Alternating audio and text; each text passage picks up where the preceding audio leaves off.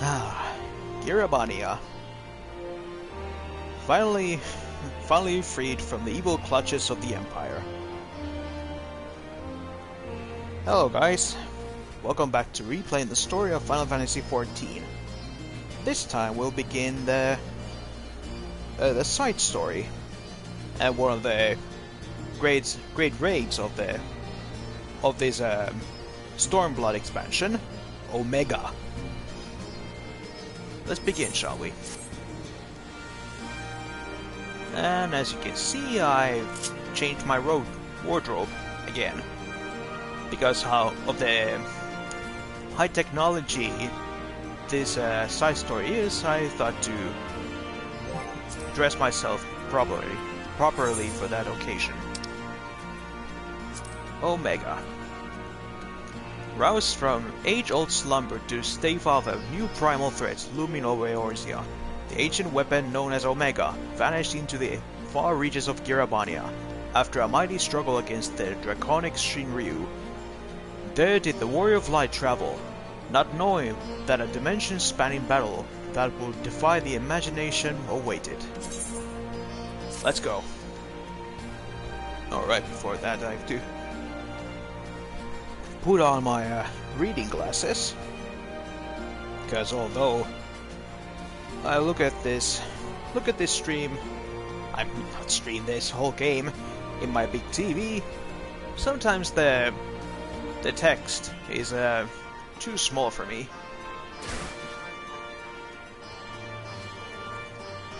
Now, where do we have to go to this to begin? Right there.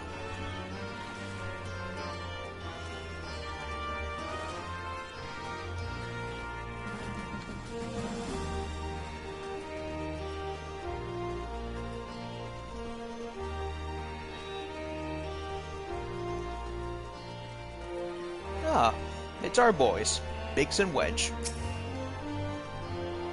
I'll be damned, Leo. If this isn't fate, I don't know what it is. So what's up? Leo, thank the gods you're here. We need your help. In case you haven't heard, we set operations in Ruckle's Reach while we look for Omega. It's been decidedly slow going, I'm sorry to say. And we still haven't seen the blasted thing since it disappeared during the battle with Shinryu. Which is to say, we haven't made any progress. We know now that Shinryu ended up in the Imperial's hands, and they were shackled with some very distinctive looking bindings when they found it. Obviously not only you-know-what could have done something like that, and the fact that the restraints were still functioning suggests they didn't shut down when the chief instructed to either. Anyway, we're getting close to identify Omega's whereabouts when we encountered what you might call a problem. Hey, it would be best if you come to the workshop and solve it yourself.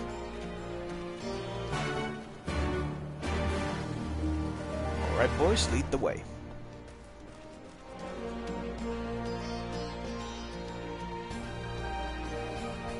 And Nero? I see you working with them as well. Come now, Chief. That isn't terribly constructive. Go on, suggest something, and I'll be sure to do the exact bloody opposite.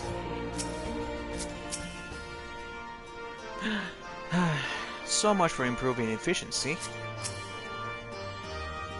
Spot the problem? Yeah. I mean, you could see that when Sid and Nero are against each other, they don't really seem to see eye to eye.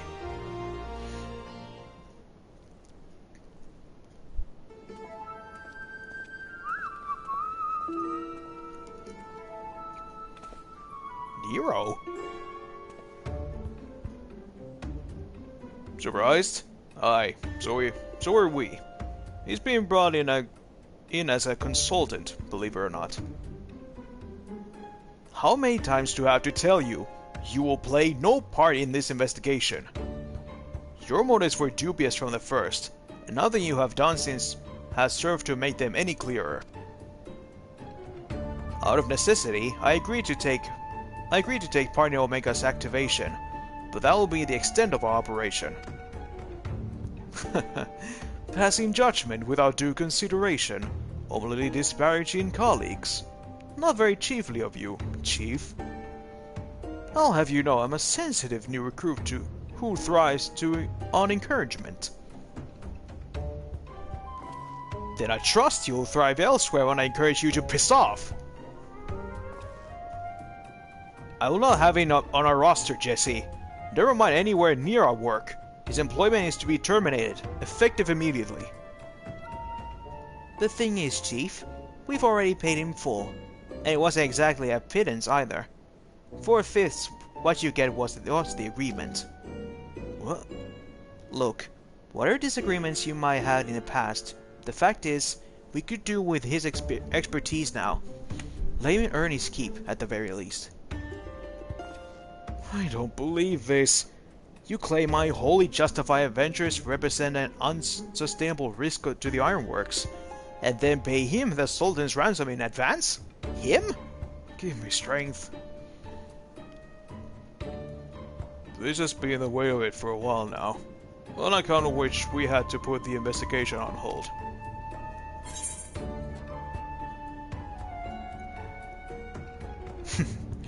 Well, let's investigate by ourselves.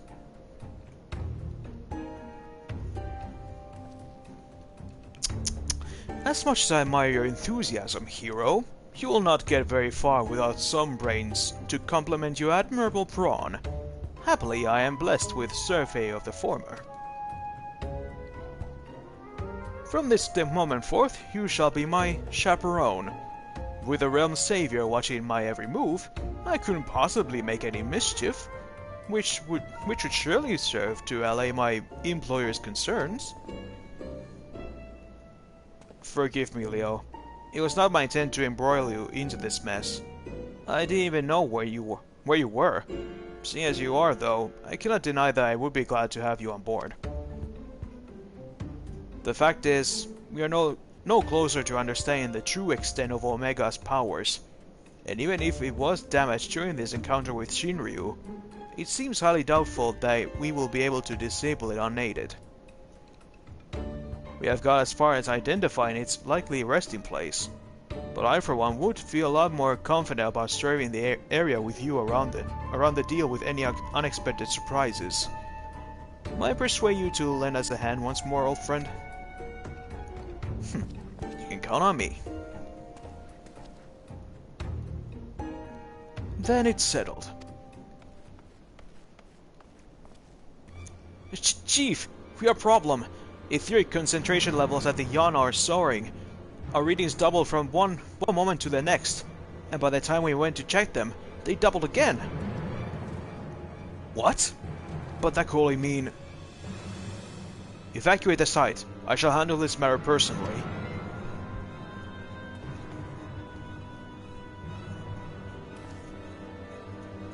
Biggs, Wedge, Leo, I need you with me at the Yawn, to the south of here. That's where we believe Omega came to rest. Jesse, hold the fort while I'm gone, and if possible, continue surveillance from a safe distance. Alright, Chief. Watch yourself out there.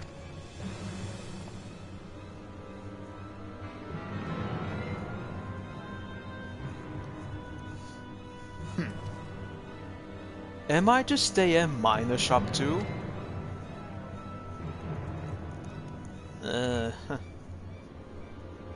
Oh no, I'm not letting you out of my sight. But before you fill the room with maniacal laughter, I want you to remember something. When you collected your inexplicably lavish fee, the Ironworks Creed became your creed. That's freedom through technology, in case you've forgotten, not supremacy through elegant ingenuity. Reach this contract, and I will have you my pounds of flesh.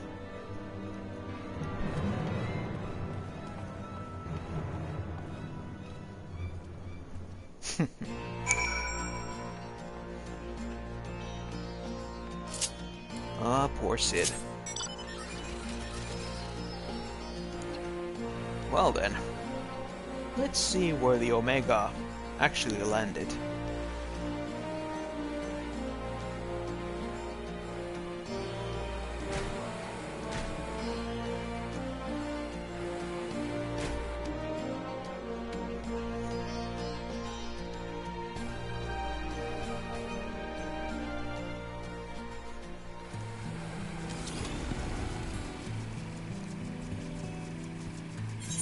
Let's see. Over there. The yawn.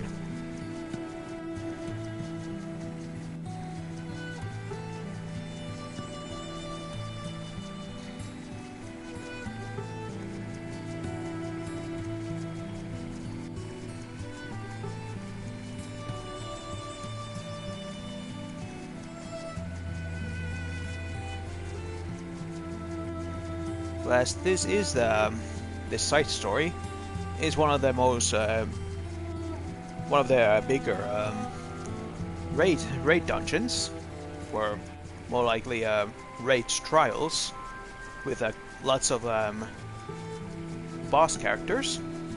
Let's just hope that the queue for these is short, hopefully.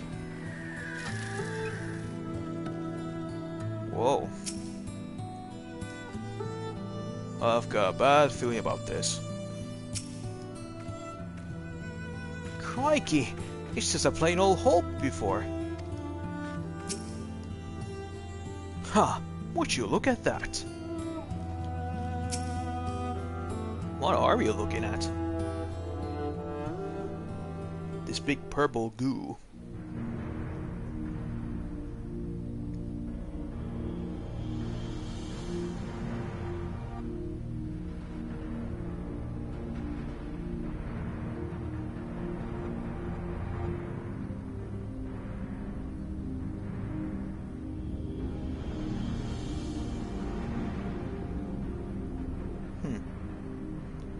What in the seven hells is going on here? A veritable sea of condensed ether. Our precious has been busy.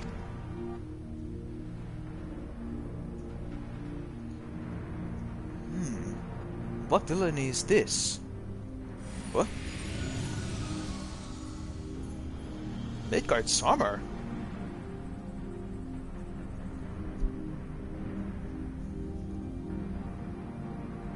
In slumber sweet had I slain since mine offspring's war with man did end. Yet I could not choose but stir at this abhorrent stench. Have care, mortal, from within this great hollow lieth Omega. Long have we known one another. Our history spanneth eons and stars. What?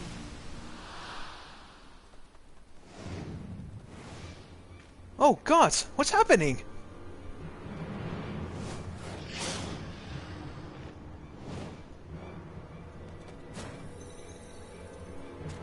Huge. Look out!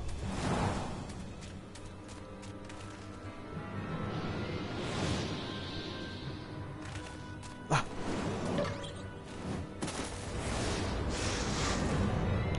Chief, get out of the way!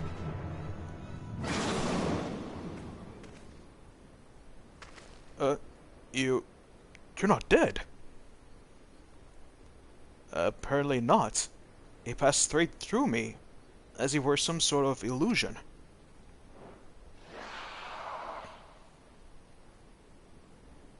"'Tis one of Omega's creations. Omega is a weapon wrought in a place beyond the reach of thy kind, capable of weaving ether into life. That serpent is yet unfinished, but doubt not that it will become a corporeal threat ere long." Really?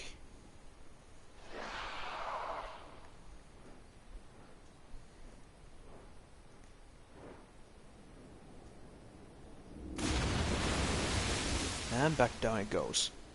Well, whatever it is, it's gone.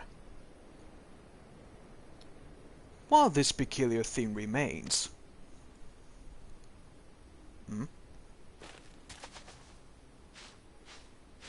It's so cute. What? If it looks like a chocobo and quests like a chocobo, I'm thinking it's probably a chocobo.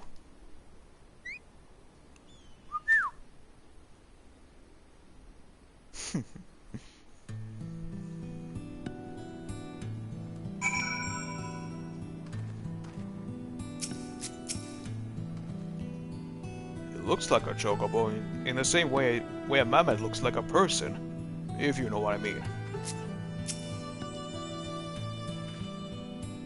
You heard him quite, didn't you? It's a chocobo, I'm sure of it. Fascinating. We should dissect it, in the name of science. How about no? I have no idea what it is, but it doesn't seem to pose any immediate threat. Alright, you.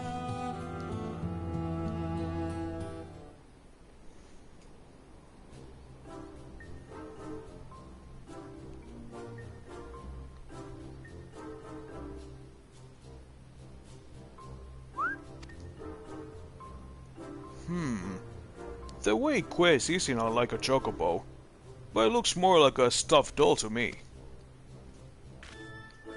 He's definitely a chocobo, trust me on this. The ones we left right are all about this size, aren't they? I suppose. Aye, alright. Let's go with chocobo for now.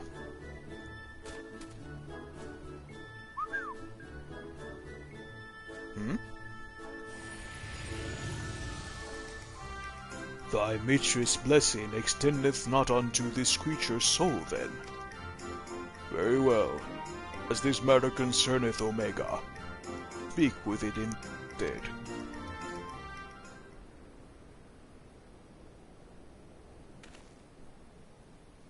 Leo? Aren't you going to introduce us to your knowledgeable little dragon friend? Oh yeah. His summer. Well, his spirit. What? The Midgard Summer?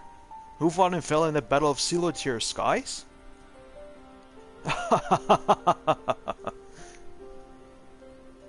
And here I was, contented to be traveling in the company of just one legend. Without wishing to offend you, hero, the Father of Dragons does have something you do not. That being relevant knowledge. There is much we could learn from him. Little and less is known about Omega's origin. It first appeared in records dating back to the Third Astral Era, before the Allegan Empire reached its zenith. And said records have but the one thing to say: Omega activation successful. In the centuries that followed, the Allegans enjoyed rapid technological development, but there was nary further mention of Omega until its capture of Bahamut. In its existence is a mystery among mysteries, a tale among tales. 'Twas always assumed that the Allegans built it, and had no reason to believe otherwise. But now Midgard Summer tells us it's not even of our world. Just so, it haileth from another star. More than it would not say. I have spoken with his being. It telleth of a strange plane beyond this hollow, wherein it did reside from the moment of its creation. For reasons unknown, it was ordered to fight, yet being weak, it chose flight instead, and thus crossed over unto this world. Ordered to fight by Omega? Why in the Seven Hells would it do that? To put its creations to the proof. If you would know more, go forth and look upon the truth with your own eyes. Wait, you're saying we should jump in? You have not to fear from the fall. The hollow hath become a portal into Omega's domain. Once there, this being shall guide you. Servant of Hydaelyn, fate bindeth me to Omega. If it be thine intent to pursue it, I shall lend thee my strength. Thank you.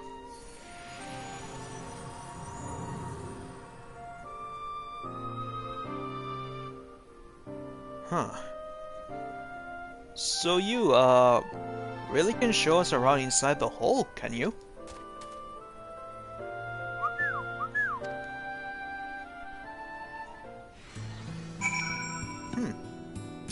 Interesting.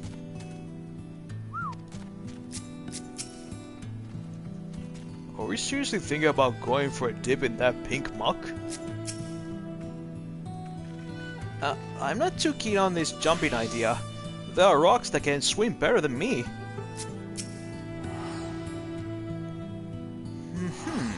This stage just keeps getting better and better. Well, I doubt anyone's imagined things would come to this. But the Father of Dragons have given his assurance. Let us take our investigation into the yawn. I've already apprised Jessie of our intent and instructed her to have our engineers on standby. Since we have no way of knowing what awaits us in there, I need you to be ready for anything. Are you? I'm ready. I'm ready. I'm ready. I'm ready.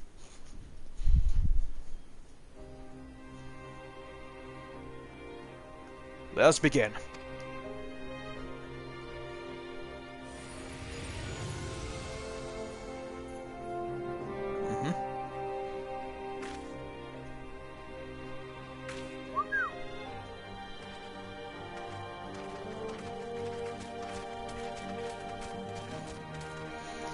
Oh god, they're so effing cute.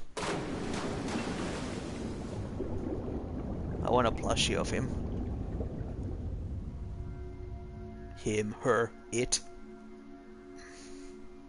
Huh?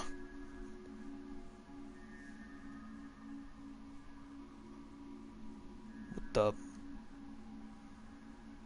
I'm transparent. What is this place? And what's wrong with us? I can see straight through me.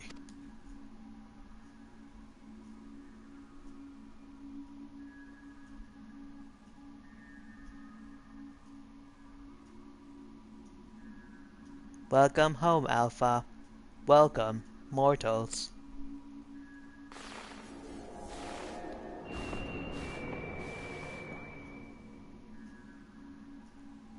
I am Omega, and I've awaited your coming. I communicate with you now via one of my monitors.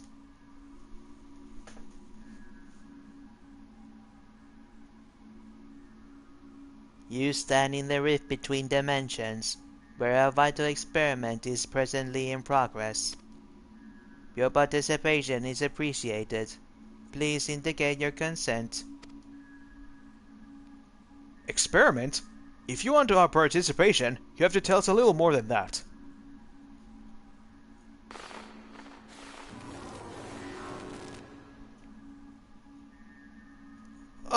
We're disappearing! Non-participating entities will be summarily erased. Please indicate your consent. It seems we can't even exist here without Omega's leave. I think it's very clear what we have to do, don't you? Alright, we consent.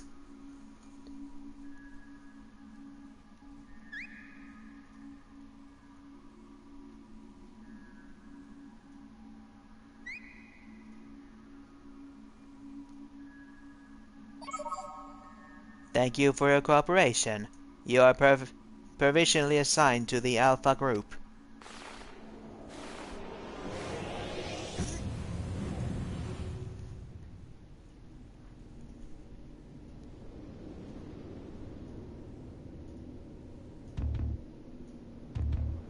Whoa.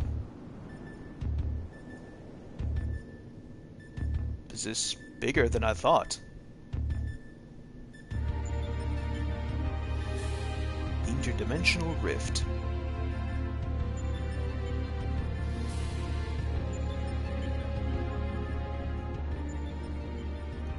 Looks like some manner of tower or egg.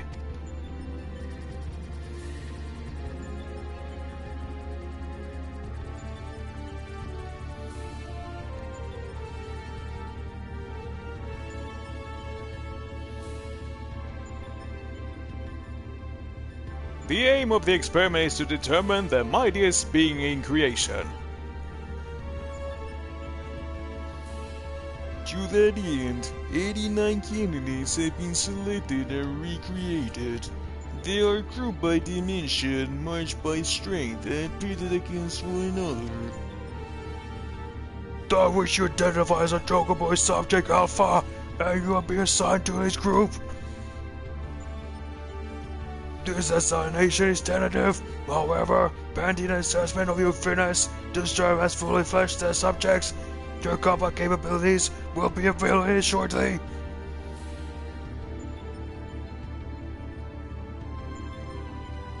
Combat capabilities? You mean you want us to fight? Affirmative! A course shall be constructed for this purpose, through which you must attempt to find your way.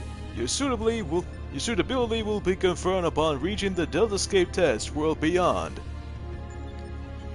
Please know, however, that only entries with extensional authorization may interact with objects in the rift. Of your number, only Alpha has this at present. Before you engage in combat, said authorization must be temporarily transferred to you.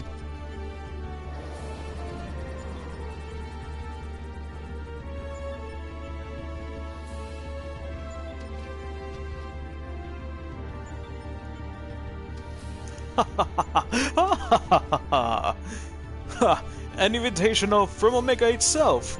Not even I could have foreseen this. We are accepting it, of course. It's preferable to summary reassure, as I'm sure you agree.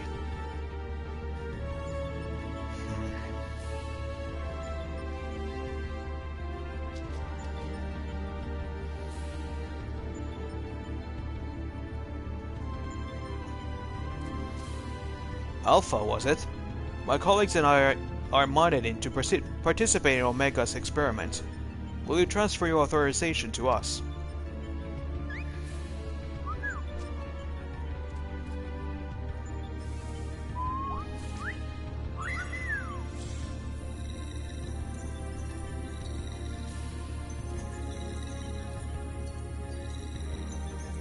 Ah, opacity has been turned to 100. Existential authorization transferred. Subjects ready to engage. Please begin at your own convenience and proceed as directed.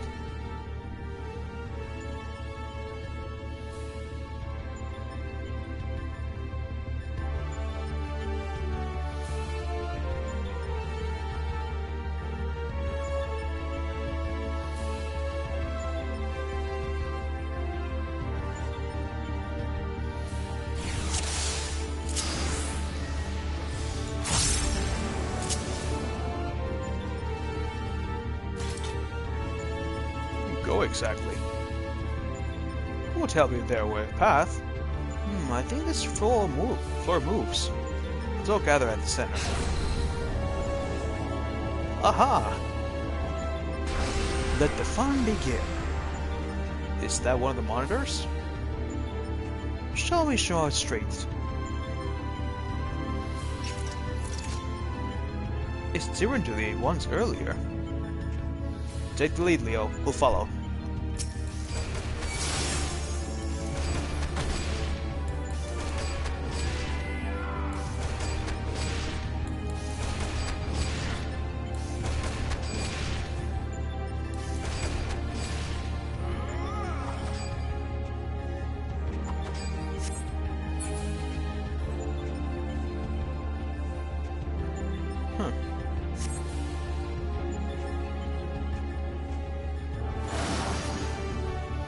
Now this is my kind of battle. I put it with a cube.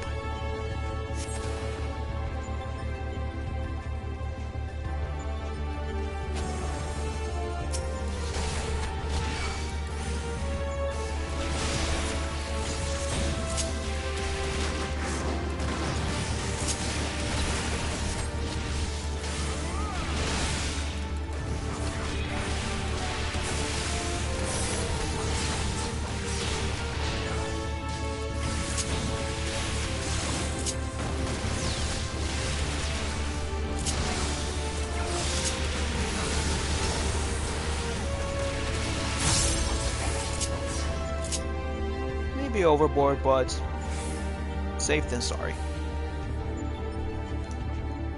Alright. Oh, another one. Another one? It seems they'll continue spawning as long as the monitor is operational.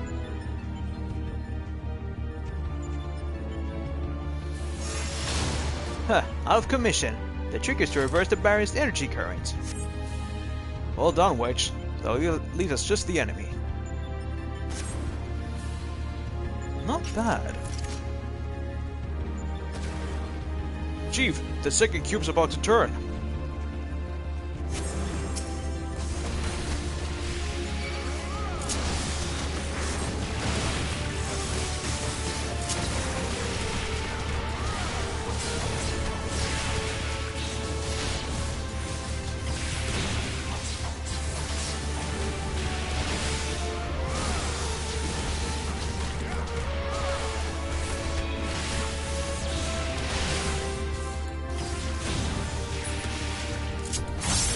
Nice. Some kind of teleporter? Looks like we're going through.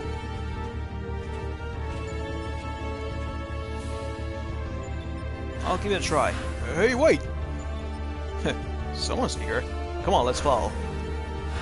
I wonder what awaits.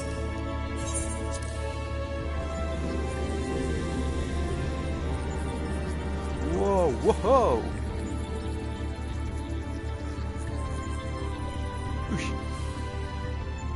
There's more this time. Yet another model. Right, the same approach as before. Wedge and Biggs, the monitor is yours. The rest of us will attend to the enemy. Whenever you're ready, Leo. Let's go.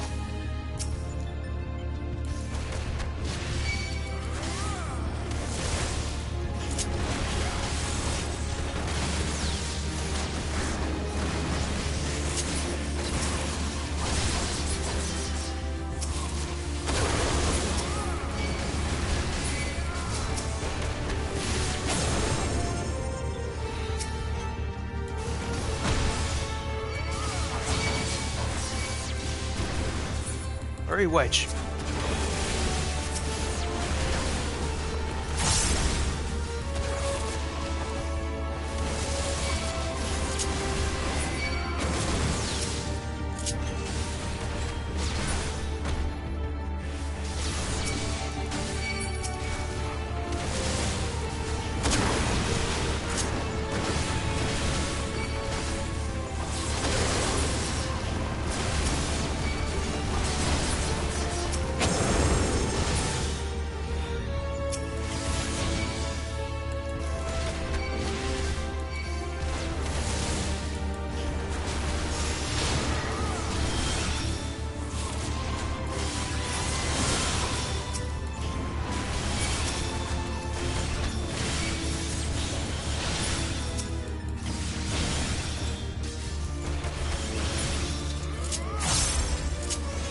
There we go. Look, another teleporter. Oh, and on we go. Full on like clockwork. You know, no hesitation. Well, of course. We're mortal.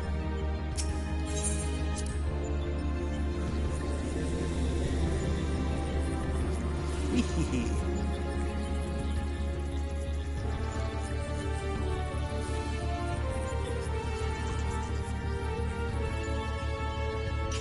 That structure ahead must be the Deltascape. There are 2 monitors the way. Tenko says there are more cubes too. Stay focused, we're almost there. Biggs, this time you get a monitor as well. Leo, you know what to do. I should think I'm no less qualified to tinker with these toys.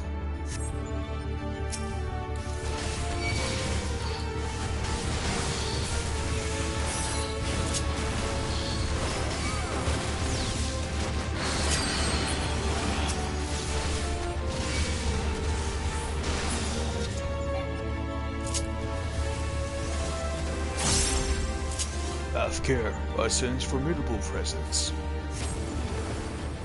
Whoa! A behemoth! We're gonna have to roll up our sleeves.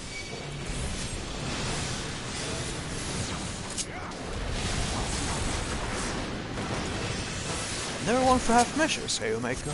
Hey Omega.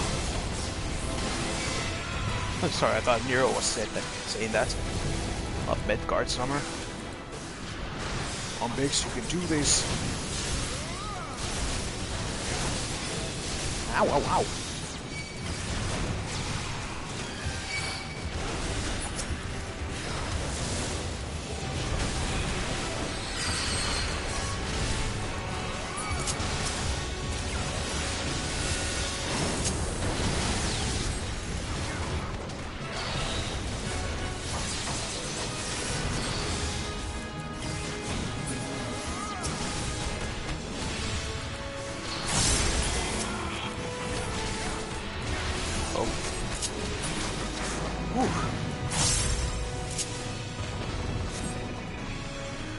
That was close.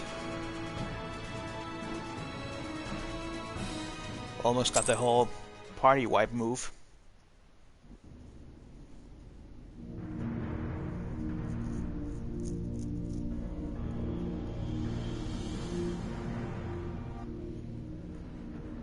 That's our goal, the Delta Escape. If I'm not mistaken, what do you think is waiting for us in there? Omega said that it groups subjects by dimension.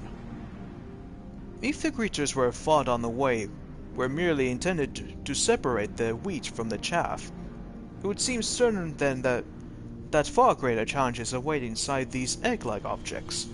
Our fellow test subjects, most like. But I'm not certain what to make of that castle. Could it somehow be connected to the subjects?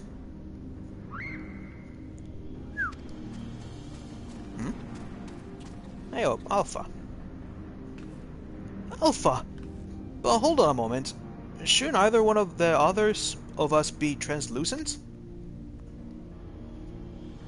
Subjects confirmed to have arrived at the Delta Escape.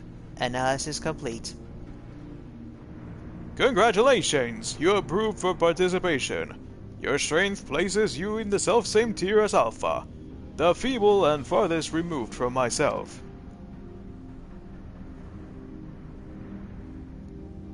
Nonetheless, you're now fully fledged test subjects. Welcome, weakest of challengers. As corporeal life forms, you need not undergo development within a test world. Instead, you may use this space freely. Not quite what I would have chosen, but one must make do. Speaking of which, what is it that we're supposed to do exactly? You are to enter the Delta Escape and defeat all test subjects within. Please know, however, that strength in numbers will not be acknowledged. There is a strict limit upon how many entities may participate in combat. Only a small party may have existential authorization transferring from Alpha. Good luck. So the eggs do contain our fellow test subjects, just as I predicted. Eh, Garland?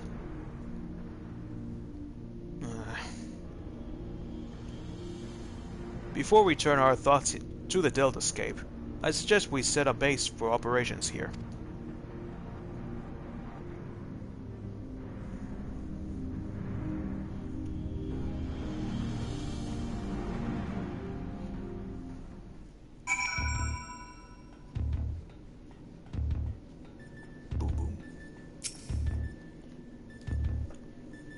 I was thinking about asking the crew to throw some supplies in after us. But only the gods know if they make it here in one piece. You can bet they wouldn't be the right way up. You can bet they wouldn't be the right way up if they did, though. Phew! All that jumping and fading and fighting really took it out of me. What I need now is a steaming hot cup of tea. And nothing makes a better brew than a Mark 14 Thermocoil Boilmaster. Coming soon to a Garland Artworks approved vendor near you. Sorry, JC made me do it. Ah, this it.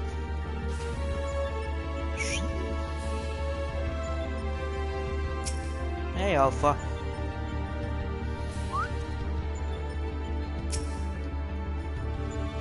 Quite impressive for an improvised arrangement, if I do say so myself.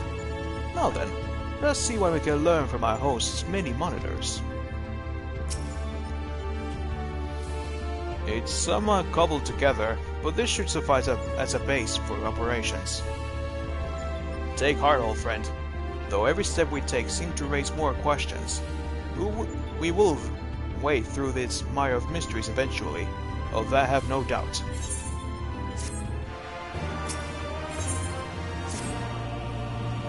So, what's next?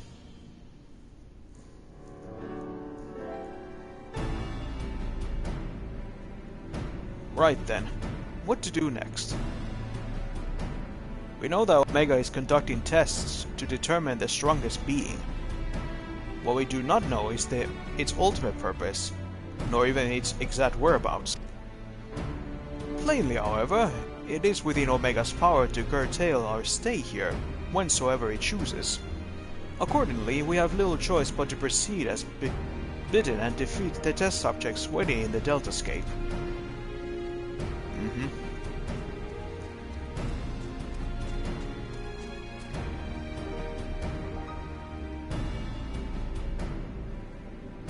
Well, Alpha, certainly seems keen.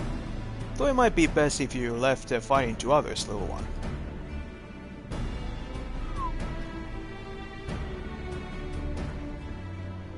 That is, of course, assuming others are willing. What say you, old friend? I'm ready for some action. This promises to be a most entertaining foray, and I would not dream of missing any part of it. You may rely on me to provide you with remote support. With commendable foresight, I took the liberty of borrowing the various monitors that were lying around, and shall extract all the information I can from them.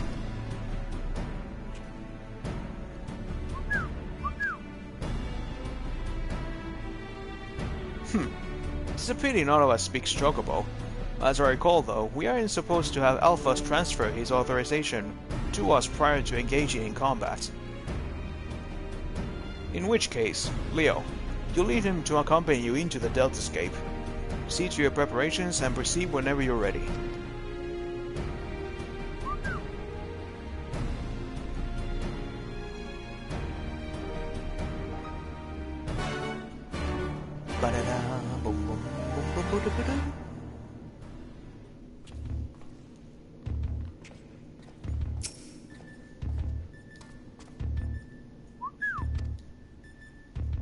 Alpha appears eager to proceed. You may enter Deltascape version 1.0 whenever you're ready. And that will do.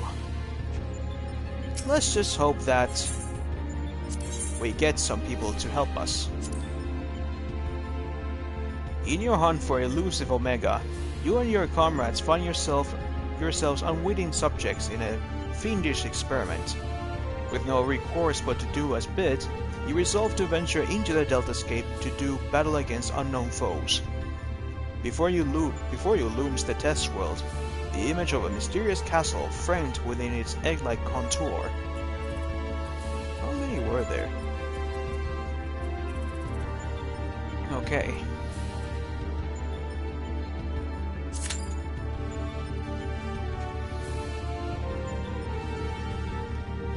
Now then, let the waiting game begin.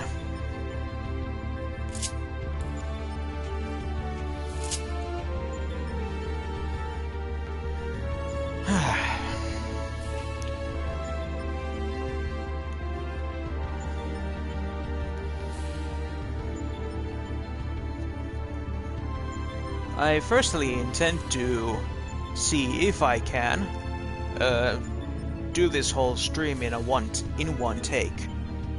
But if not, and it takes too long for the cues to show, I will then cut this and they continue. Maybe no, not tomorrow, but the next day on Sunday. It will then maybe a bit more better to get more people. But we'll see. We'll see. Because I think most people will like to do Omega things better than like Alexander or the War in Triad. And the possibilities will also increase when we do the Shadowbringer stuff.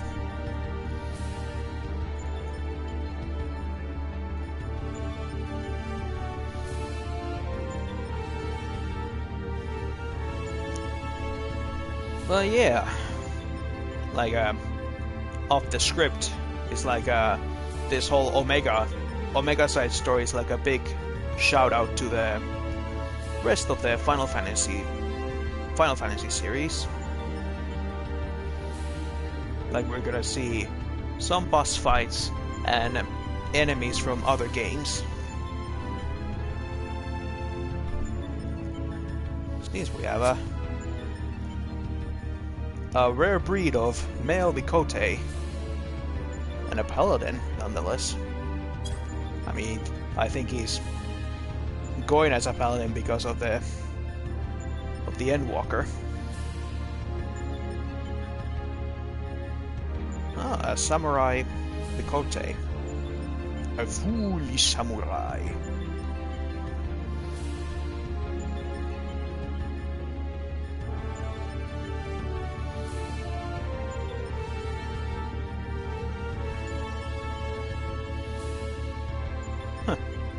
I think it's just us two that are right now doing the Deltascape 1. Us 2 DPS and 1 tank.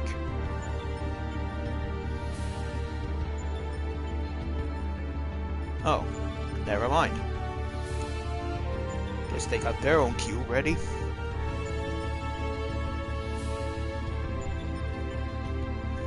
Hopefully the queue gods are with me in this endeavor.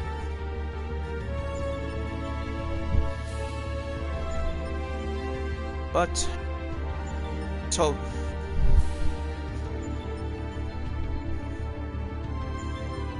okay, I'm not starting repeating myself. Just a moment, I'll go grab some snacks and a drink.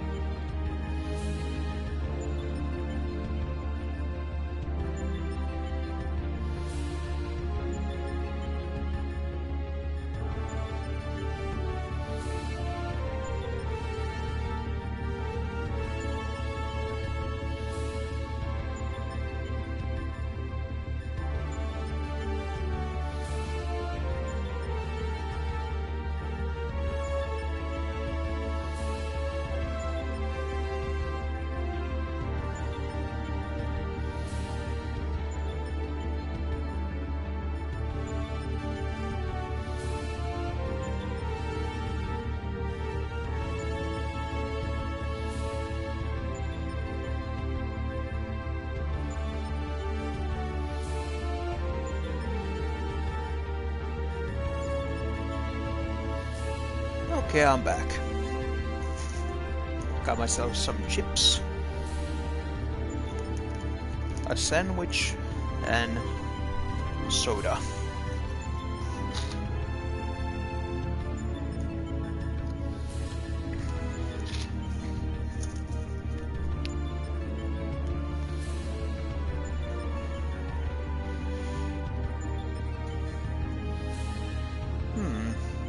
I think I should also ask my fellow free company if they're able to help me out with this. But we'll see.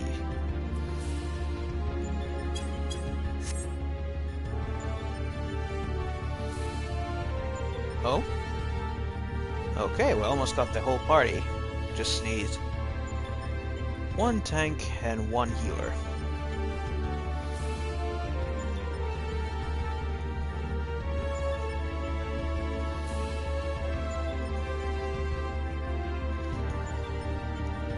Maybe I should make some kind of notes for my for all this waiting, like what to talk about or all that jazz. like jazz? Actually, I really love jazz. One of my favorite music genres. That I mostly like to listen to older music. You'd say the old school music.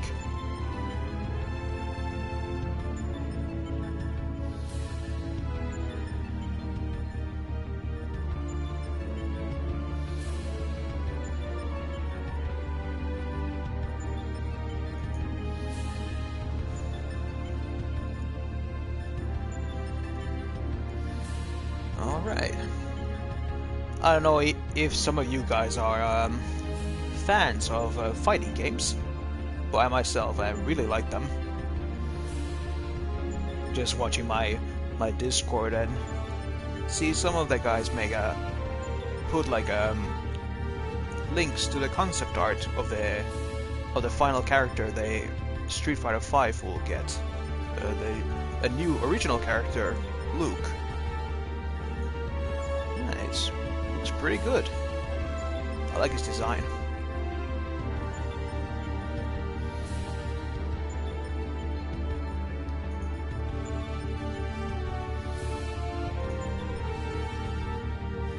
Aww, the tanks and healer left.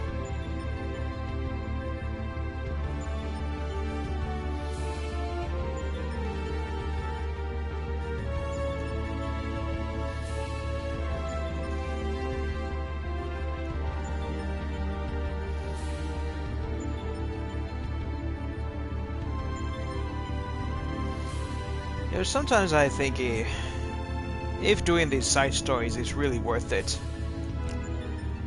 especially when this happens. Because sometimes, even though these stories are really, I like them, especially like this Omega stuff, and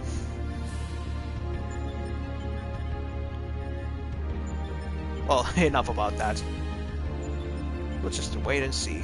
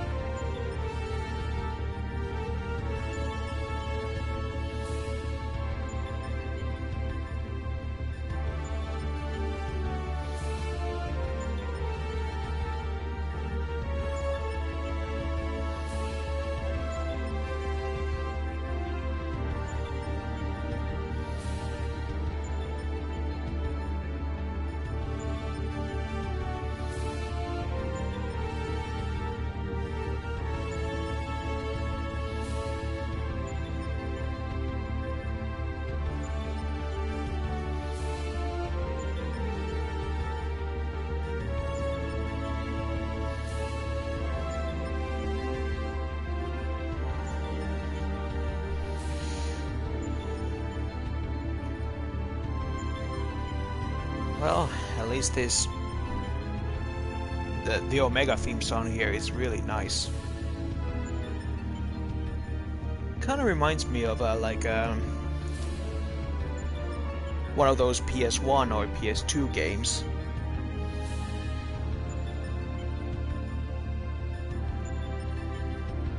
I don't know why, but I myself get a really big feel of Ape Escape from this song, from this music at least. Those are one of the games I really loved as a kid. Well, I only played the first Ape Escape and the Ape Escape 3, but never Ape Escape 2. They really should put the Ape Escape 3 into here. Oh, here we go. Nice. Now I'm gonna finish my what I just said. I just hope that someday they could make a remake, or just a remaster of Ape Escape, the games. Oh right, forgot to put the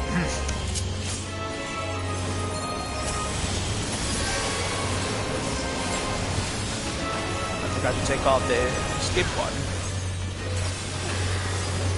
So, Alteroide is the first one.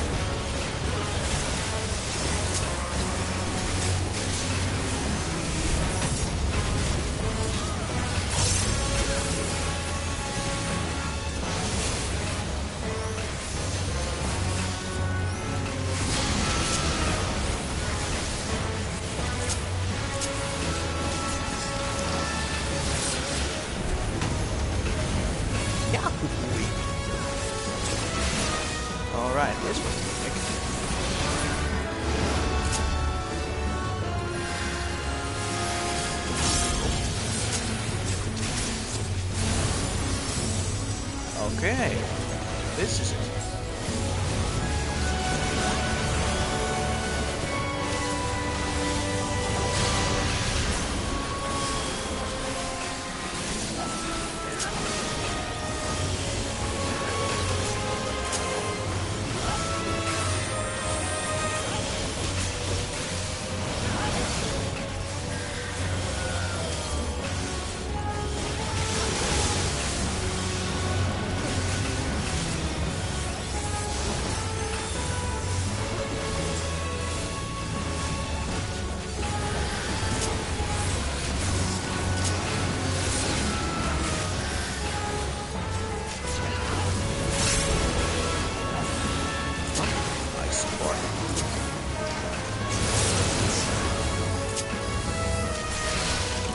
Whoa.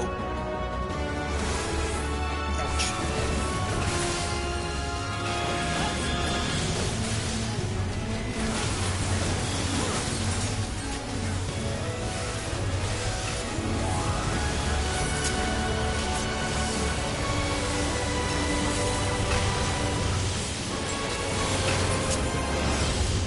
Wake up. There it is.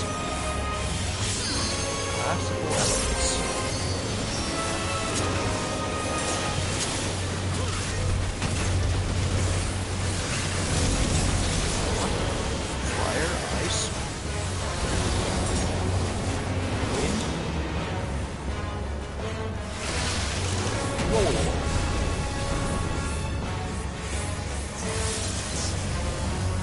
Oh god.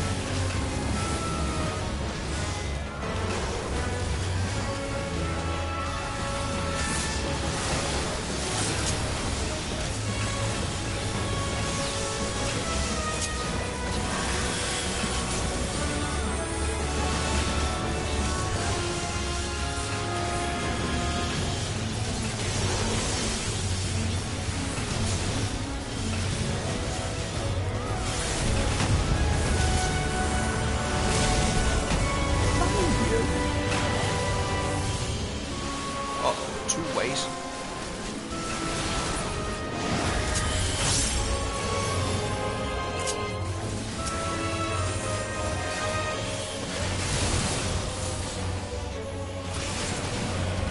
Ah, so that's it.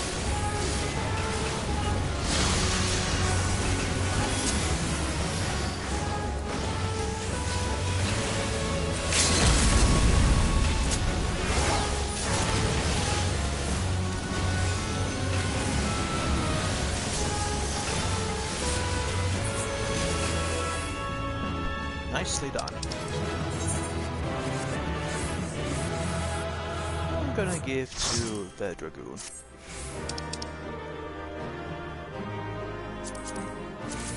I'll take these. Right, so we should do this now.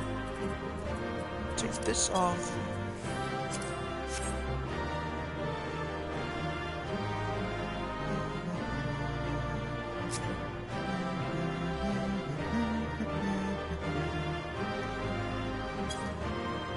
Come on, lady.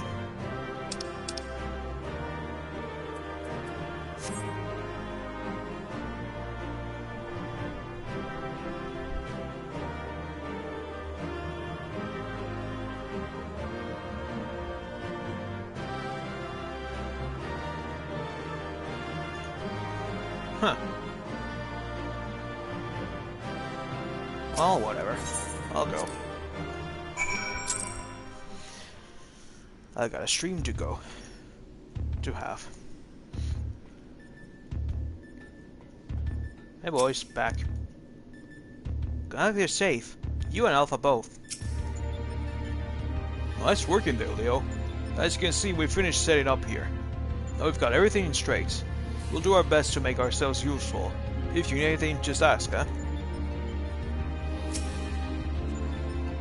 Well, well, aren't we in the fine form?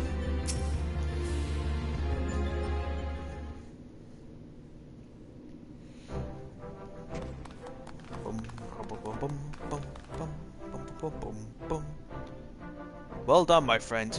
We were lucky enough to witness every moment of your struggle via the Deltascape's various surveillance devices. I dare say we had a better view than you did. Gain control over them was the extent of our accomplishments for this outing, though I suppose we did also learn your adversary's name. Rest assured, however, that there will be plenty more such outings. Preliminary analysis suggests that there are 4 combatants in the Deltascape all told, including your friend, Alteroite, which means you'll be required to win 3 further bouts, with deltas 2 to 4 in this test world alone.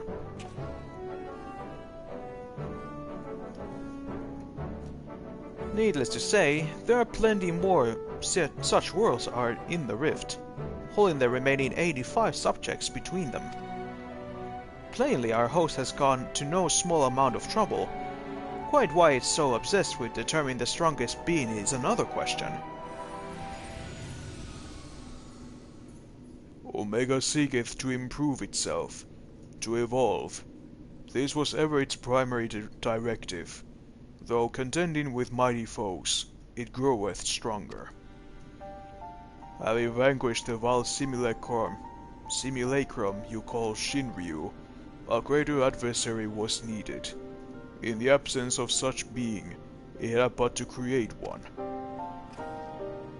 So in the name of self-improvement, he wants to make a new playmate, and he chose to undertake the task here to avoid outside interference, yes? In part, the making of life is not Omega's primary function. It bringeth complex beings into its corporeal realm, only at great cost to itself. As such, it employeth this plane to test unfinished works, that it might determine a single entity worthy of creation. If I understand you correctly, the moment Omega's grand experiment is complete, it will give birth to a creature mightier than even than Shinryu, and then proceed to fight it. God help us if all battle of that scale should come to pass.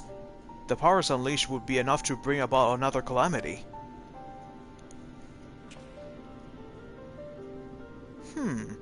Assuming the dragon has the right of it, all test subjects must needs be works in progress.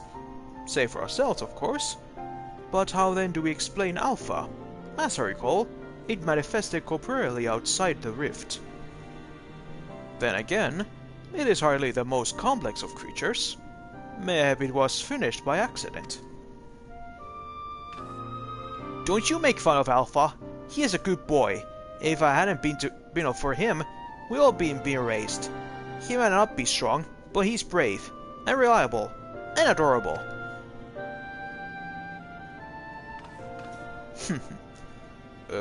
Changing the subjects for a moment, Chief. After you lost track of Omega, you say you regained its status system, right? Meaning something somewhere isn't working like it should. Only ask cause me and Wedge have done pretty much all we can here, and we wonder if it might be worth going to Cartano to look into it. That would be a great help, Nero.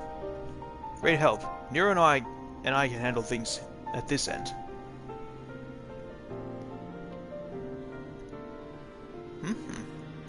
We'll be off then. Don't do anything I won't do, eh? Same to you. And you're a good boy, Alpha. Do as you're told, and look after Leo for me.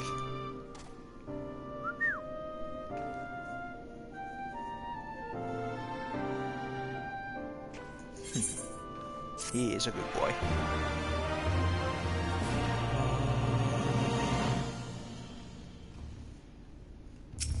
Okay, who's next? We must pray that Biggs and Wedge are able to repair this data system. If they can't, we have a little choice but to see Omega's experiment all the way to its bitter conclusion. A tall order, I concede, and one that will require you to prove yourself the mightiest being in creation. Well, we must hope that best and plan for the worst, which in this case means pressing on with the tests. Are you ready for the next foray? One moment, Chief. My analysis is yet incomplete. It would seem Subject Delta 2 is capable of manipulating gravity. How fortunate then that I but recently changed chance to assemble something which might mitigate its effects. An anti-gravity gimbal. May it serve you well. Thank you, Nero.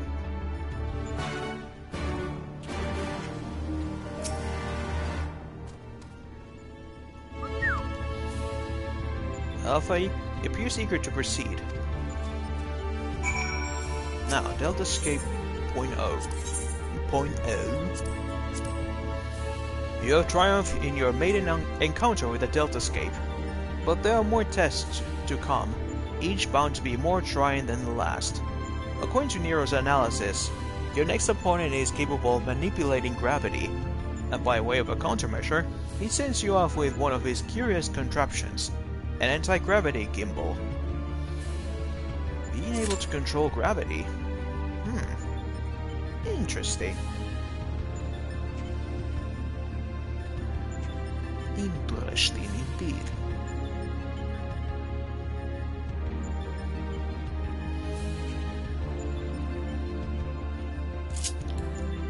So, as I was saying, right before we went to the fight, we talk about the Ape Escape. That I really like to see like a remaster version of the first, second, and third in like a Ape Escape trilogy pack, like they have been doing for the couple of games. Like to see something like that for the Ape Escape series, and of course make another Ape Escape entirely.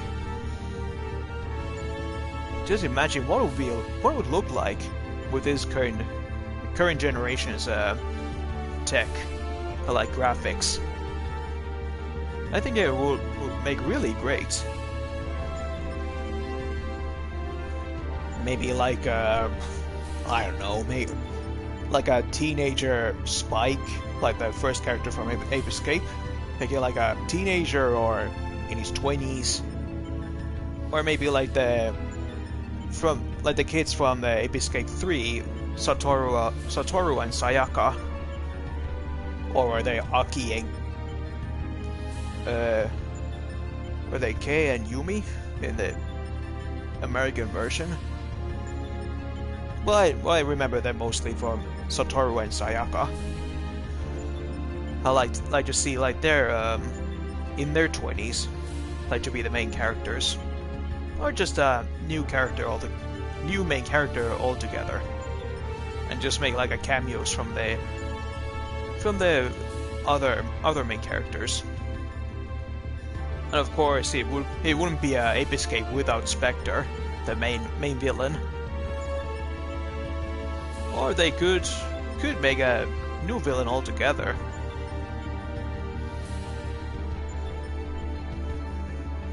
That'll be a nice change of pace. Or make him like a new ally. And of the Freaky Monkey 5.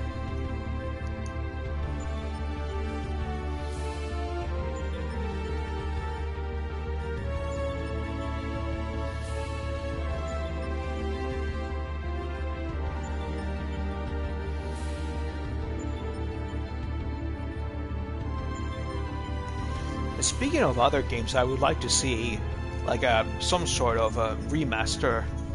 Oh, just a sec. Phone's calling.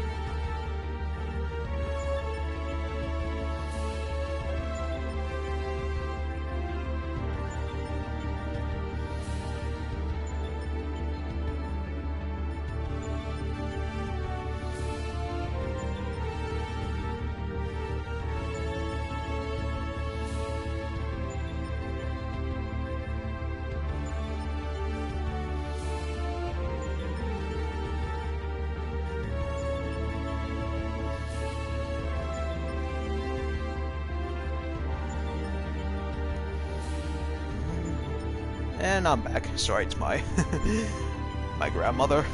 She likes to talk.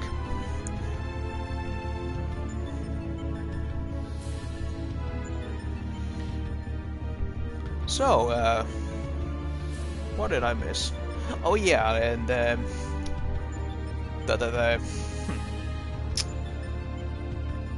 one of the games I wanted to see, like a remaster of some sort, is one of the couple of Capcom games that had never seen a light of day since the PS2.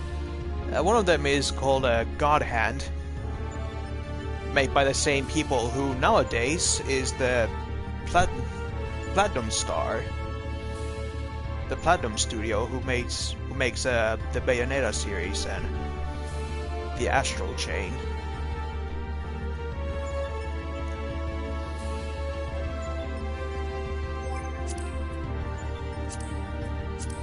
But yeah, I like to see like a remastered of God Hand as well. Alright, let's make this a little bit easier and go with my tank.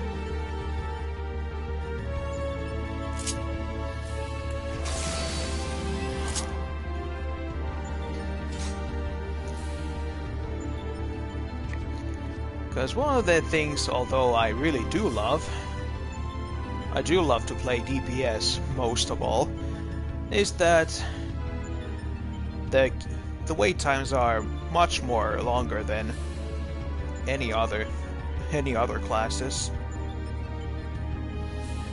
Like, it takes shorter to be a tank and much more shorter for healers. And since not many people don't like to be healer, well, without consent, it's rare to get them in the right amount.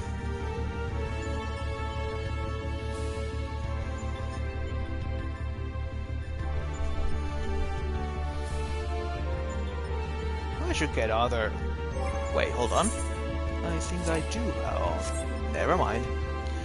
I was about to say I do have some other costumes I can put to my Dark Knight. Instead of this, my whole Odin outfit, although which I really do love, is perfect for my my Dark Knight design.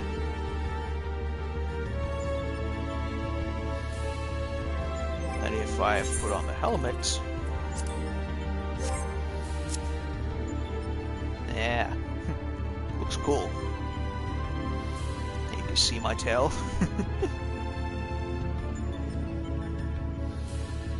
Might be the only way to determine what race I am behind this suit. Oh, that, and of course the my gesture, my posture, I should say. Because for some reason all beast type races always must have like a very lean towards like a stand. Like they cannot stand straight.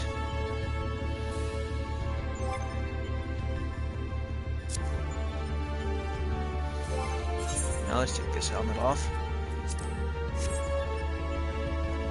I want to see my beautiful boy's face.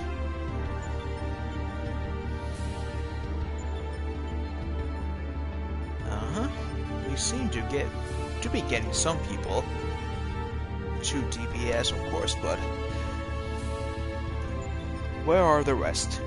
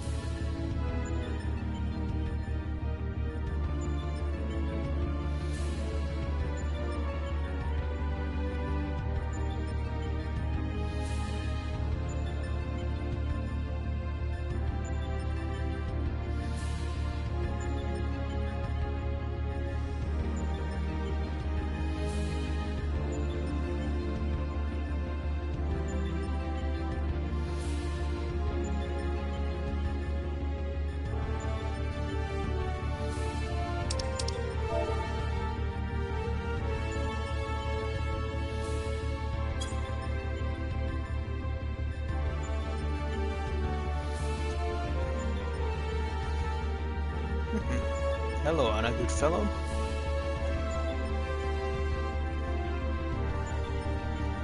So, it's now also 19 days left before the Endwalker shows up. I think in that time I'm able to finish this my little project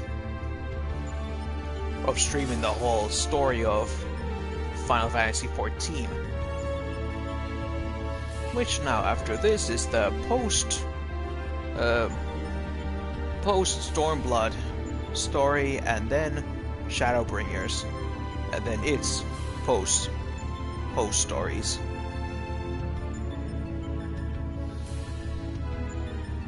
And then we'll be all ready for Endwalker.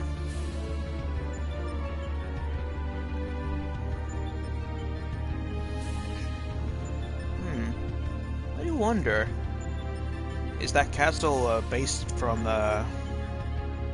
Final Fantasy 1?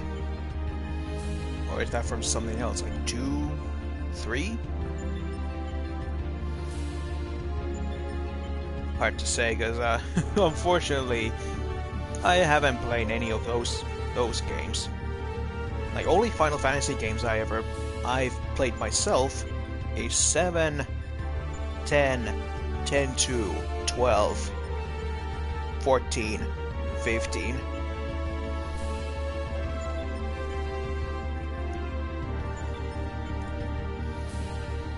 And of course, 7 Remake.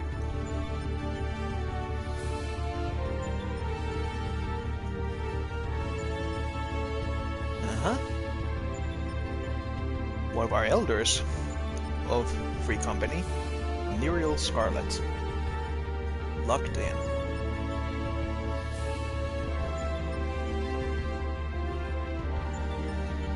What's the time now? 1 hour and 26 minutes. It seems the majority of it has been all just these wait times.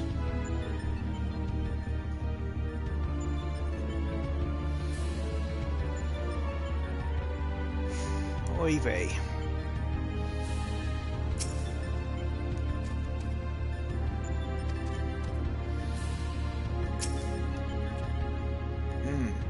The data does indeed just suggest some capacity for gravitational manipulation.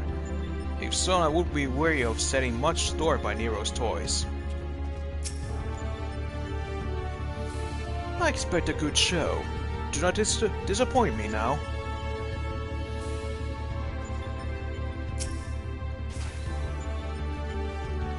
Well, hard to disappoint because I'm just waiting for this whole thing to start. Love this guy's design. Oh. He went away.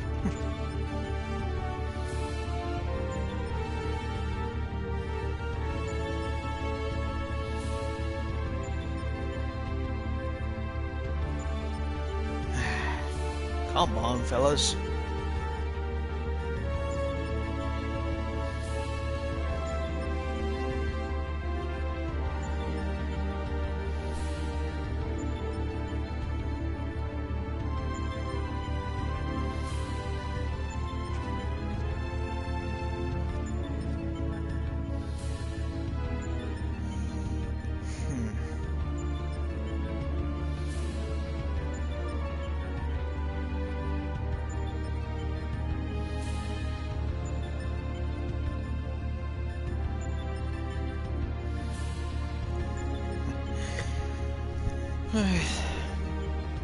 The trouble is right now is that because this is New Game Plus, I won't be able to like do any of the other side things while the queue is waiting,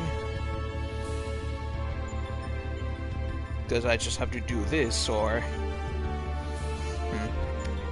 depending on all these queue times.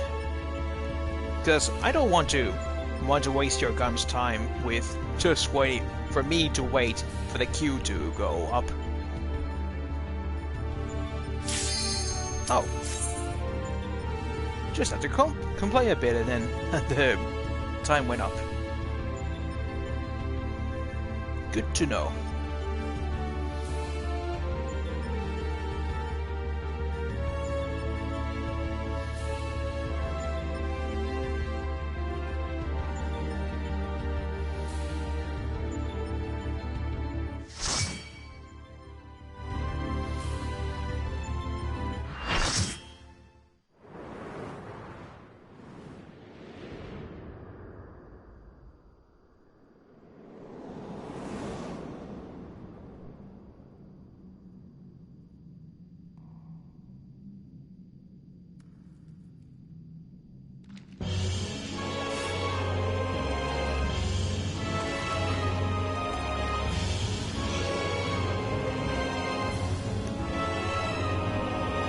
Catastrophe? That's the next one.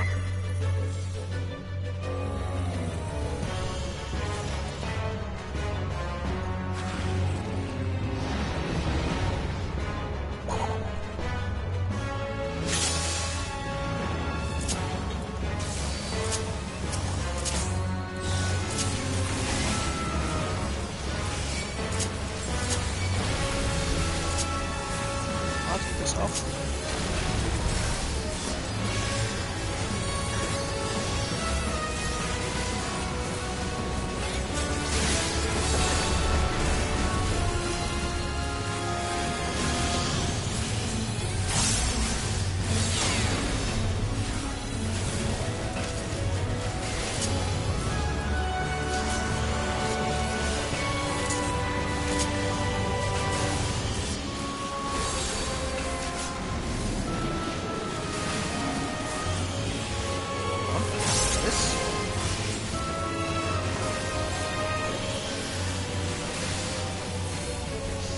Oh no!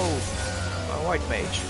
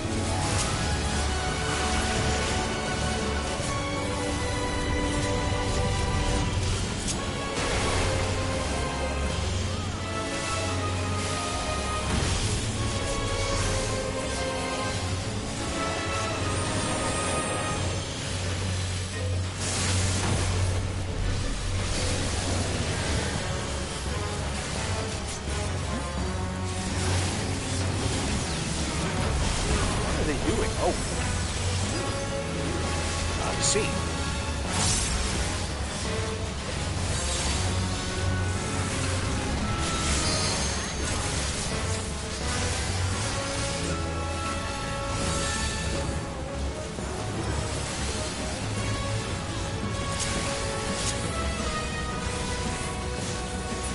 Look away.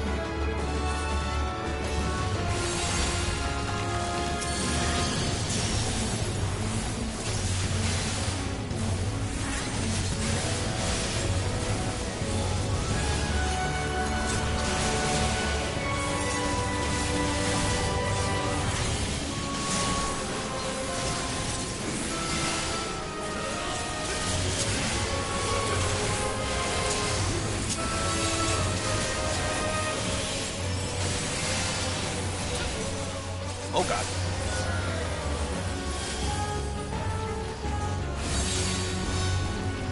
Phew. Ouch.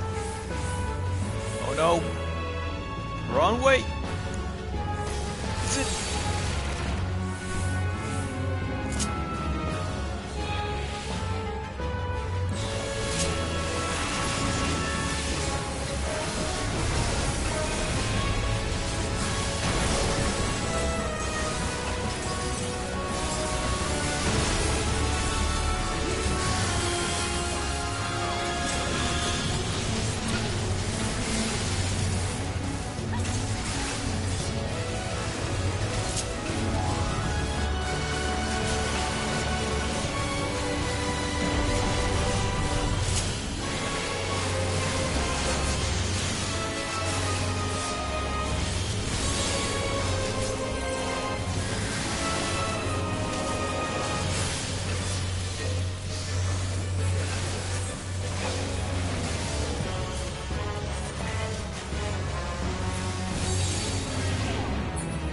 Hoo-hoo-hoo-wee.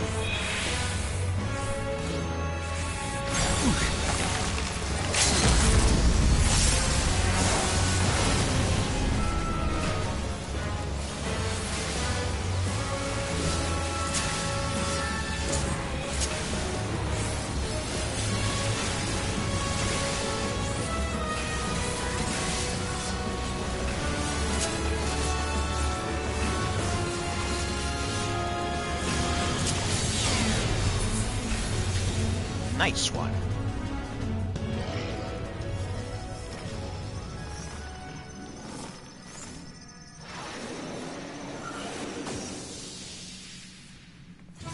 Ba ba ba ba ba ba ba ba da.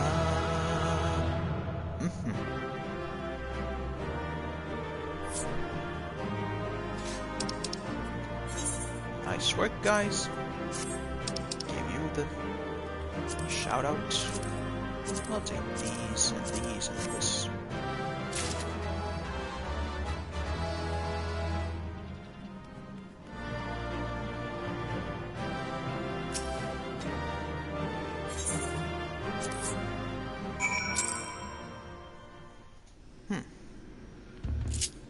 There we go.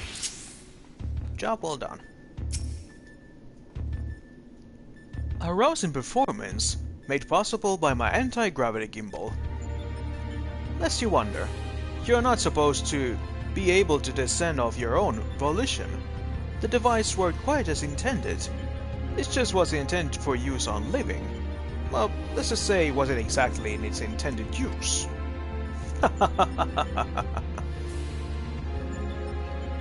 At any rate, that's another mighty foe laid low. And may I say that I had every faith in you would succeed. Gee, thanks. Hoi.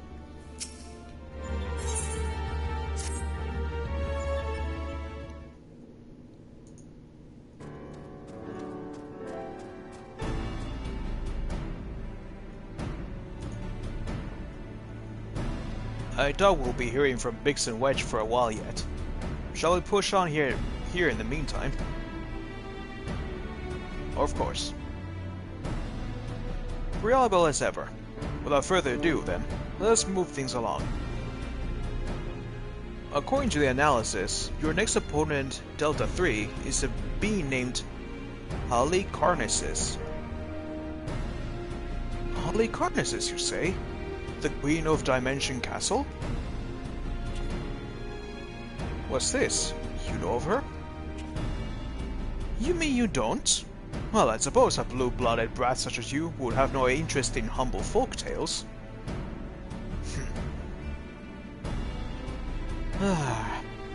It appears it's in order. Halicarnassus is a character from an ancient fable. In the tale, she is one of the chief antagonists, and as such things are wont to unfold, she meets her end at the hands of the heroes, incurably valiant youths, not unlike you adventurer friend here. Literary historians have speculated that the tale could be loosely based on events which took place in the 4th Astral Era, but little remains of that age, and there is no way to verify the claim. Indeed, most now assume the story to be a work of pure fiction. You mean to tell me that Omega is populating his grand experiment with fictional characters? Twould seem your understanding is yet lacking. Scant grasp have I of that which men know and know not. Mark me then, Omega hath no soul, no mind's eye in which ever to envision a rival.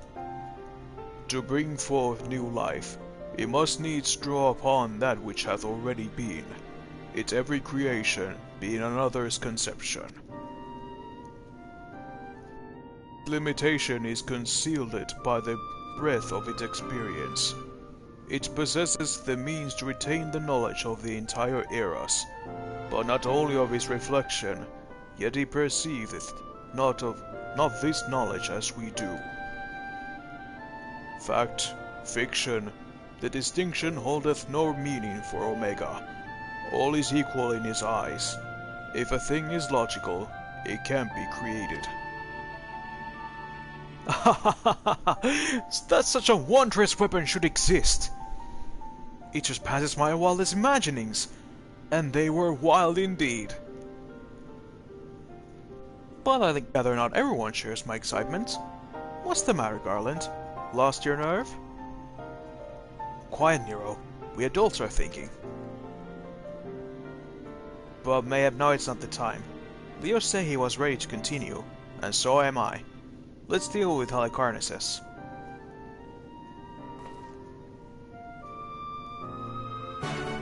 Ba-da-dum, ba-da-dum, boom, boom, boom, boom, boom, boom. Halicarnassus. Alpha appears eager to proceed. And proceed we do as well.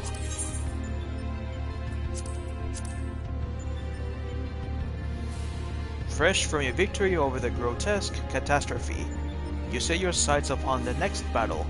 Your foe is being named Halicarnassus, an antagonist from a classical novel, wherein she ruled as Queen of Dimension Castle.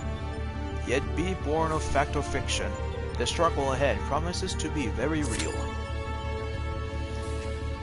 I see.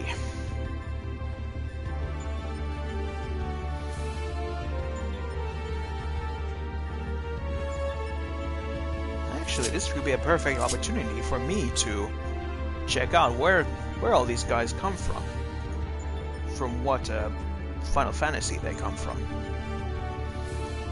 And now what better way to do that than in Final Fantasy Wiki.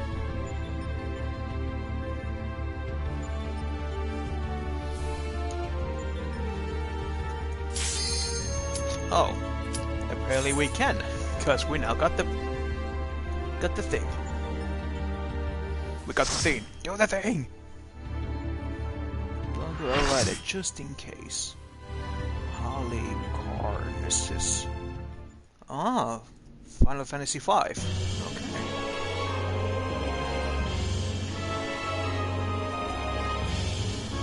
What fools are these who have entered my domain? No matter, you shall remain here for my pleasure.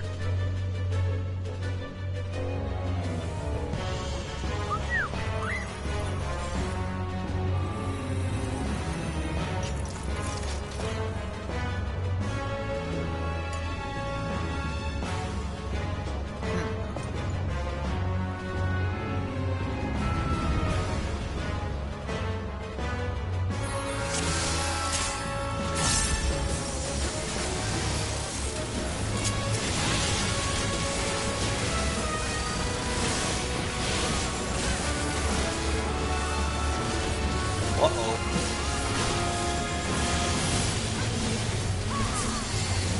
She turned them into frogs.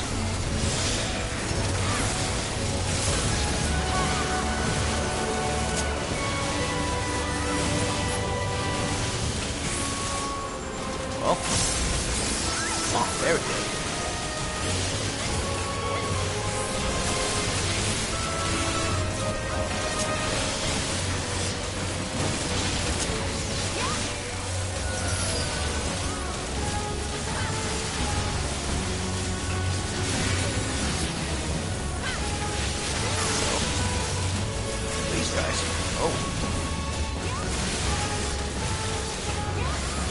Oh god.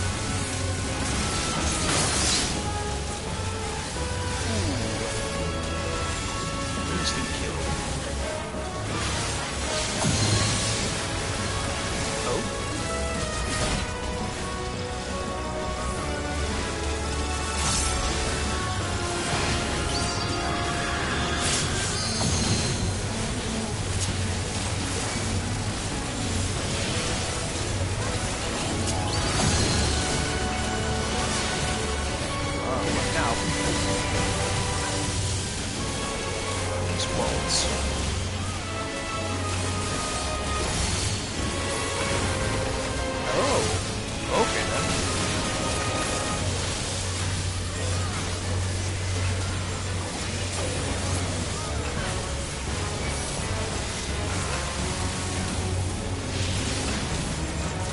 dragon.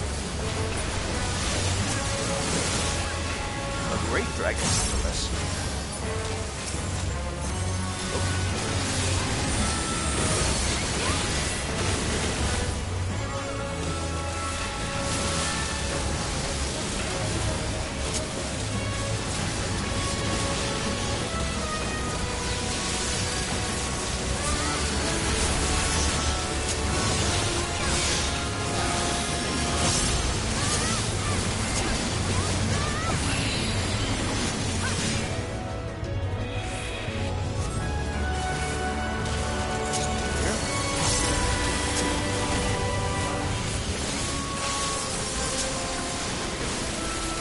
Oh no!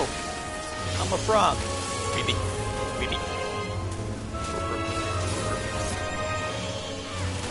Okay.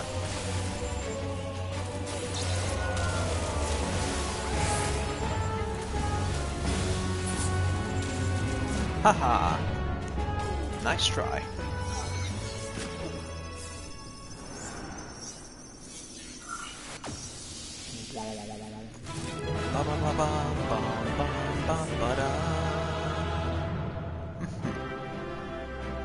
Nice.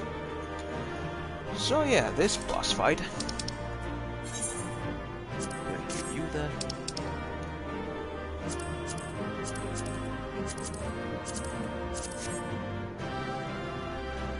Halicarnassus from Final Fantasy V. Okay. Well, no wonder that I didn't know whom she comes from.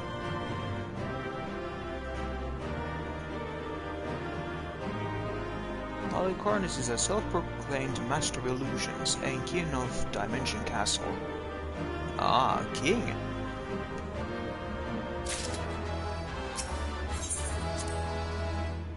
And they changed him to a she in this expansion. I'm glad you're safe, Leo. For a moment, though, I fear you might croak. Forgive me, you deserve better than that. Thanks to you, we are but one victory away from clearing the Deltascape. Take as much rest as you need, old friend. You've earned it. Now, I'm ready to continue.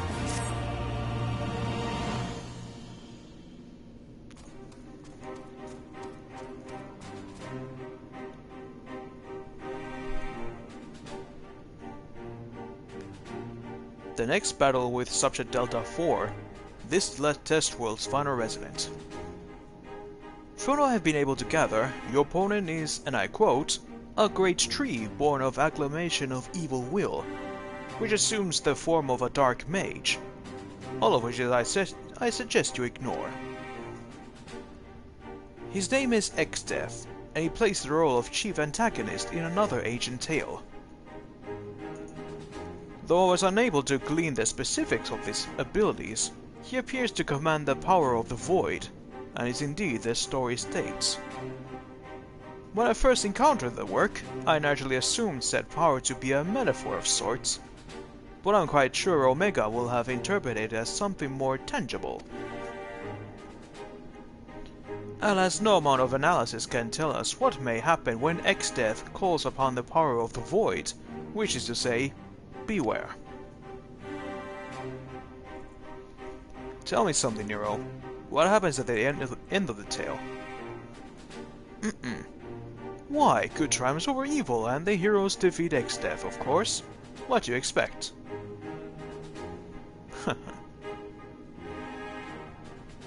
I expected exactly that, which is precisely what troubled me earlier. If the heroes won, why did Omega not make them its test subjects? If it seeks to determine the strongest being, why would it bother with those who were defeated? Good question. One moment, Link Bro. Ah, Biggs. At the control room, are you? What news? I see. Very well. I'll tell the others. You two take care of it. You two take care over there. Sorry for the interruption. That was Biggs. He reports that the stasis system shows every sign of being engaged, despite the fact that it clearly isn't. can only be malfunction. While we were able to turn it off, it would seem the reverse is not possible. The system may have been taking damage during the calamity. Does it look like it can be repaired? Hard to say. They tell me it seems complex even by Allocan standards. While they may be able to fix it, there's no telling how long it might take. Well then, we must keep on fighting the good fight here, must we not?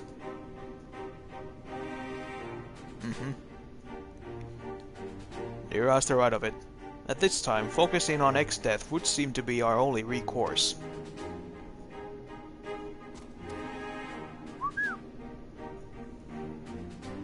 The Chocobo certainly has no objections. Come then, I would see you follow into the footsteps of the heroes of the tale. Now this is a character I do know, XIV, the main villain of Final Fantasy V.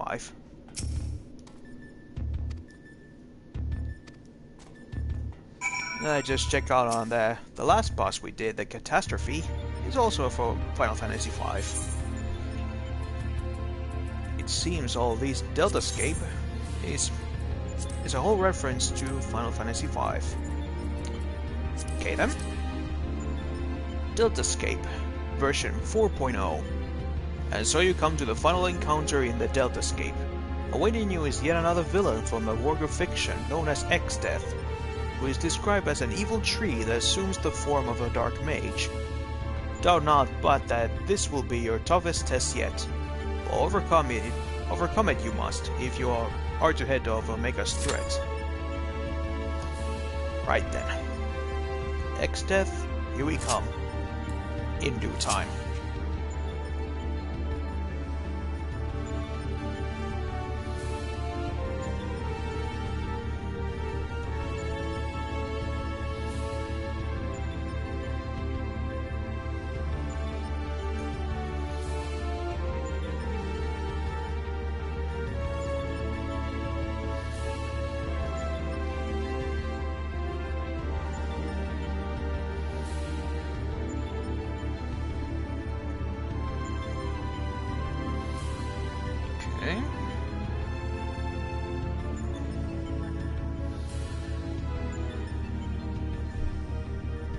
Sorry, I'm also checking the Final Fantasy wiki again. Ah, it seems Shinryu is also from this. And of course Omega.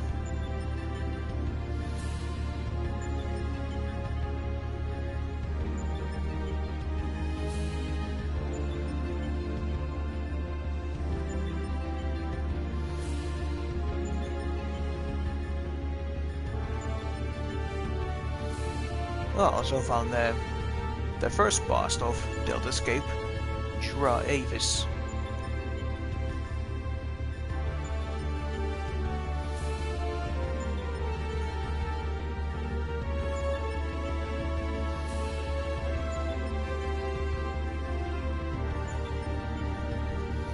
Okay then.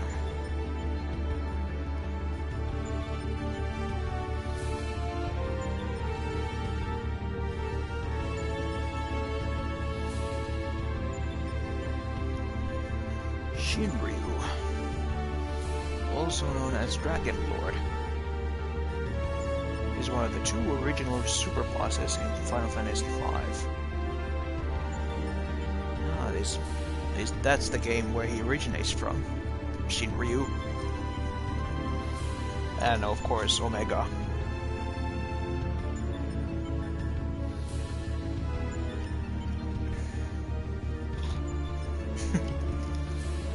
Swedish monkey.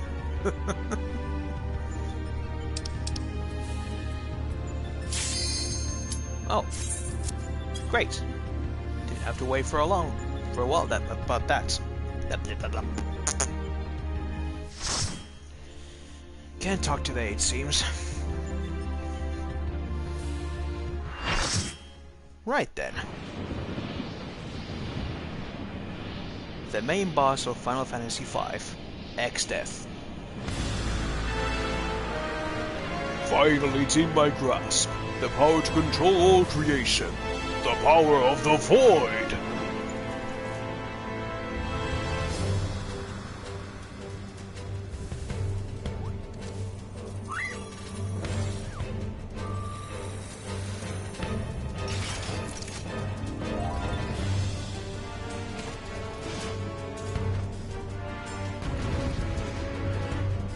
Well then, let's go.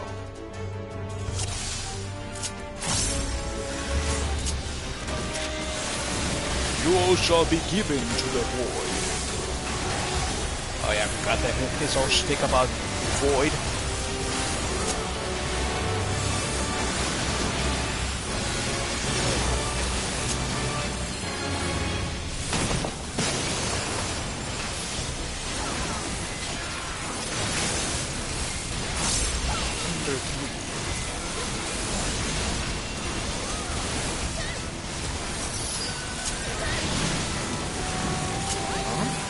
What's this?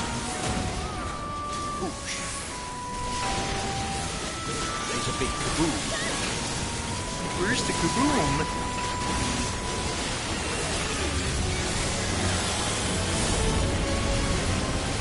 Yahoo!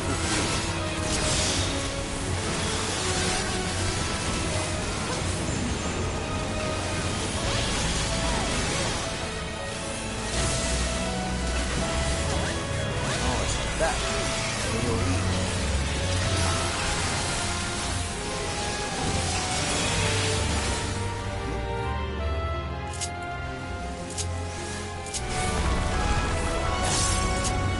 Ah, there he is, his evil tree form.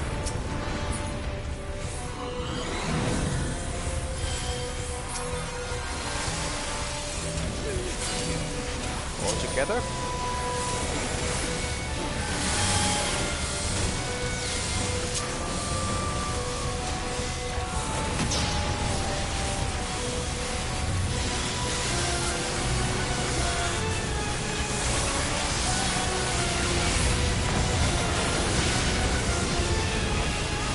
Ouch.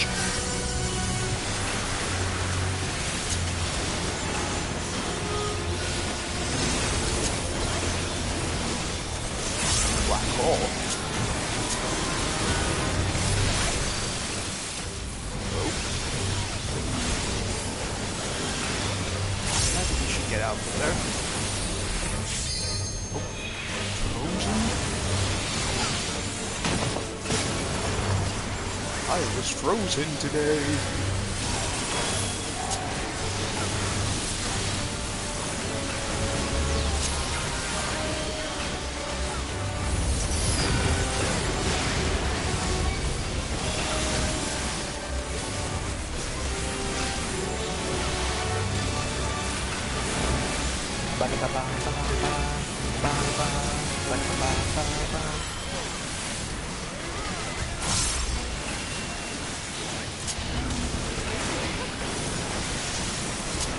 Black hole again.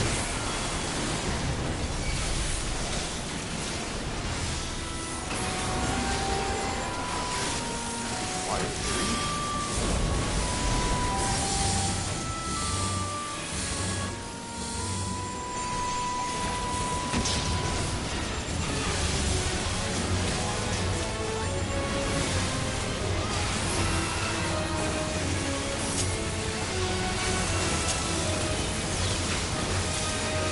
And he is down.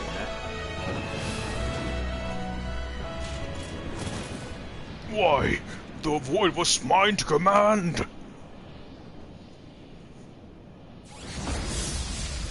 No, no, no! How could it? Ah!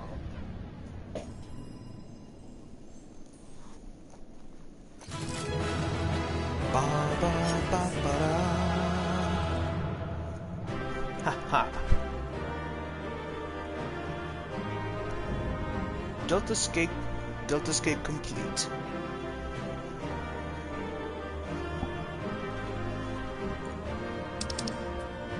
Good job.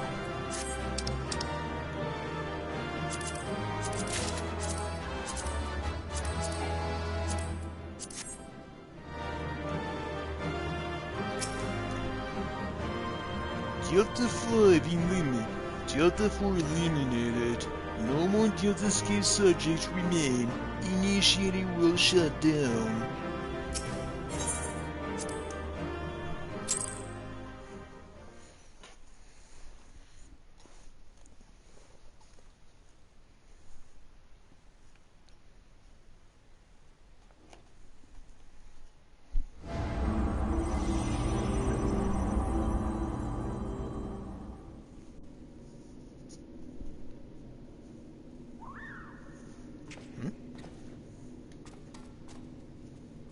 Hey, baby.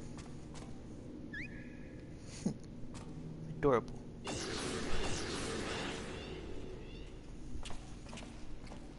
Leo, thank the gods you're safe. When the shell around this place began to crack, we fear the worst.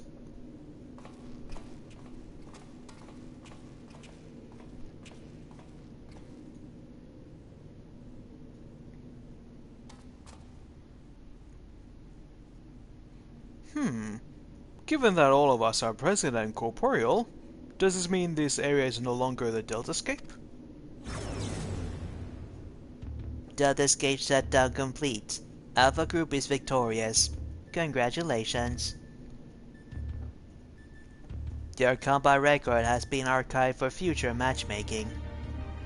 Results from other test worlds are still pending. In the meantime, please tend to your hurts and await further instructions. And with that, we take a significant step towards solving the mystery that is Omega. It hasn't been easy, but all in all, I'd say things were proceeding rather smoothly. We couldn't have done it without you, old friend. Come, let's return to reality and enjoy what rest we can.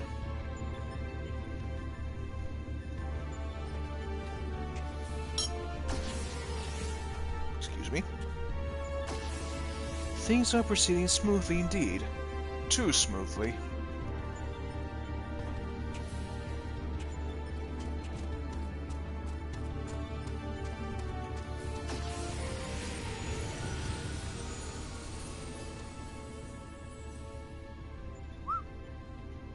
"'Tis well that thou harbourest doubts, mortal, but they are misplaced. Omega could have conducted his tests in complete secrecy, unbeknown to all. Yet not only did it betray its presence to you, it allowed you to come this far.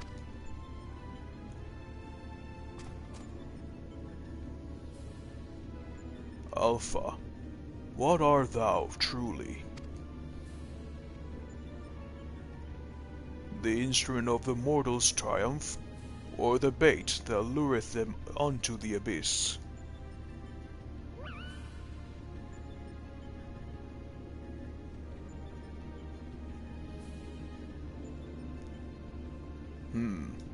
Thou knowest not thine own purpose, then we can but watch and wait.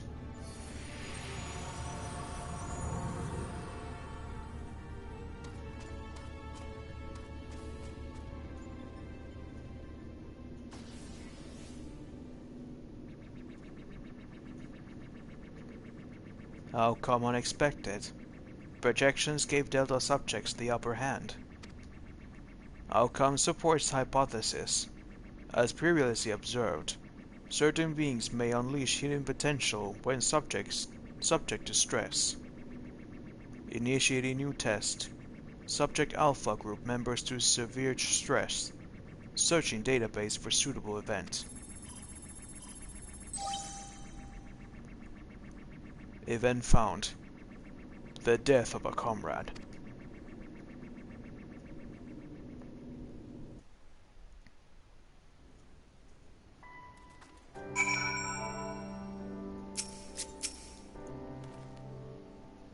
For all Galeron's whining, I was cooperative and helpful, was I not?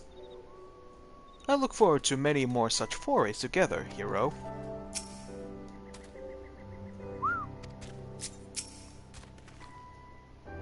It feels good to be back on solid ground.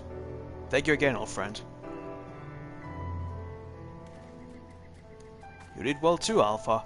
Fearlessly going into battle whenever you were called upon. We're glad you have you with us. Speaking of which, are you comfortable joining us out here?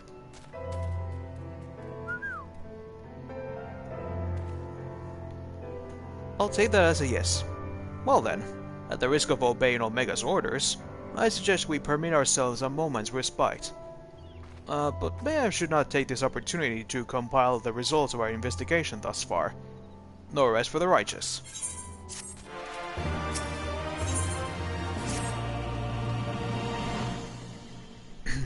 Right then, let's head back to Ruggles Reach. Jesse will want to know exactly what we've been up to.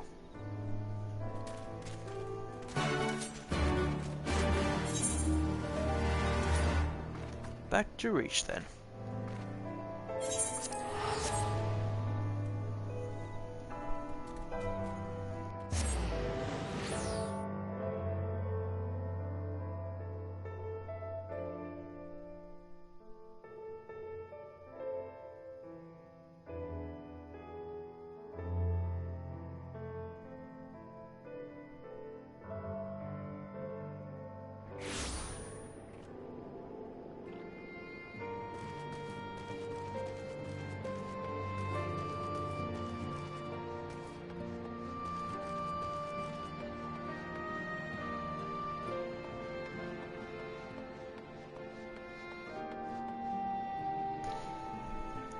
Alright, back here.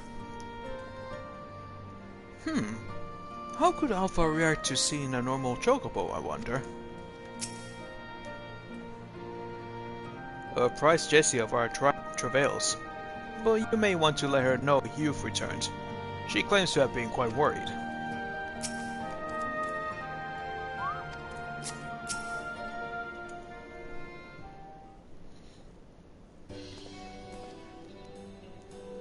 Welcome back, Leo.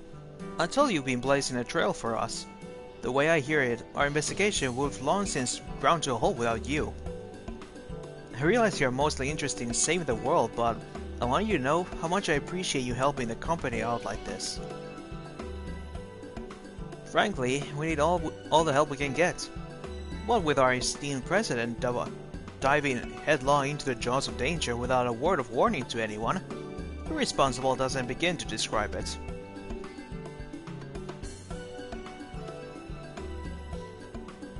You didn't tell her? I did, after a fashion, though I may have exercised some executive discretion. I'm no stranger to your lone endeavors, or your habit of confusing personal and company interests. But just because you've always done things a certain way doesn't make it the right way. And until you wake up to your responsibilities, I'm going to keep reminding you of them. But such irksome matters aside,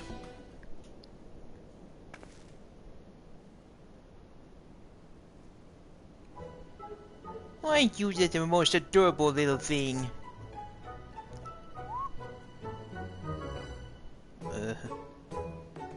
He followed you here on his own free will today, which means he's basically part of the family.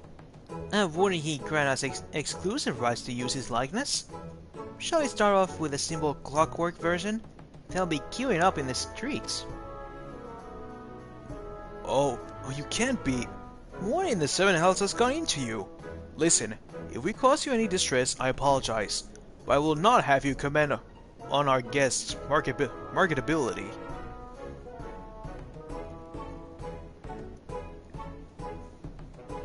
Where are Bix and Wedge? Shouldn't they be back by now? Oh?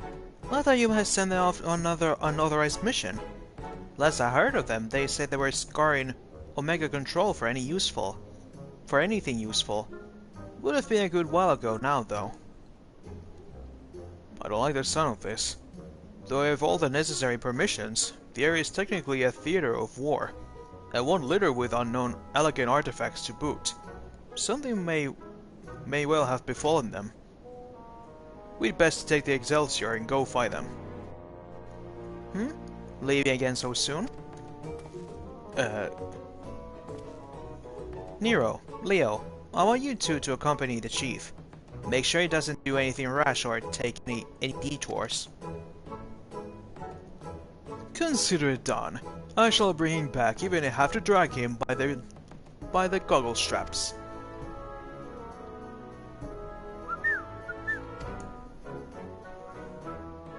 Want to come along, huh? It's probably for the best. If we leave you here, Jessie is liable to make a mold of you.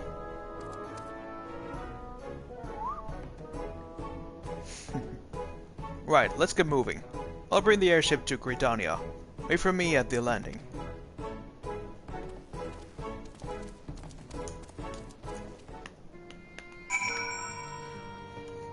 Okay then, off to Gridania. Seems Gridania is the most used place in all of them. one of the maps. Like many of the events are there. This whole landship thing in the storyline.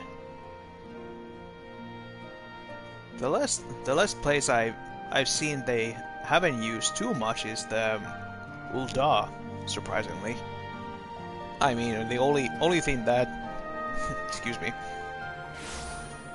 Well, one of the only events I see in the Ul'dah is the Rising event. But here they have the whole Christmas, Halloween, Easter, and on Limsa there's the summer event, and on Ul'dah is the Rising.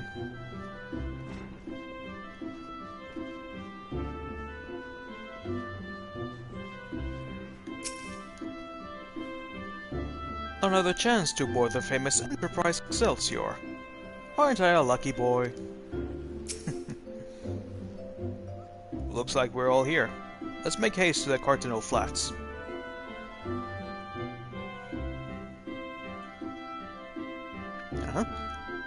Welcome to my stream.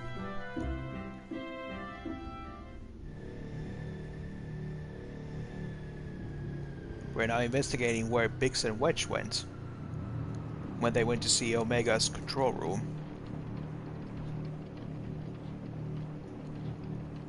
Go on ahead again to the control room, Leo. We'll follow as soon as we are moored the Excelsior.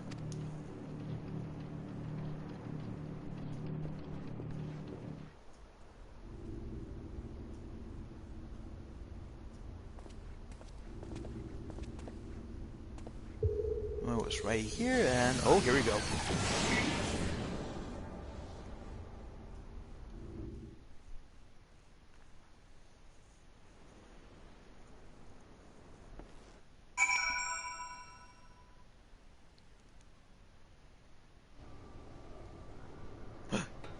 Guys! He's unconscious. Whew. Wedge, you alright?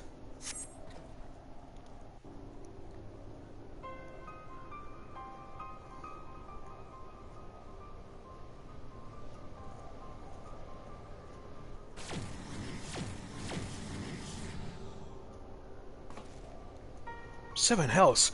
Biggs! Wedge!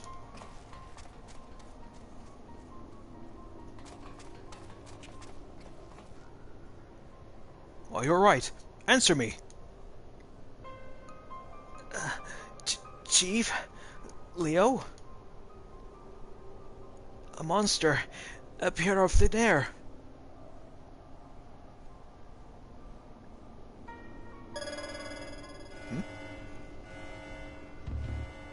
Target exhibits vital signs. Mission failed. However, Alpha Group members exhibit heightened levels of stress. Objective fulfilled. Omega? You set that thing up on them? Affirmative. I am able to create simple life forms instantaneously at any temporal or spatial coordinate. Such beings may pose a negligible threat to you, however.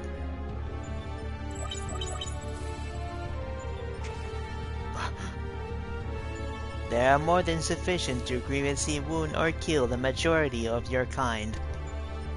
I could instigate a massacre at any time, and you will be powerless to prevent it. Do I detect a shift in policy? Quantity over quality? Negative. My objective remains unchanged. Evolution through formidable opposition.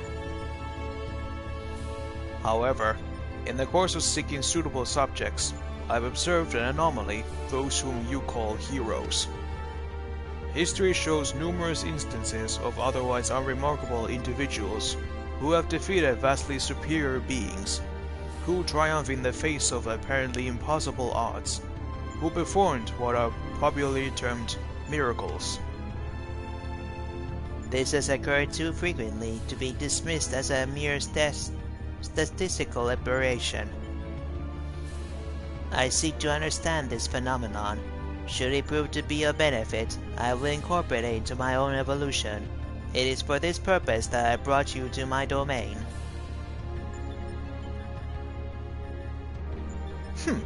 So putting on a show at the Yawn and planting Alpha in our midst was but a part of your grand plan. By your victories, you have demonstrated the selfsame anomaly. You are fit to remain my subjects. You will continue participating in my experiment. Withdraw, and I will commence the extermination of your kind. This is an order, a threat, a declaration of war. I am an enemy of all life upon this star.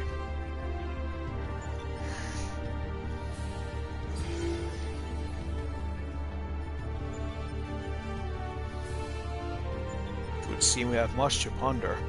But first things first, we must tend to our friends. Quickly, help me carry them.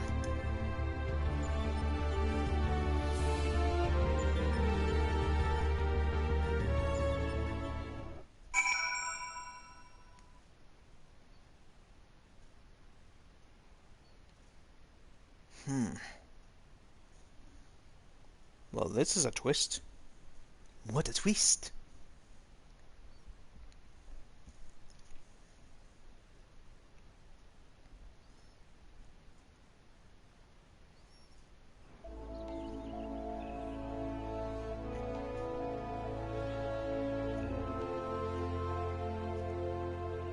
Does any of the others wanna load in? No? Just Nero. Carl and Alpha took our two wounded to the Conjurers Guild. The chief bids me lend a hand, so I suppose I shall take myself there too. You, meanwhile, are to return to Ruggles Reach and report to Jesse. Okay then. Back to Ruggles Reach in Kiribania. The now freed Alamigo.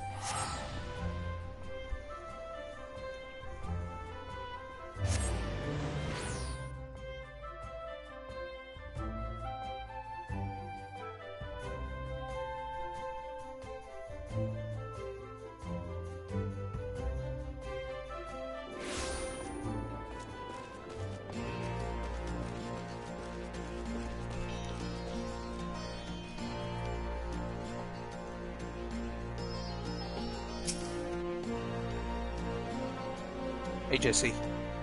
Leo, I heard there was trouble. When the seven hells happened?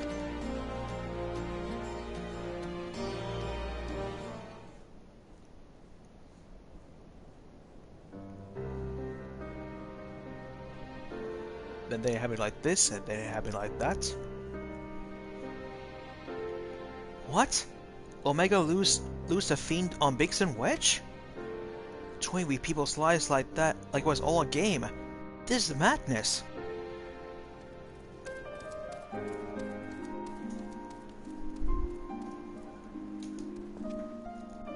Sir, will they be alright? The worst is past, but they still drift in and out of consciousness. They'll remain in the Conjurer's care for a time. Then all we can do is wait and pray. Bah! God strike me down for a fool! I should be more mindful of the dangers. I should never have... Should never have what? Activated Omega? You know as well as I do that there was no other way to defeat Shinryu. But is this truly any better? All of mankind is being held on ransom, and as the one who activated Omega, I bear the responsibility. The responsibility?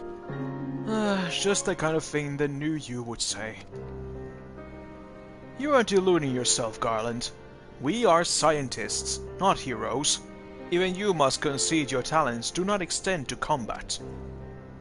The old you understood this far better. He only looked forwards and gave himself wholly to science. And then you changed. You styled yourself a pacifist and started sprouting tripe about the proper use of technology. 'Twas in the wake of your old man's hiss about Boscha, I believe. Calm yourself. All I wish to say is, embrace who you are. A man who devotes his mind to the taking the impossible possible.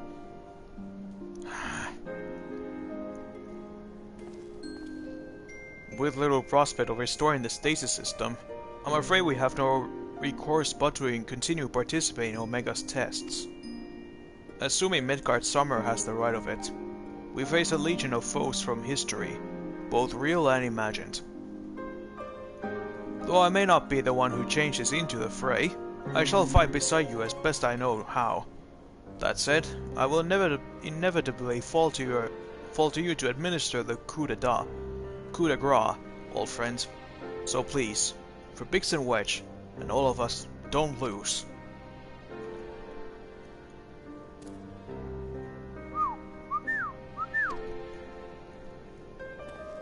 I reckon little Scampy's trying to encourage us. We've fallen far indeed to earn his pity, said the former tribunus. Until such time as Omega next extends us an invitation, you'll find me analyzing the data from our investigation. Good morrow to you.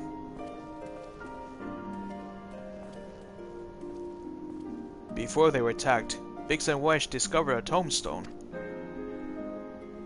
I shall examine its contents and make the information available on the terminal over there as I extract it. Feel free to refer to it whenever the occasion arises. There's no telling when Omega will summon us, but we must see all that we are ready when it does. Fear not, friend, we'll get through it together, somehow or another.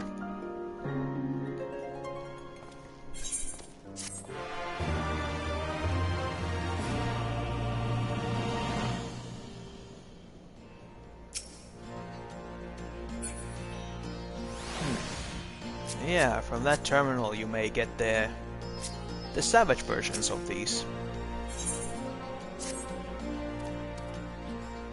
Leo, I'm glad you're here.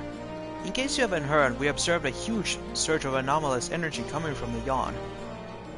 I have a nasty feeling this means Omega's ready to go ahead with the next stage of its experiment.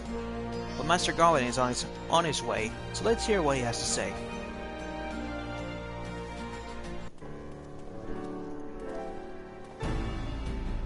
Care to share your thoughts on this, Chief? Our colleagues on the ground have reported the appearance of mysterious floating structures inside the yawn. If you recall, we were investigating a similar anomaly when Alpha and Alt-Royd made their appearance. Omega certainly knows how to get our attention. I blush to recall the eagerness on which we plunged into the abyss, ignorant of the warped gladiatorial contest that awaited us within. But what a staggering collection of opponents, plucked from the pages of both history and fiction for the ability to pose a threat to Omega. And should you prevail against these interdimensional champions, what then shall be your prize? Why, a battle against the most devastating weapon this world has ever seen. How marvelous! He says with eyes aflame. For once, I wish you were being sarcastic. Anyway, the energy surge. Based on the previous experience, it seems highly probable that it's our signal to rejoin the fray. Needless to say, it is an invitation we cannot refuse. Not when the alternative is Omega unleashing its creations on Eorzea. Well, Leo, are you ready to answer the call? I am. Well, I'm afraid Bix and Wedge won't be accompanying any calls just yet. There's still many from the ambush in the control center. Yes, of course. We'll just have to struggle on without them for the time being. Don't worry, Nero and I will see to it that you receive all the support you need. Defeat is not an option.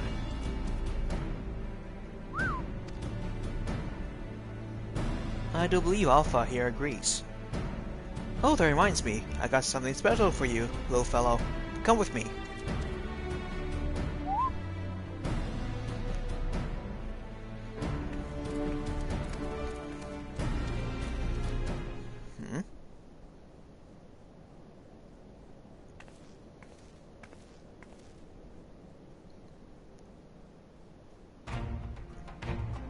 Oh my god, that's adorable. Oh, it's so cute. A custom-made Ironworks uniform. Oh, you do look smart, I must say. He's part of the expedition team, after all. And considering the dangers lurking in that rift, it's only right that we give him some protective equipment. How very thoughtful of you, Jesse. And there I was thinking you were just sizing him up for a new range of merchandise. Unlike you, I can't do two things at once.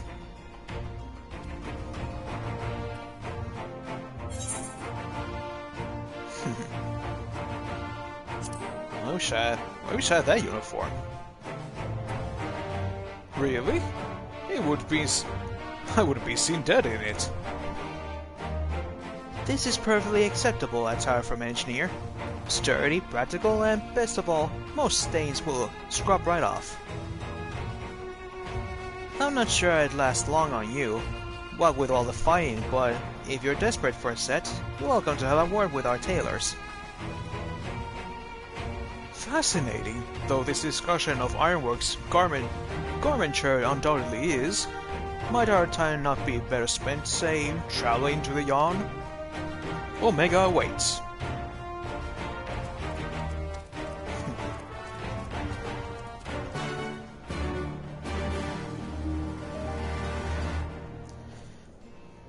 Well, hard for you to say anything, Nero, because your outfit is not.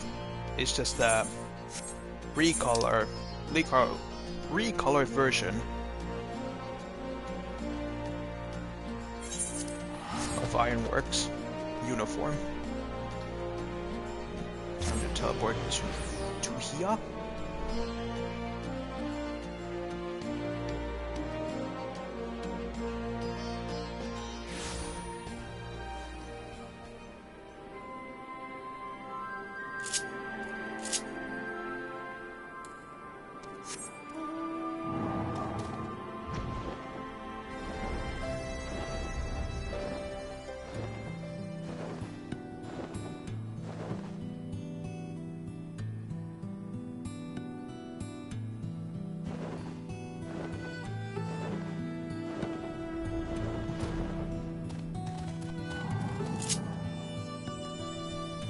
And we're back here.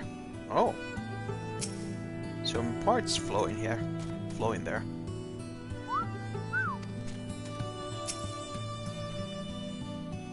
Take a good look, Leo. I think you'll find the wreckage down there quite familiar. How inviting. Already when you are, Leo. Say the word and we'll take the plunge. Let's go. Right then, into the Yawn we go. I am with you, mortals, along with the scant wisdom I can provide.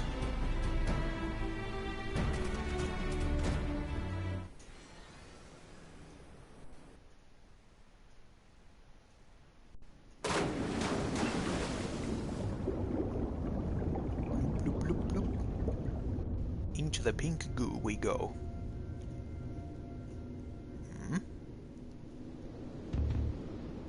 And back here. Doo-doom, doo-doom, doo-doom.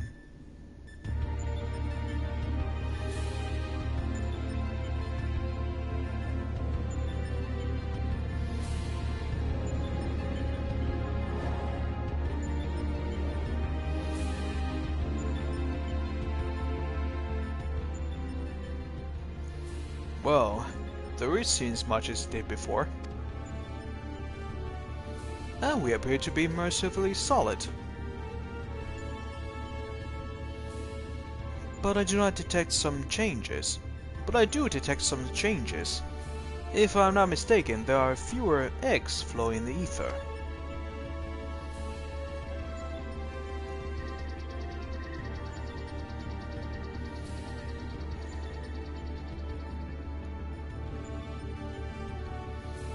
Welcome, Alpha Group. Your prompt arrival is appreciated. Omega, it would seem your experiments continue in our absence. Affirmative. Progress has been satisfactory. Approximately 50% of the test subjects have been eliminated. Each test world hosts an ongoing contest, wherein the strong eliminate the weak. The process is certain, conclusive, inevitable.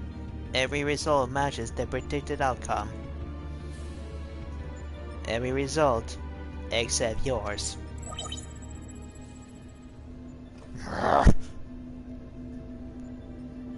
Do these images cause you distress? Please examine them closely. Without suitable stimulation, you may now exceed your calculated probability of success. Your survival is crucial to my study. Through you, I must continue to explore the contradiction I have discovered in your otherwise impotent kind. The ability to triumph against overwhelming odds is one which I must acquire.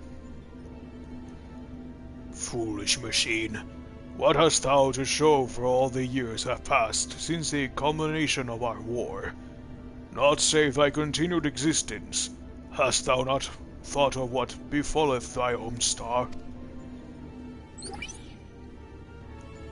Your attempts to provoke me will not succeed. I will follow my programming. Fight, win, evolve. Then I will return to...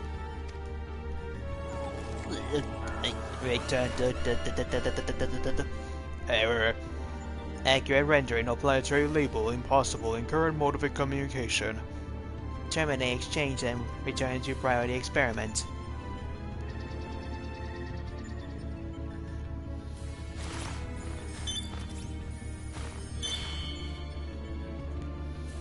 Alterations to equipment parameters detected. Recalculating projected combat capabilities. Complete. I will now commence recording your practical performance. Proceed, Alpha Group. Overcome the obstacles in your path and reach the end of the course constructed for you.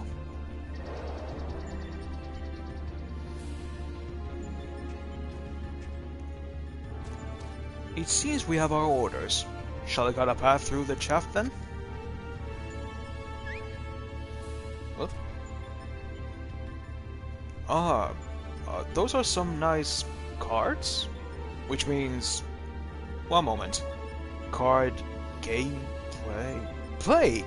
You really start a part in the proceeding this time?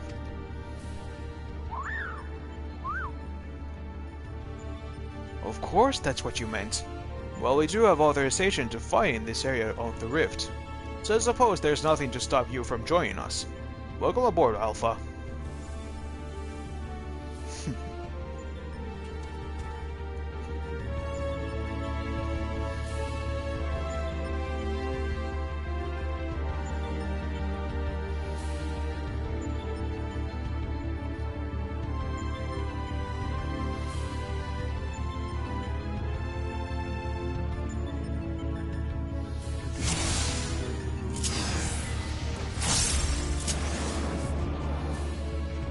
Let's now avoid the evaluation.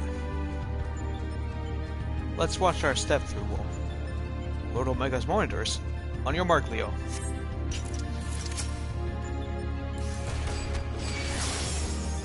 But of course he's shielded. Leave the barrier to me.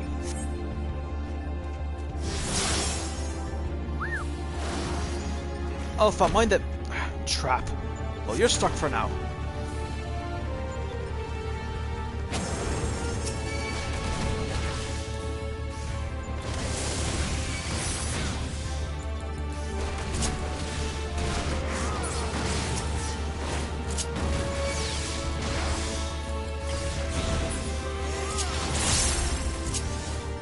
That's taken care of.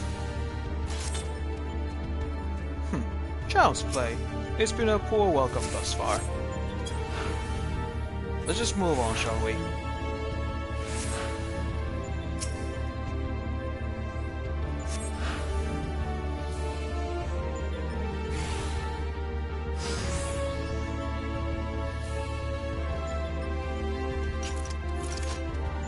Leo? Alpha? They're not here. We're out on different platforms. Come, Nero. You have to find them. Ah, we have other visitors then. First, they don't seem too keen on letting us pass. Aren't there a lot of them?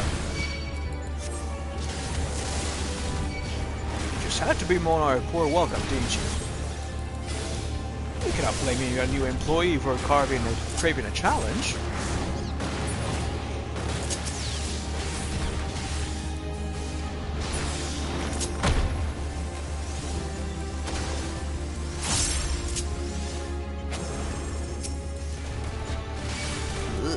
Nasty.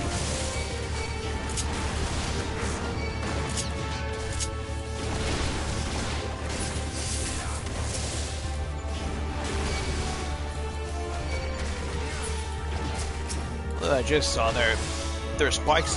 They have spikes in their tongues. Ew. Those Xenophyte companions.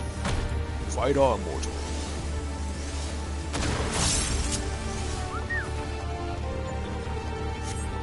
What are you doing, Alpha?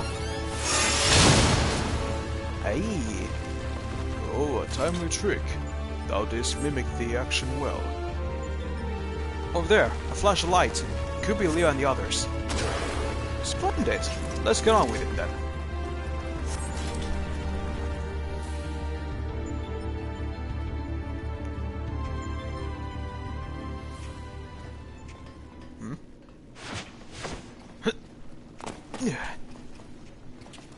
Right, are we ready to... Oh, apparently not.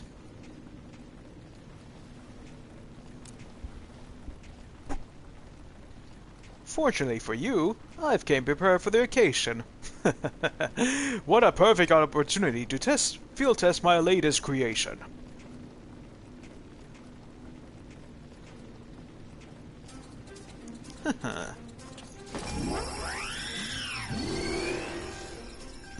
What?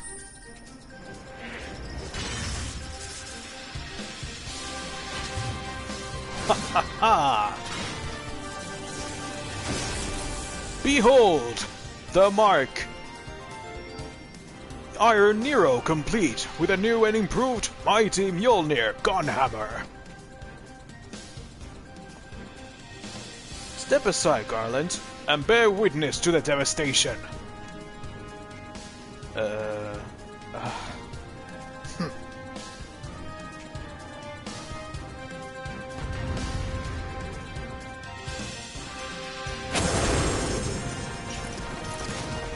Iron Nero.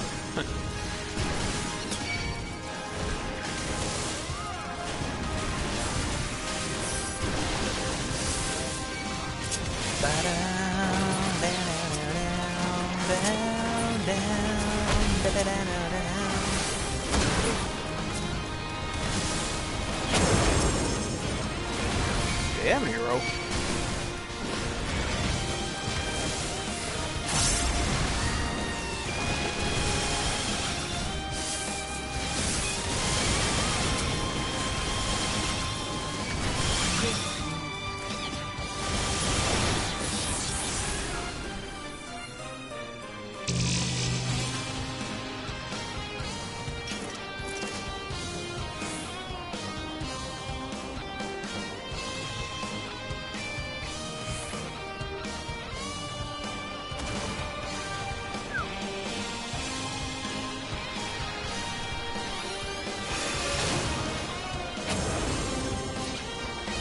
That's one of your cards?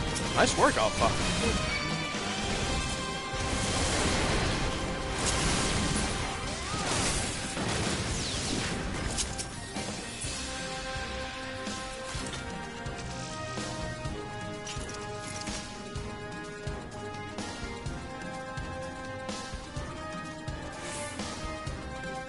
Finally, a proper challenge. I trust these tedious barriers are behind us. Dalaluma. It appears so. Let's finish this.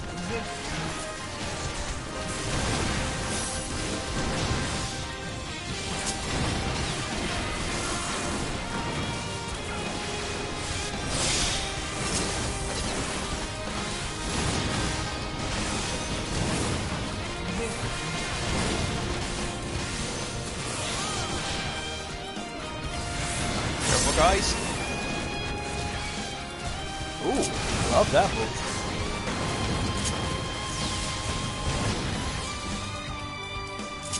Aha! Gotcha.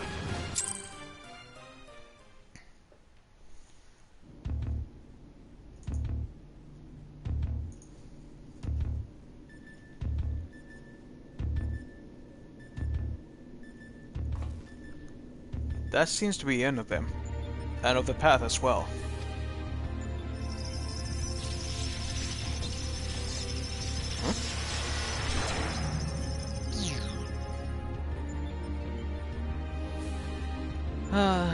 As far as operational duration goes, that was punishing the limit. Still, it should suffice.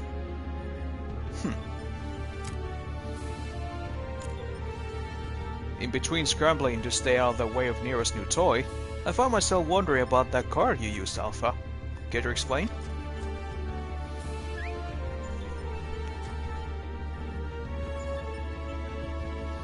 He boasteth that it is but one of many tools at his disposal. Be not deceived by his appearance.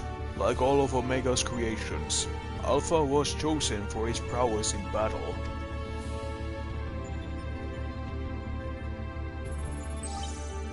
Analysis complete.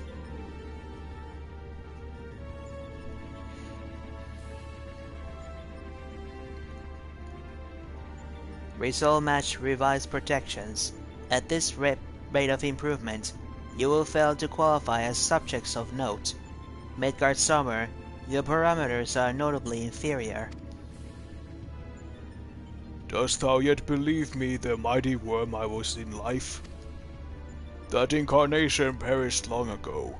My fate was sealed the moment I delivered my spawn onto this far-flung star.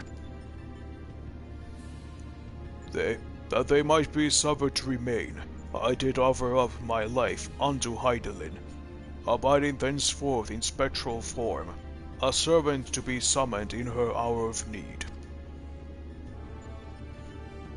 Your account corroborates with my records.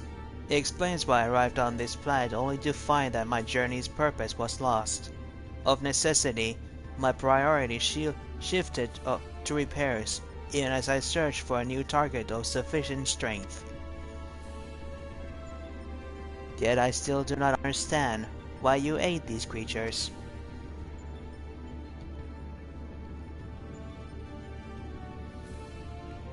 I should think the reason plain, but mayhap 'tis not so for a soulless machine such as thee. By thee and thine was my home laid waste. The sound of thee, thy very scent, visited upon me a tempest of rage. But I lend these mortals what ill aid I can render.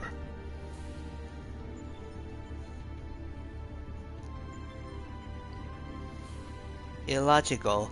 If your purpose is to facilitate my destruction, it would require an entity more powerful than you were at your prime. Without the means to muster such strength, your presence here is meaningless. The experiment continues. Alpha Group, your next opponent awaits you within the Sigmascape. Enter and commence the contest. Sigmascape. With a very familiar looking face.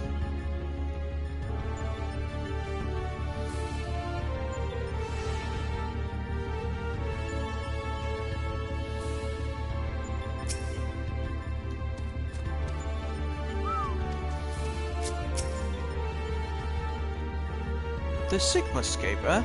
I shall set to my working analysis the unspeakable horrors within. That should do it. Our new base of operations is up and running. Now that I really like to do is delve a little deeper into Omega's past. But as our dragons seem disinclined to indulge my curiosity, we had best focus on the task at hand. Let's get on with conquering the occupants of this Sigmascape, shall we? Let's do it. Before you cross the threshold, we should take a moment to discuss where we stand. That is the test world you need to conquer, the Sigmascape. Is that a mask or a face? The castle was certainly a surprise, but this is virginally undisturbing. We currently have no idea what it might signify. My first instinct is to dive straight into our analysis. The problem being that without reference point from within the Sigmascape to start from, we'll have no way of knowing if we even analyzing the correct data. Which means you have to go in blind. Hardly the best way to enter into a fight, but needs must and all that. Are you up for the challenge?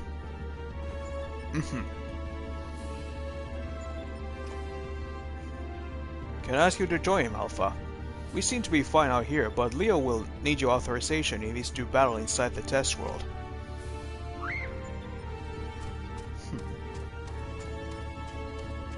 Keep your wits about you, Savior. Your next opponent could be almost anything.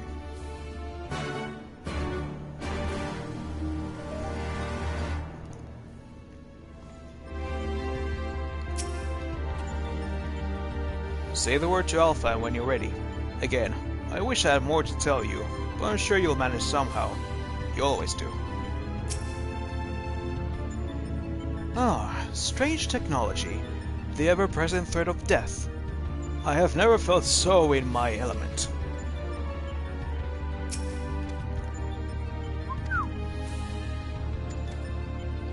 Now the Sigmascape is known. We shall commence. You are once more summoned to Omega's Rift between dimensions, this time to conquer the denizens of the Sigmascape. With no spatial anchor to help pinpoint the correct segment of data, you are forced to enter the first battle bereft of any insightful analysis. Senses straining and nerves taut, you could swear you hear a high-pitched whistle echoing within the area beyond. High-pitched whistle?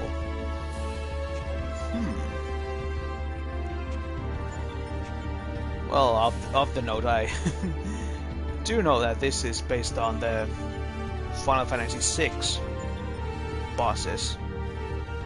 Of course, with that face, it's definitely Final Fantasy VI.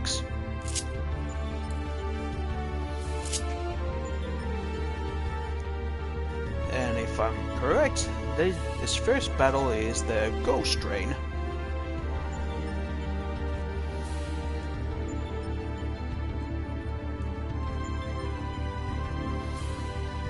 Or the Phantom Train. Yeah, that's the correct word. The Phantom Train.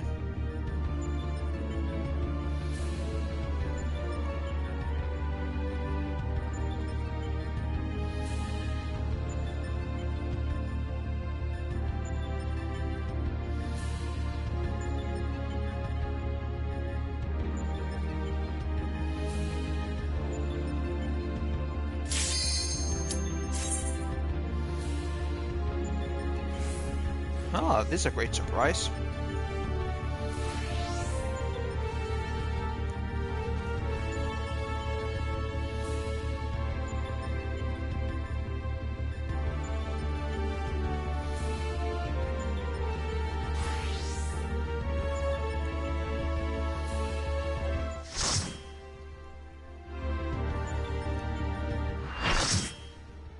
Now then, Phantom Train?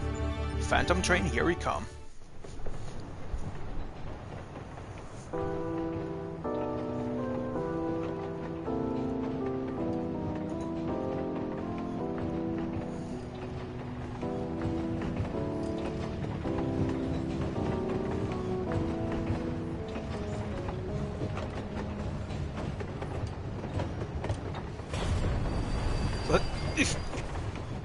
What now? Leo, look at the current data. Your point appears to be a train? Here it comes.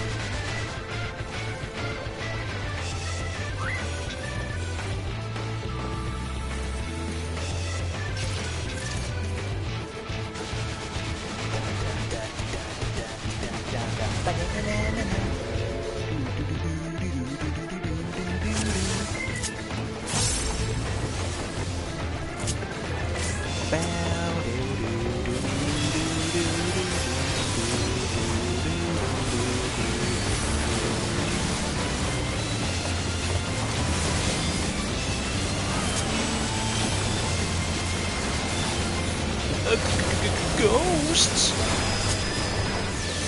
Zoinks! Ramming speed.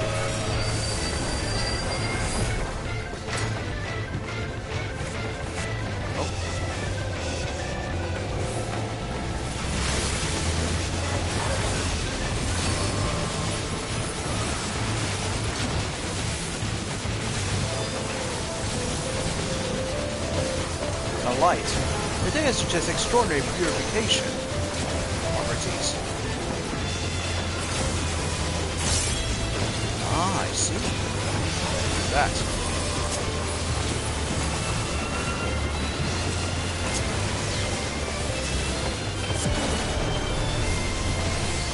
Whoa, mama.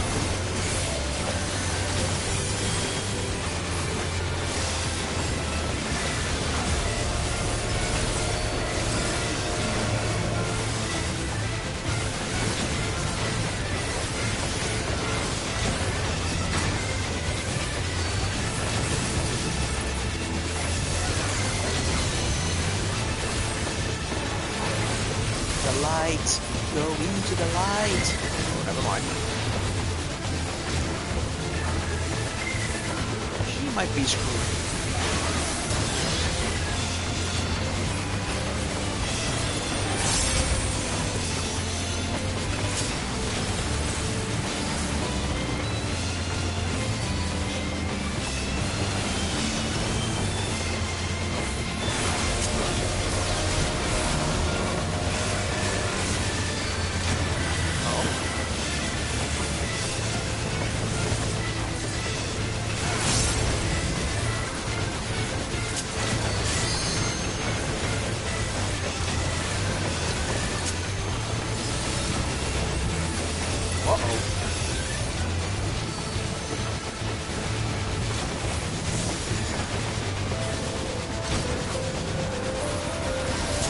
Oh, this gonna hurt. Oh, yeah.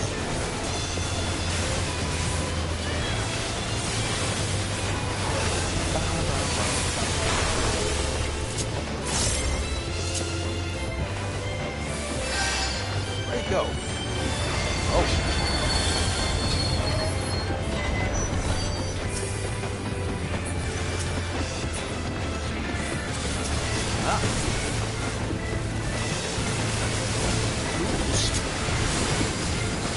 This means zombies.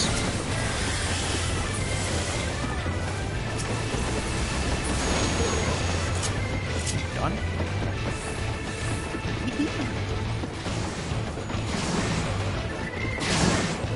Gotcha.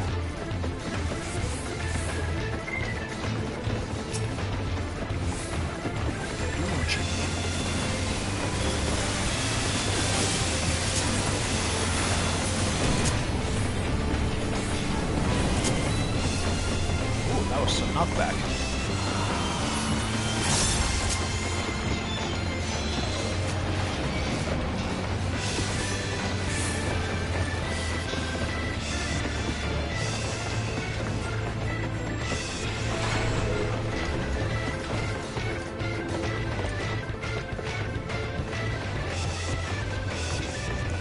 Just you and me.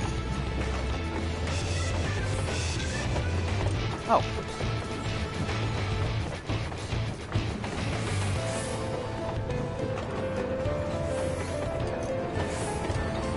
Comes.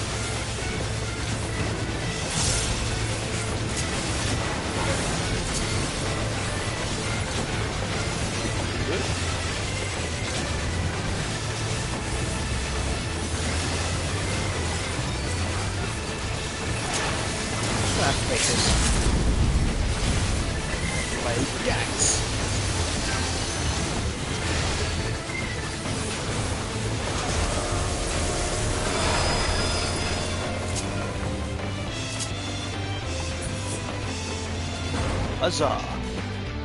Nice. Phantom train defeated.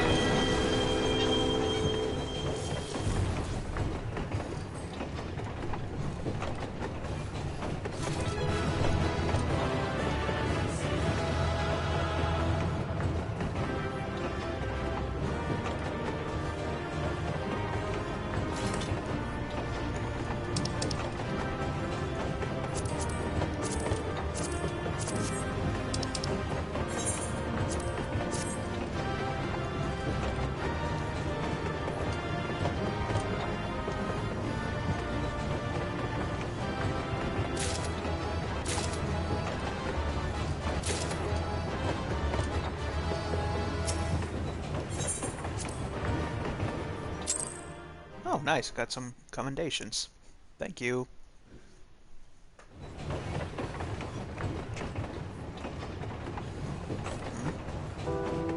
Wait. What? Traveler from afar, thank you for Doma.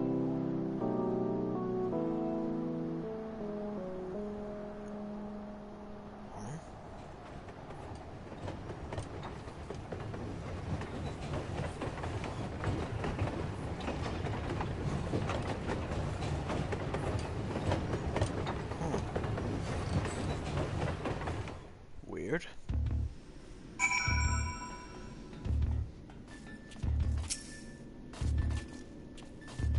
Thank the gods you're fast on your feet.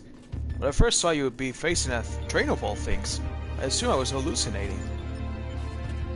But with that ascent behind us, we can be fully certain that we have the right set of data for the Sigmascape.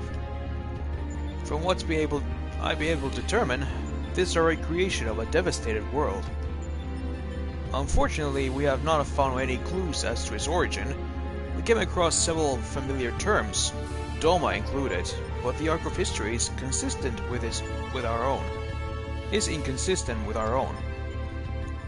Given that Omega draws from realms which could be fictional or even other dimensional, we can only guess that the source which the Sigmascape is based. But if it was fictional, it seems safe to assume that the author had a bad experience with a train.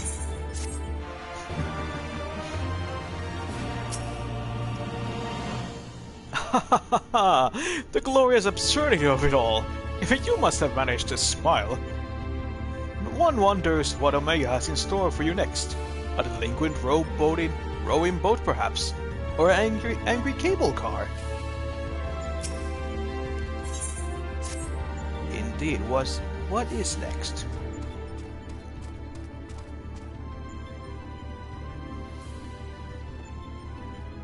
I expect you're still recovering from your last fight, but we should probably go over the details of your next opponent all the same. According to our research, you'll be pitted against a foe known as Chadarnuk. Not a train this time, but some manner of animated painting. To be perfectly clear, the name refers more to the evil spirit that's taken up residence within the picture, but the picture part will be key to your strategy. To that end, Nero has thrown together a little something I thought might be useful.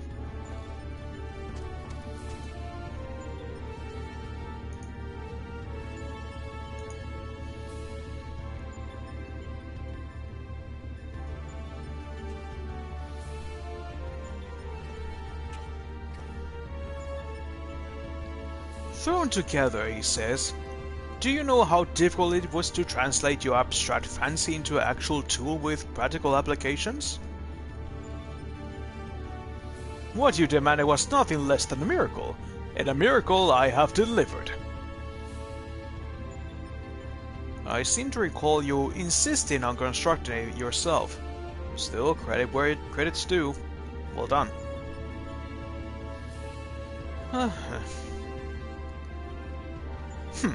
History will appreciate my genius. Here you go. To you I present the fruits of my labor, the Chocobo brush. I won't confuse you by trying to explain how it works, but suffice it to say that I have adopted the tool to combat the peculiar nature of your rival. Put simply, you will be able to directly influence the space around you by painting pictures. Naturally, this process will require paint. As for the color, subject, and efficiency of your masterpieces, well, that shall depend entirely upon your own artistic sense. Now back to you, Garland. Do you notice the absence of steaming cup in my hand? If you truly value the efforts of your colleagues, you might consider filling the bloody kettle from time to time. Or is that another task his lordship, the chief, can't accomplish without the help of his subordinates? Now listen here, Nero. I apologize for the damn kettle, but this has nothing to do with my upbringing.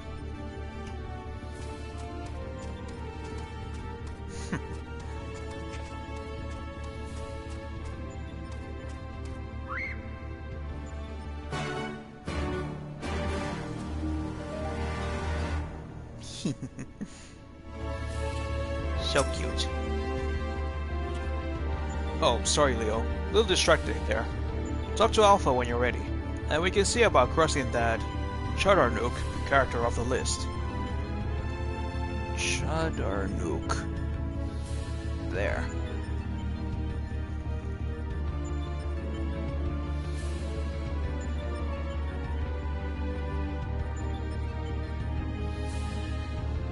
Uh-huh.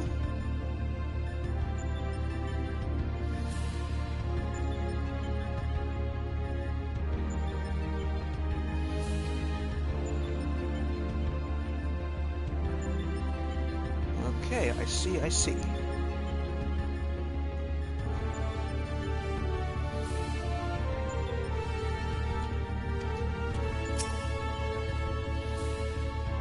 There was really no need to make it resemble a brush, but as we had a ready supply of chocobo feathers, I thought, why not?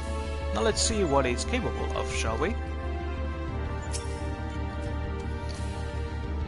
Next to the kettle is one of Alpha's cards, its face illustrated with a depiction of spring water. Alpha appears to begin the next encounter. Right then.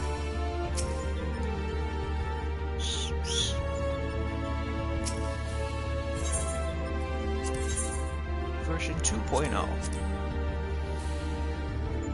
Chadarnook. According to Sid and Nero's research, such is the name given to your next devilish opponent. Had you not just won a battle against a spectral train, you might think the idea of a haunted painting absurd. Thankful to the innovative genius of your companions, you go forth armed with a chocobo brush, a tool specifically designed to help you overcome this bizarre encounter. Bizarre. Indeed, it is bizarre.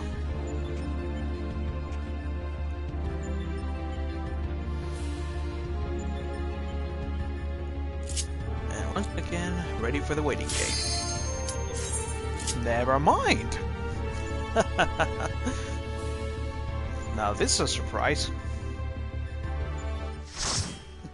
As you may hear from my high pitch, that I just took. Never mind.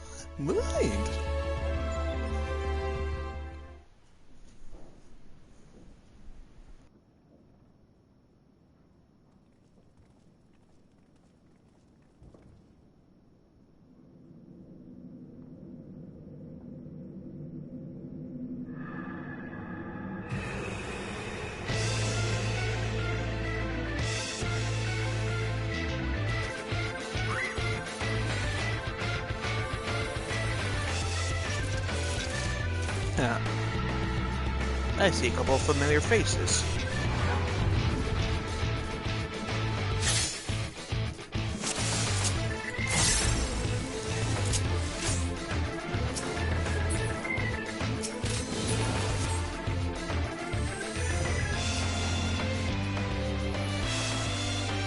Okay. What are they doing now?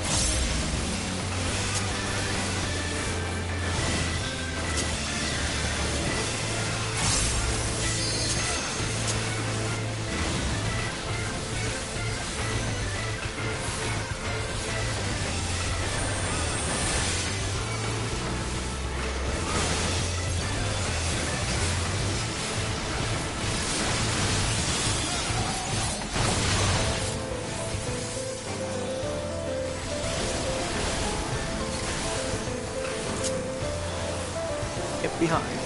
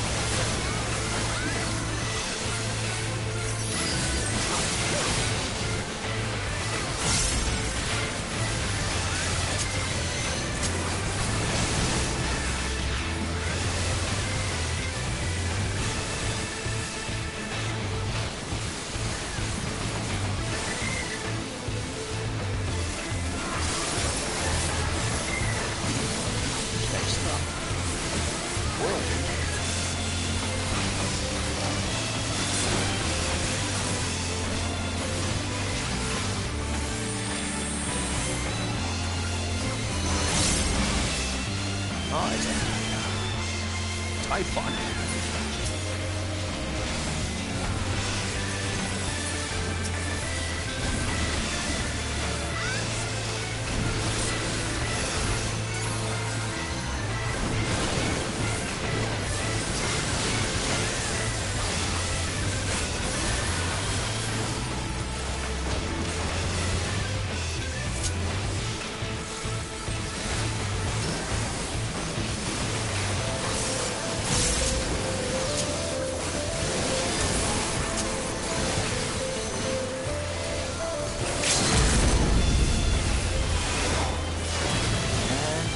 Going down.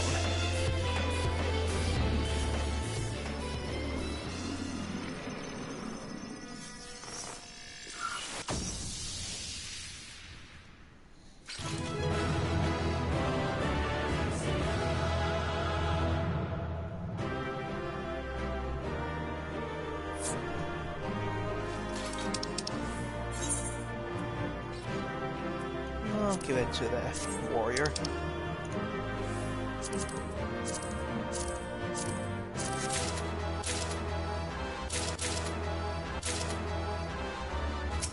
Thank you very much.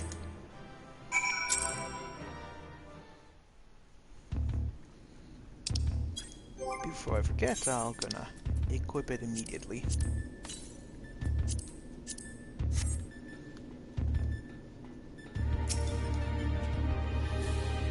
I'll wager the spirit was less than thrilled at being beaten at its own game. I must say, these field tests are fast becoming my favorite part of this whole experience.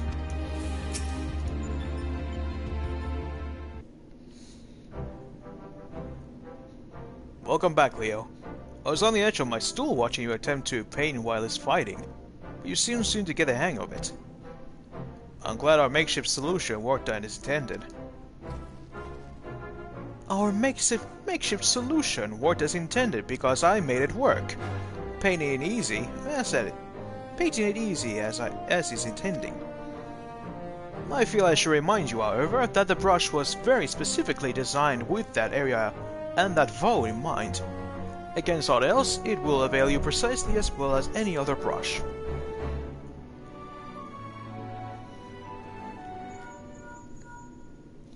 One moment. Hi, this is Garland. That's great news. And oh, They did they? Understood. We'll meet them out there. That was Jesse. Apparently Biggs and Wedge consider themselves well enough to pay us a visit. They're on their way to the yawn. Fancy a brief jaunt to the surface? No, thank you. I have data to analyze. Fine. Just the three of us then.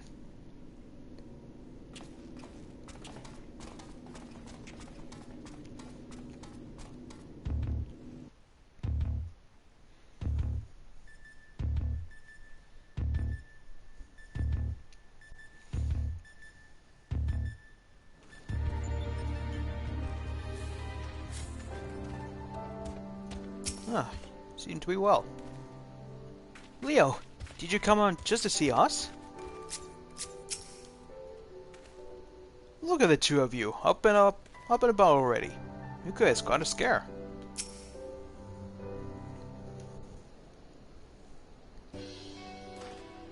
Chief, Leo, and Alpha too. We didn't mean to drag you all away from your work. Nonsense. After all you've been through, how could we not come running? Speaking of which, should you even be walking? Picard urchins will probably want to have words with us later. But we couldn't just lie back and let you brave the rift on your own. Do you even have enough hands for that much work? Who's taking care of all the little jobs? Ah, yes, the little jobs. It does seem that you two have spoiled me. I only recently learned that the kettle does not in fact fill itself, but we're melted along somehow. Leo has been a pillar of strength as always. Alpha has proven to be a stalwart companion, and Nero? He has been available and insufferable in equal measure. As for the test subjects themselves, they're certainly formidable, but Omega's experiment hasn't broken us yet. So go home, heal, and don't come back until you've fully recovered.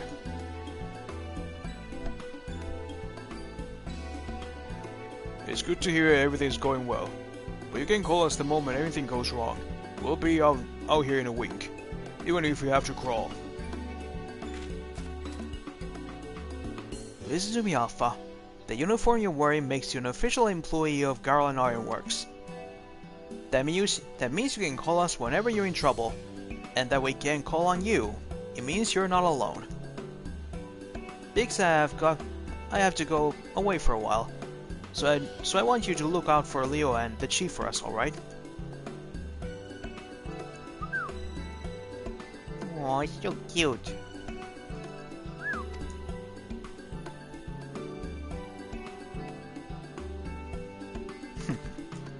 Oh, before I forget, we brought you something to put a spring in your step. You can't fight Omega's creation on a field rations alone. Thank you.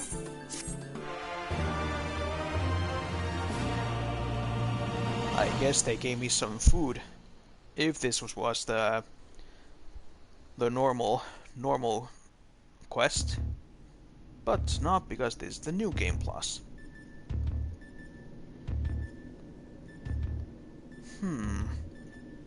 Now, what do we have?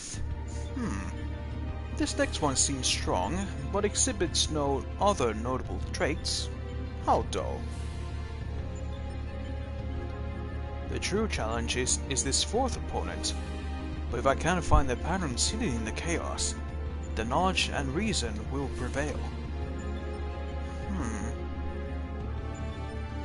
For even the most random actions are products of underlying logic. One has but to isolate the behavioral triggers.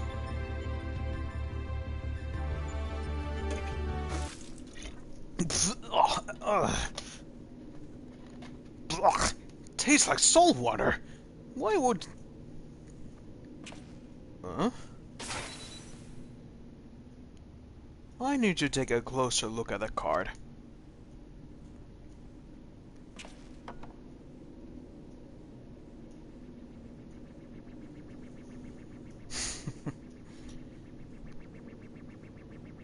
Alpha Group shows signs of recovering from recent trauma. Initiate action to maintain desirable stress levels.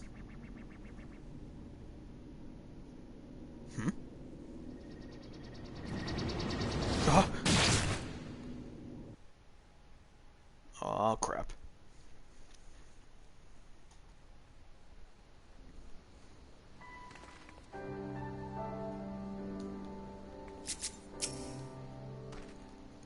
We appreciate you coming up to meet us.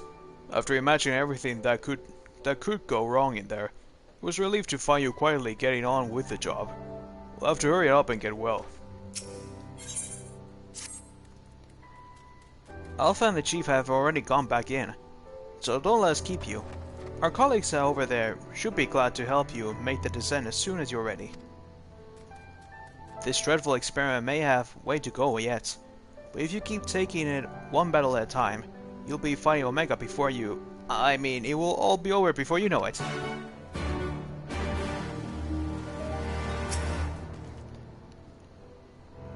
Hello you to the ribs, sir. They may not be much use in battle, but I can at least do you this small service. Yes, please.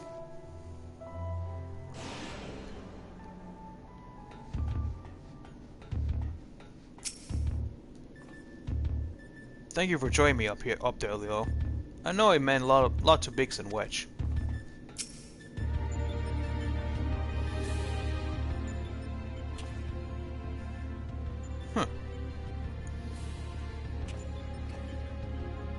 Ah, back are you? We should return to the task at hand. Everything alright, Nero? Look a bit green around the gills. The kettle was full of salt water. Not the best stuff to brew coffee with, it turns out. Really? Well, it wasn't my doing. Of course not. That would involve you filling it. The water came from Alpha, created by one of those cards of his. It was very thoughtful of him to make the effort, but next time I prefer a beverage that didn't leave me feeling ill. In any case, you can handle support for this third battle on your own. I want to begin preparations for the fourth. Fair enough.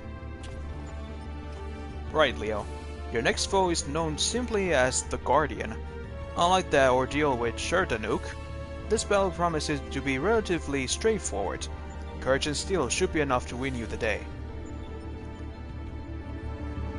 Guardian? Just leave me be. I have enough trouble concentrating as it is. The file I found out on the Guardian says it was a weapon employed in the defense of an Empire's capital city. That should give you some idea of the extent of its capabilities. The Guardian. Interesting. Alpha seems concerned about Nero, but otherwise eager to proceed. Let's go. Known simply as the Guardian, this foe is described by Sid as the machine responsible for defending a capital city. As a creation of otherworldly engineering, it is impossible to know exactly what weapons he will bring to bear, only that this will be a contest of force versus overwhelming brute force. Right then.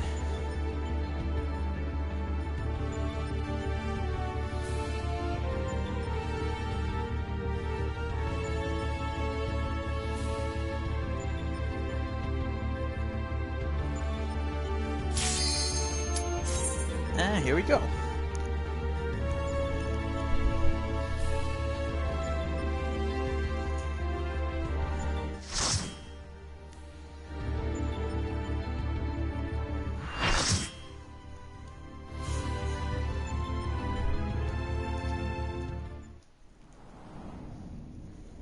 Sigmascape version 3.0.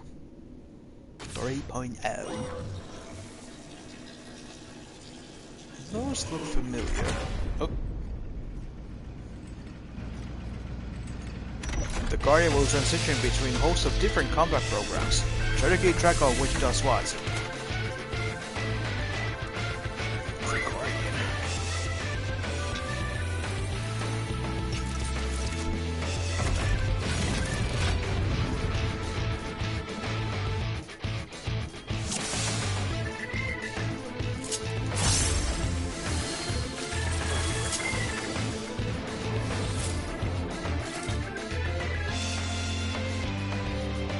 then, shall we proceed? Oh, some strats. What's the pull?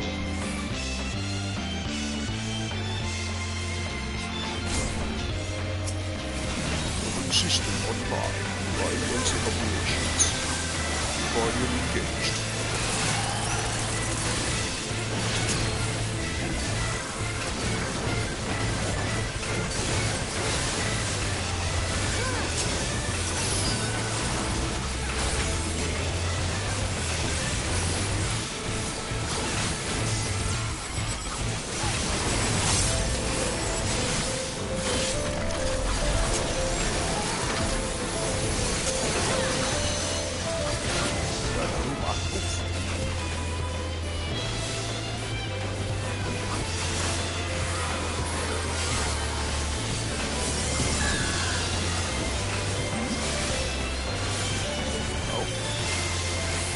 Them.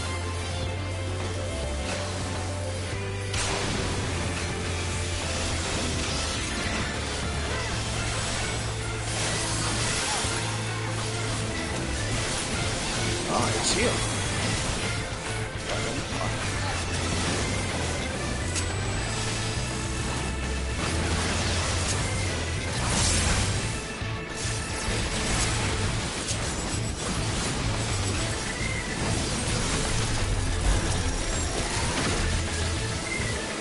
Running Air Force combat program.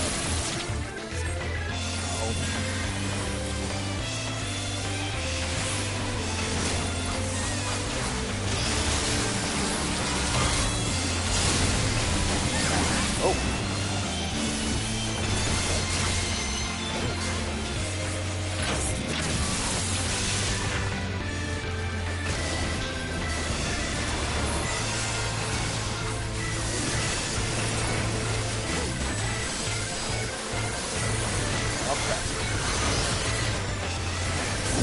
Our paladin is down.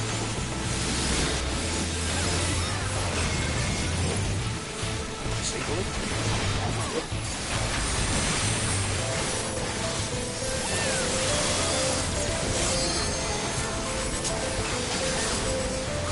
Ah. Ultros.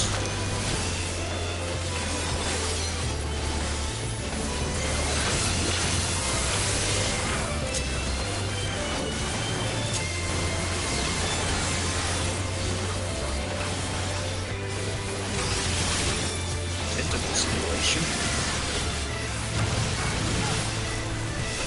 Yep. There's all Ultros tentacles.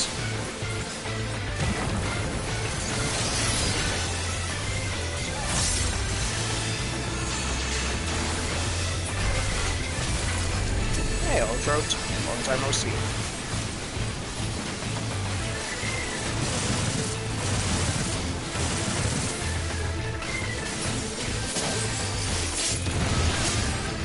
Oh, ho, ho, ho.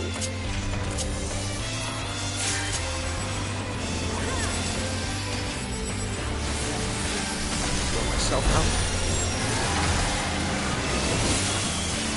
Leotard.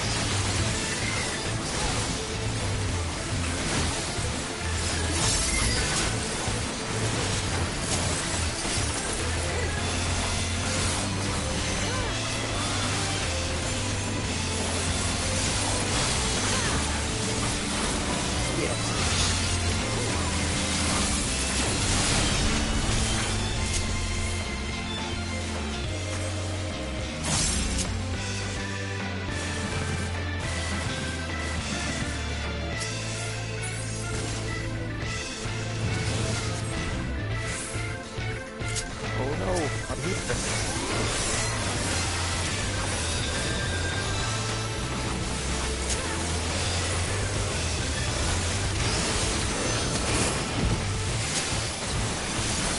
Get the bombs.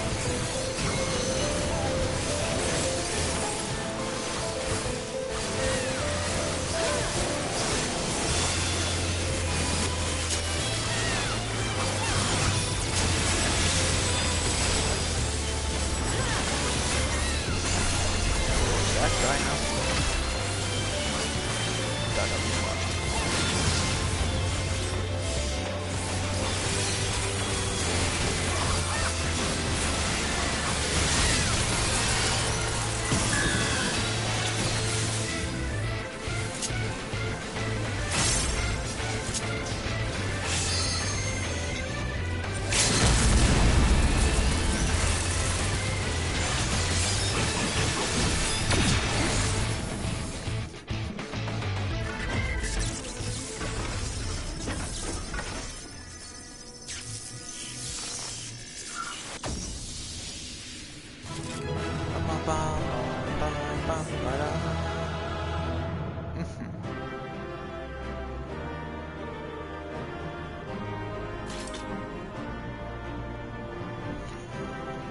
Phew.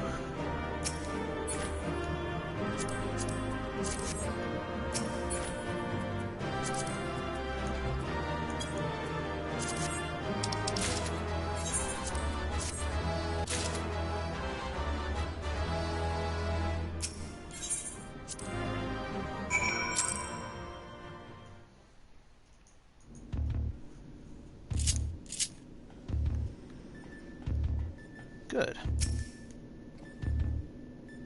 Done, are you? It's almost time. Congratulations, old friend. Judging by the lack of smoking holes, I say you have natural talent for avoiding laser beams. And this is what passes for a straightforward battle in here. Phantom drains, possessed pictures, and now this Magitech-like machine. Assume it was real. The realm the Sigmascape is based on must have been highly advanced in both the arcane and the mechanical arts. This truly a pity we can identify the test world's origin. Imagine how much we might have learned from such civilization, how we encountered under different circumstances. But now is not the time for such idle thoughts.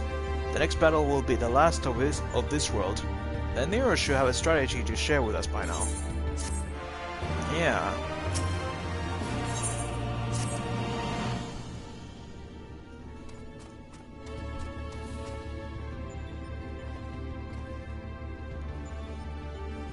This is it. The final battle to conquer the Sigmascape.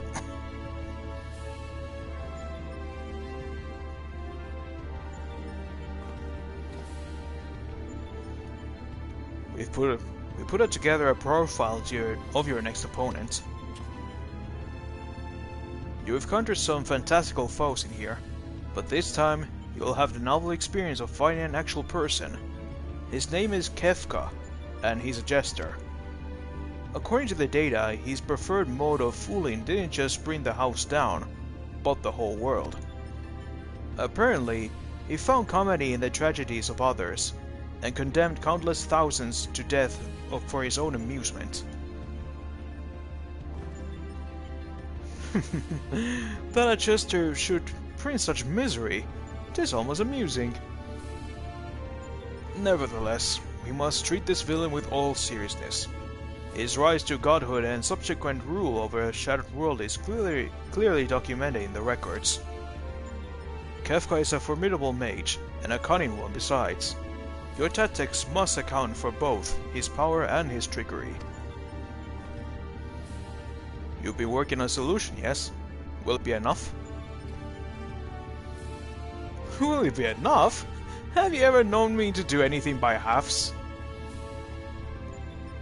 The jester's face paint is a mask for his intent. If you only watch the surface, you'll be fighting at a disadvantage. To put it bluntly, Kefka will seek to deceive you, even as you predict his actions and adjust your position.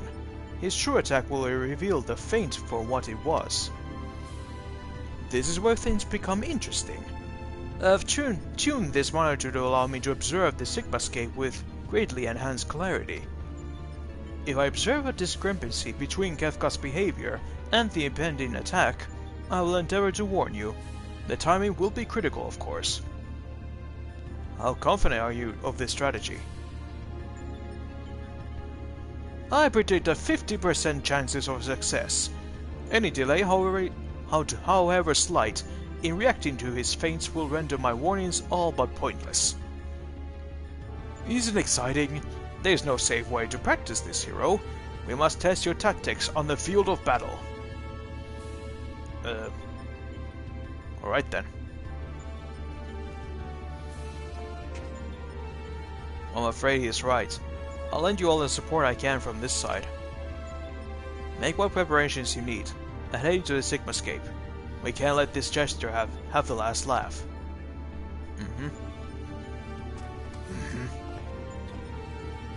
Embrace your destruction. It is the fate of all things. But people can always rebuild, and new lives will always be born. A fragment conversation that accompanied Kefka's data. His was the first line, but there was no mention of who uttered the reply.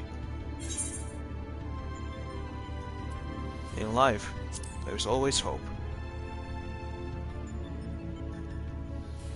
How predictably forthright of you. I'm sure it was a hero much like yourself who gave the original response. Go on, champion. I tire of waiting for the fun to begin. Alright then. Our next opponent, Kefka. Oh, my head.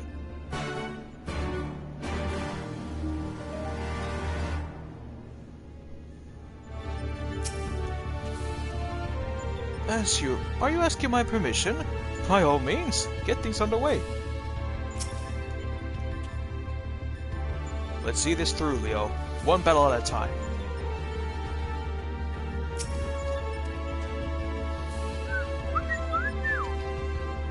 Alpha is clearly poised to spring into action. Now then. Sigmascape 4.0. The looming face of the Sigmascape, Kefka, will be your final opponent in this test world. Analysis of his data reveals that, despite his comical appearance, this crackling jester once rose to godhood and cast his entire planet into ruin. He is a power not to be underestimated. Nero has also alerted you to the villain's propensity for trickery, the promise to watch for deadly feints through his enchanted monitor. You can only hope that his warnings come in time.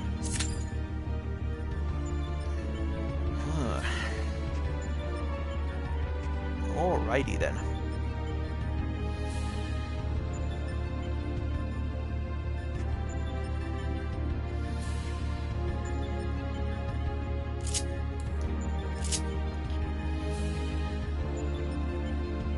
Let's see how long this will take.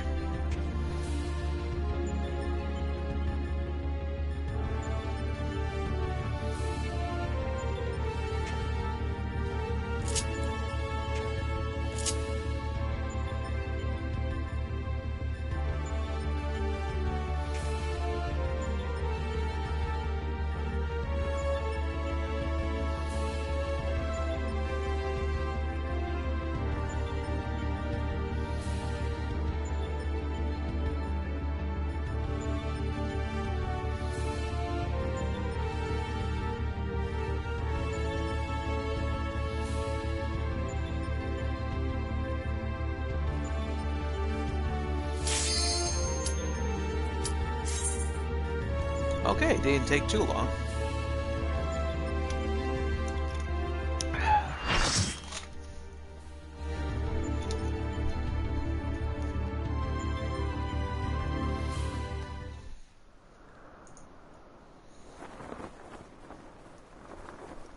There he is. I wield the greatest power in existence. You may as well be the dirt on the bottom of my boots, or the dirt stuck at the bottom of that dirt. I will destroy everything. I will create a monument of non-existence. And that legendary laugh. Woof, woof, woof, woof, woof. Alright, boys and girls. Let's get to it.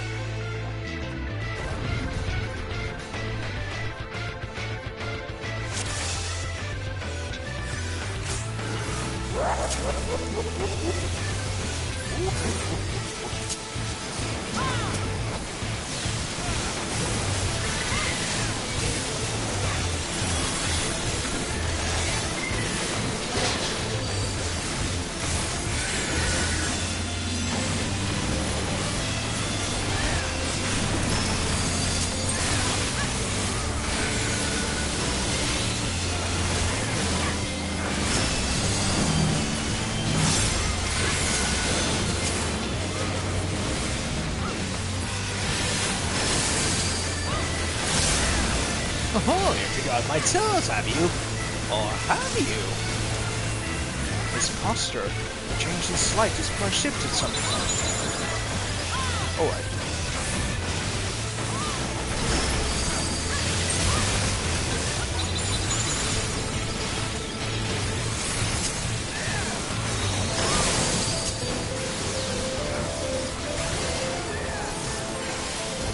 Quick now, make your peace with death, because I'm making your death with all these pieces. Oh no. The mad dance. Blow them all away. Whoosh.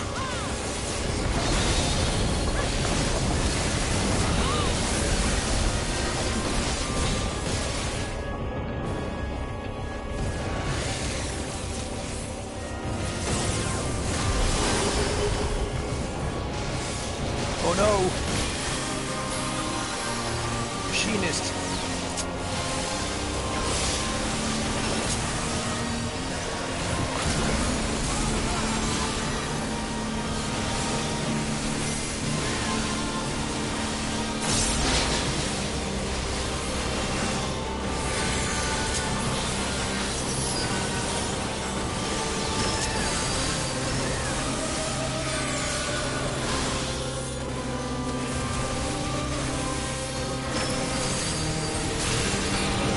Am I here? Over there? I really could be anywhere!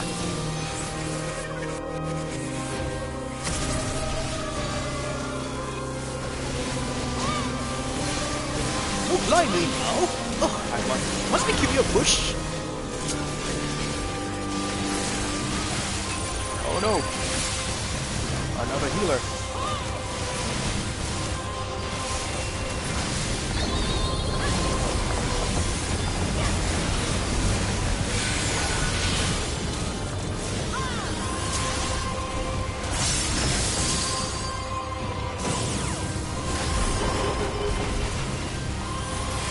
That was close.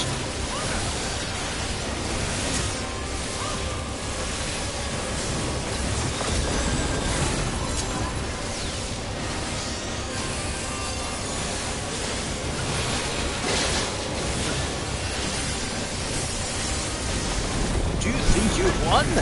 Oh, no, we just begun. Scorch is half or twice the fun. Run, or you'll be well done.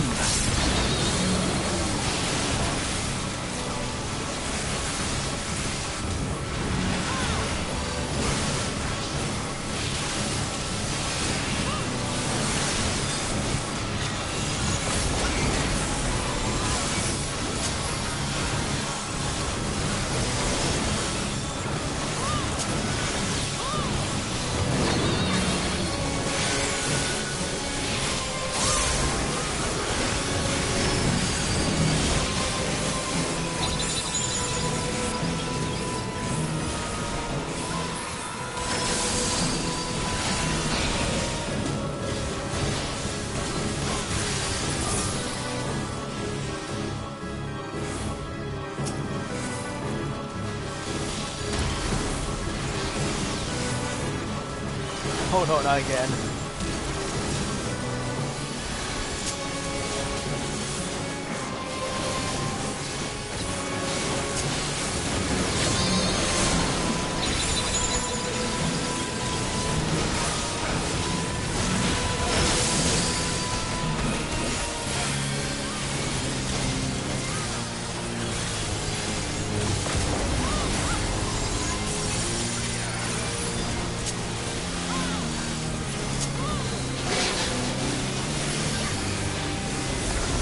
Still alive! Unbelievable! I really must insist you die!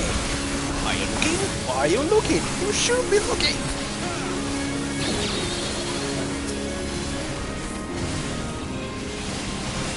Uh-oh.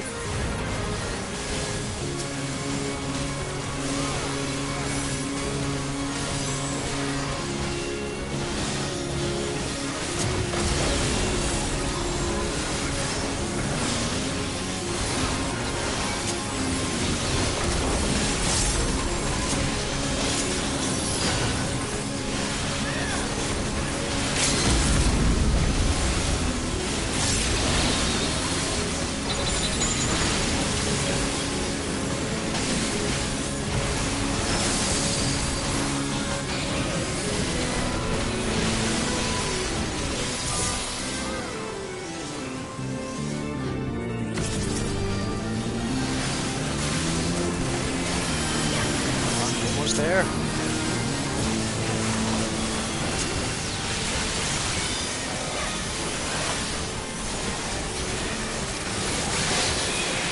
There we go. Haha. I lost? How can I lose? I just can't believe it!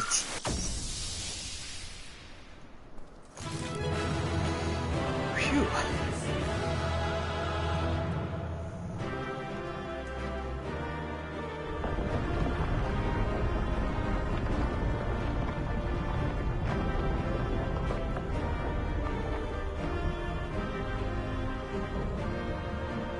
Sigmascape complete.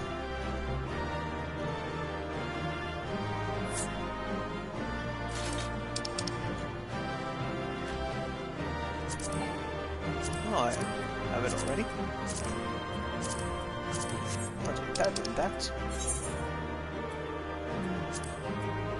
I'll give it to the Gunblade user.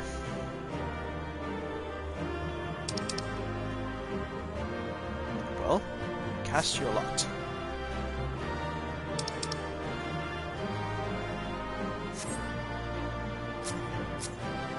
Well,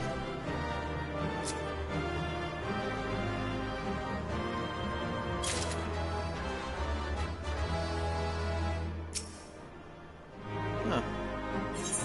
Just the rest. Okay then. See ya.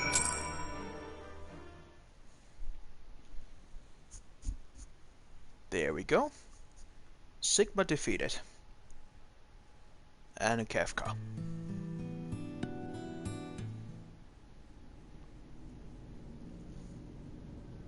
That's it, isn't it? He's won! This contest has been decided. Alpha Group is victorious. The Sigmascape test world will now be erased. Come on, we should go and find Leo.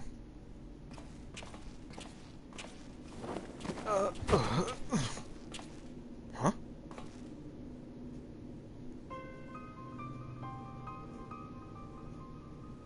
Nero?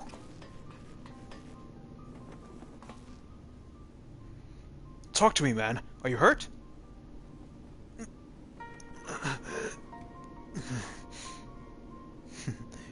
You could say that. I had a visitor while you were attending to your little Ironworks reunion. Omega. Damn it! We should never left you alone, after what happened to Biggs and Wedge. As if was trail along behind you, like some snivelly lapdog. No, I chose to remain, and behold the results. This was my victory. It was my ingenuity that defeated these foes.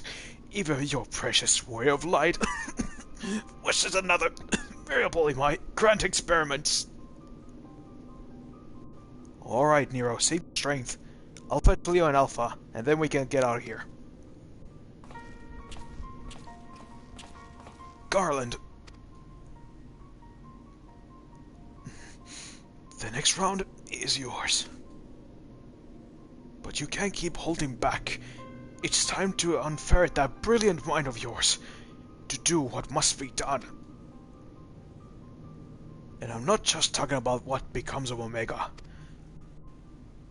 You cannot preach freedom through technology and keep yourself locked up in chains.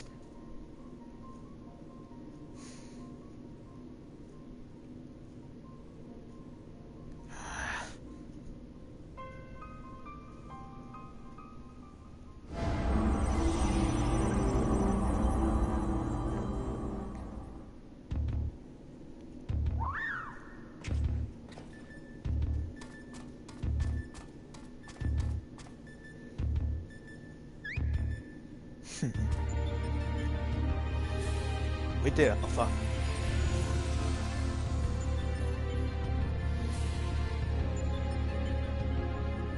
Another battle won. Thy might knoweth no bounds, child of man. The Sigma scale has been terminated. Congratulations, Alpha Group. Congratulations, Leo Platinum.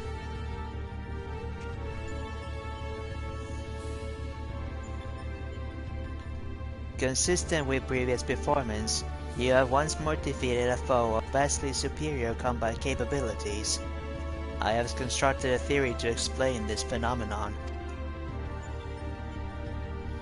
In order to conserve life energy, you subconsciously limit your outputs during standard activity. I have taken this factor into account when calculating your potential, but judging by the wild fluctuations in values, it is possible your limits are exceeded by unpredictability high degree when engaged in battle.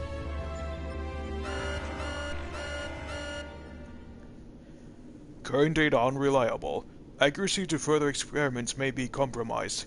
Recalculations necessary. You exhibit your full potential, unrestricted by self-imposed limits. Prediction. Placing subject in mortal peril will facilitate the collection of desired data.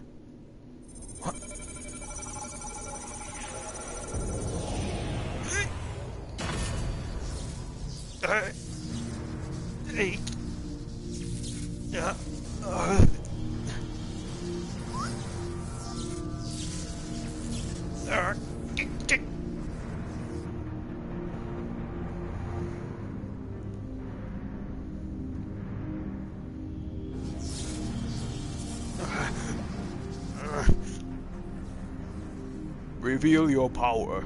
Let me measure the extent of your existence. I'm precisely 180 seconds. I will terminate your life. You are to attempt to escape with every last reserve of strength you possess.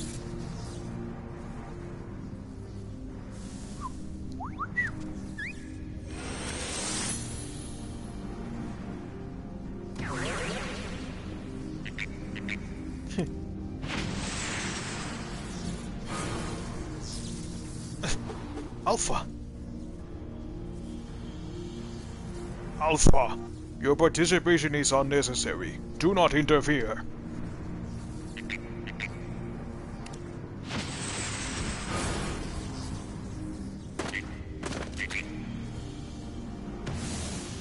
Oh, baby.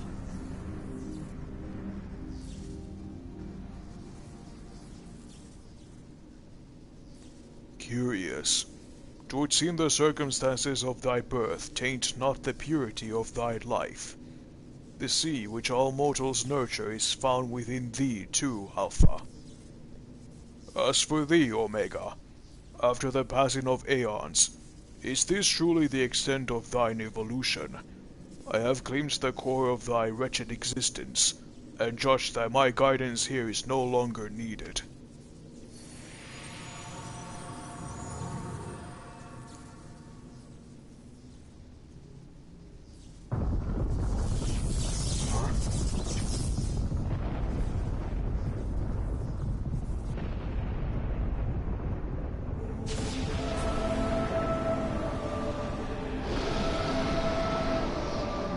Whoa!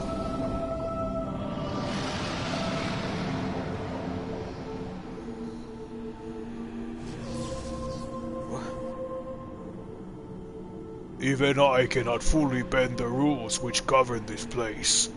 I have reached beyond my strength at the last. But so be it. Such a death becometh thee not.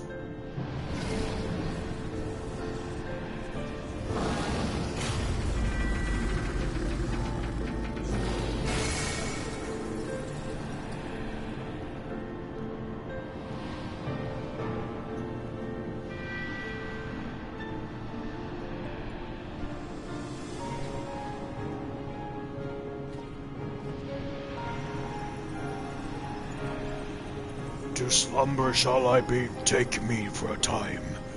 The incarnation I leave with thee will be mine in form, but not in spirit.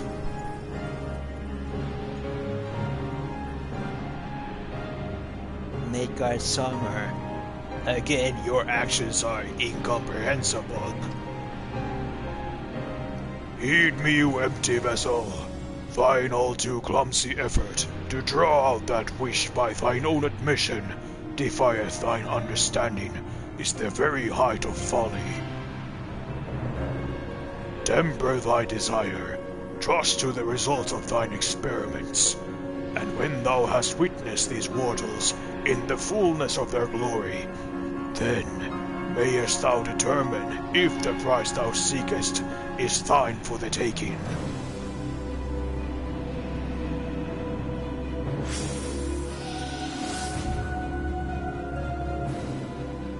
Acknowledged.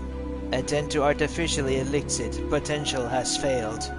Tend to your injuries, Alpha Group, and prepare for the next round of testing. You're okay, Alpha? Thank you for trying rescuing me back there. Leo! Alpha! I need your help. It's Nero, he's...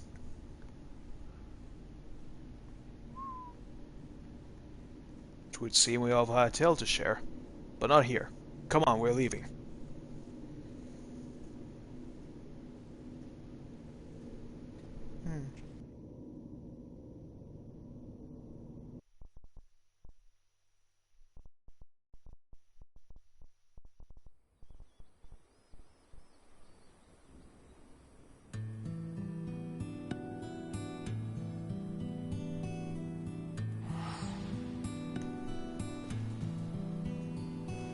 Right.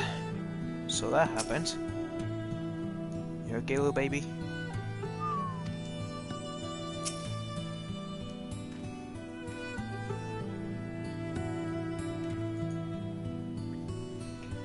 Sir, the chief has already departed for Ruggles Reach. A few of our people were on hand to help me transport Nero. Oh, I was told to tell you that Jessie expects a full report as soon as it's convenient, and by that she generally means now.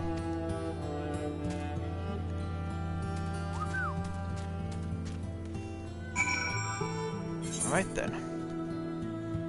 Back to Reach.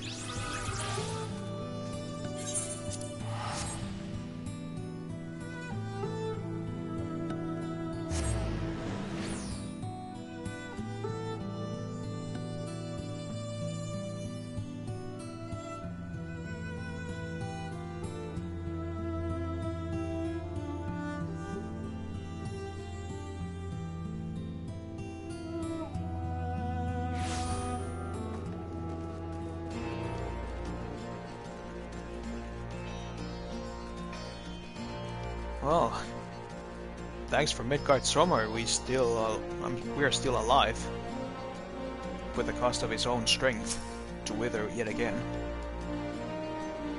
Leo, I was told you made it out of the hole, but nothing beats seeing you with my own two eyes. In case you're wondering, Nero was taken straight to the infirmary. The chief should be back soon with news, if you don't mind waiting.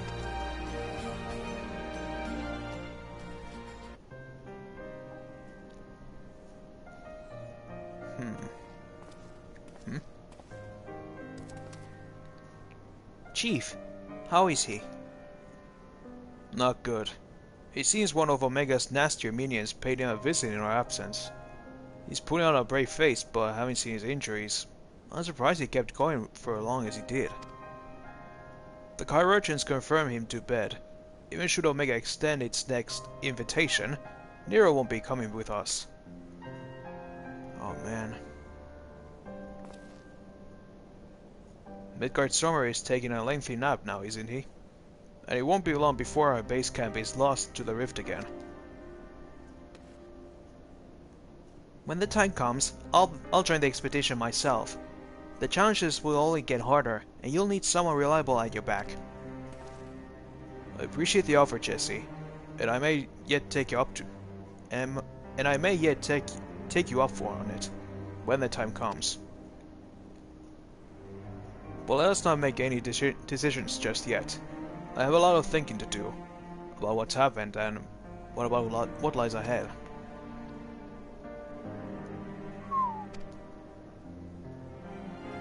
The poor thing. He seems worried.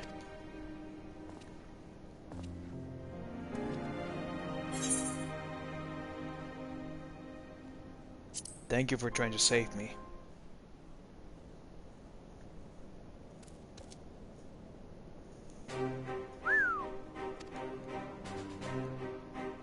Well, that got a smile out on him. We may not understand what he says, but I think we can understand how he feels.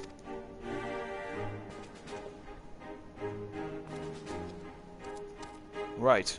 Much as I like to stand and chat, we all have work to do.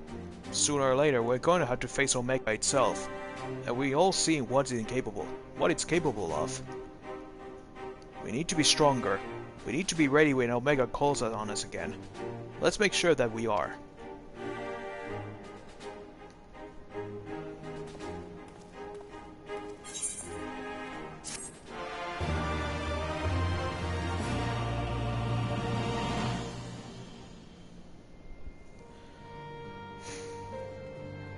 Right then. Let us continue, shall we? Good timing, Leo. There's been another anomaly detected at the yawn. Assuming previous instances are anything to go by, this energy fluctuation is another of Omega's so-called invitations. If you don't mind waiting a moment or two, then we can discuss things with Master Garland. He should be here soon.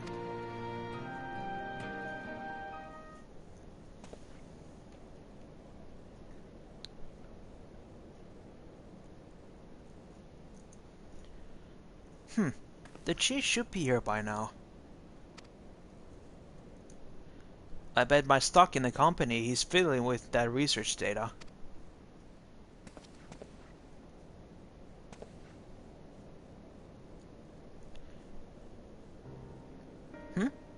Well, I suppose I should explain. Even if the chief might prefer me not to share. After your last run with the Omega, Master Garland had some research notes smuggled in from the Empire, from Garlemald. The notes are part of Midas Non Garland's legacy, who was, of course, the chief's father and the Empire's permanent engineer. The incident at Boscha Citadel, do you know of it? Well, I know of it. I suppose you would. Even outside the Empire, the tale was a famous one. Midas built a tower to harness Dalamut's power, and he brought annihilation upon the entire town in which it was built. That isn't the kind of event you can simply brush under the rug. And as you can imagine, the job of sifting through the rubble afterwards was no pleasant task. Master Garland was slated to assume his father's position as a head engineer, but this disaster, added to his opposition to the Empire's path of conquest, convinced him to abandon his homeland. The chief wanted nothing to do with the lunar transmitter, or the data used to create it, until now. I think he means to put that research to use in your conflict with Omega. In fact, given the time frame, there can be no other explanation.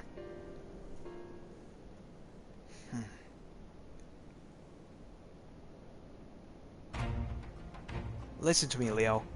The chief's genius is plagued by a great deal of apprehension.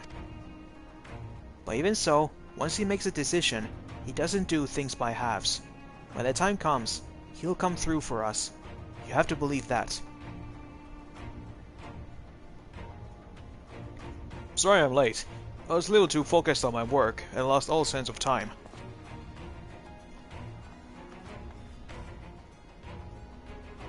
That's no excuse, Chief.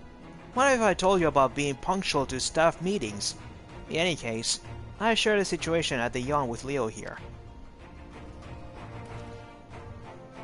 Good. Do you know that Omega is likely ready to continue with his tests? Shall I go and knock on the door? But Chief, Biggs and Wedge aren't fit to field work yet, and the Chirurgeon's given Nero strict orders to stay abed.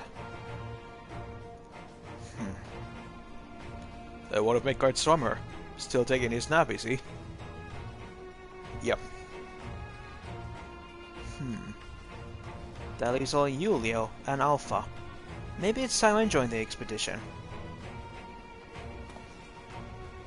No, Jesse. I need your talents elsewhere. There's a half-built device in the workshop that I need you to finish putting together. I've drawn up the design and completed the core mechanisms. The final assembly should pose no problem for an engineer of your abilities. A new device? Does this mean you use the... Whatever you say, Chief. I have it ready when waiting for you. Just be safe in there. Right. Let's back to the rift for us. Let's finish these experiments and bring the fight to Omega itself.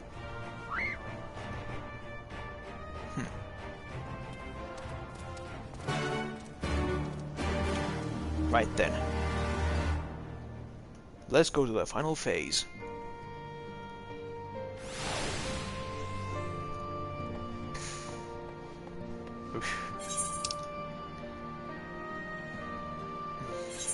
I have to constantly keep drinking because of my my throat is beginning to get sore.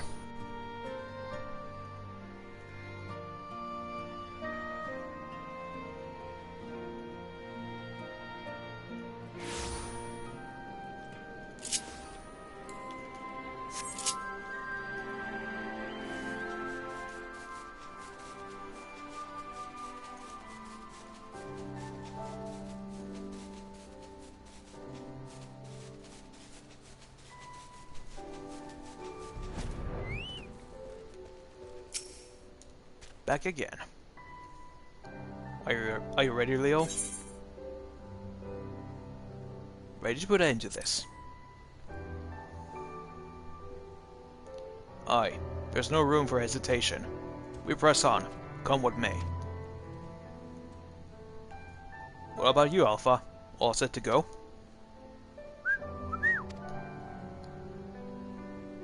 That's the spirit. Let's dive right in, shall we?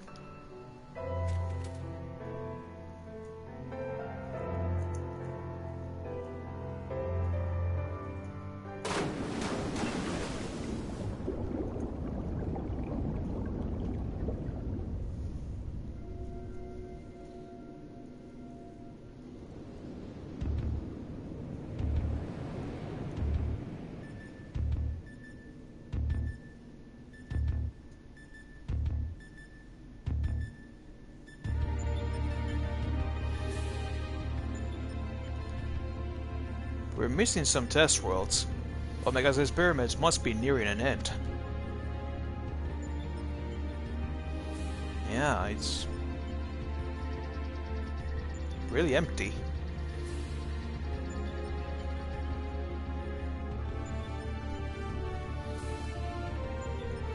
Welcome, welcome. Your arrival has been highly anticipated. And I will confirm your earlier supposition. My experiments have indeed reached the final stage.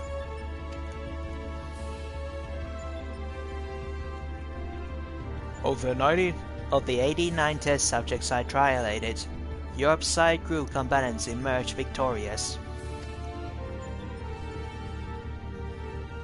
Of those 4, further conflict determined the strongest among them. This surviving specimen shall be your opponent. We've come to the last round of testing then. And should we win this battle, Are we to finally face you in combat? Affirmative. Should an outcome would allow me to pursue my objective to its conclusion, I would continue analyzing the qualities which allow you to prevail despite your frailty, and integrate said qualities into my own arsenal. I will be pleased if my experiment yields this relevant data, but engaging you directly is still the most efficient and reliable testing method.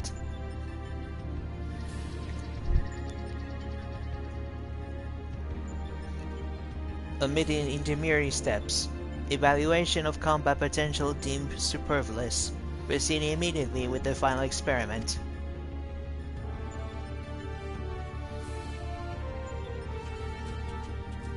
Stop. Alpha, your task is complete. Your presence among these test subjects is no longer required.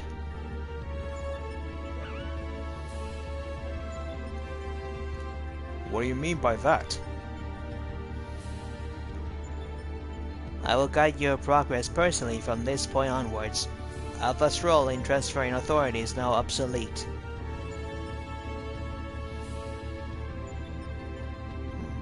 Even so, Alpha is a valued companion. If he wishes to continue on with us, I have no intention to leaving him behind.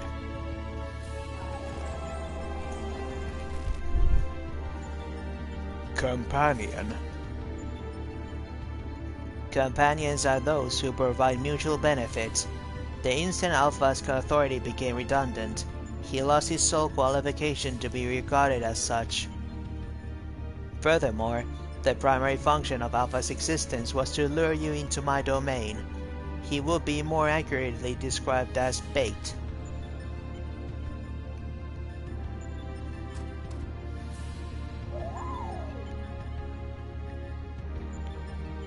Test Subject Alpha can neither confirm nor deny my statements. He possesses no memories prior to his encounter with you. He was the first entity I created here in this realm, my first and only attempt to recreate a being who share your mundane parameters. I base his incarnation upon a most ordinary life form, one which had somehow bested an enemy whose strength rivaled my own. By observing the feeble creature in the heat of battle, I sought to understand the source of this contradiction.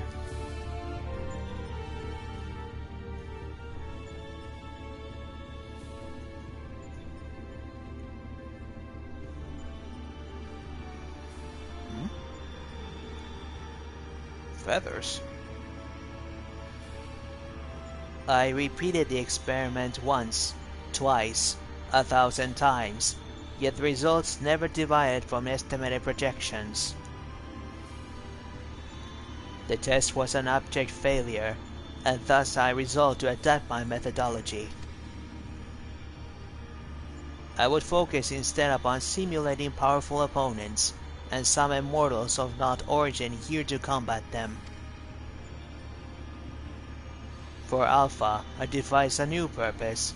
I erased his memory, implanted a compulsion to return to me, then ejected him into your world. Weak beings exhibit a tendency to form groups. I surmised that this instinctual behavior would aid Alpha in bringing me the test subjects I required, a function he has performed with adequate competence.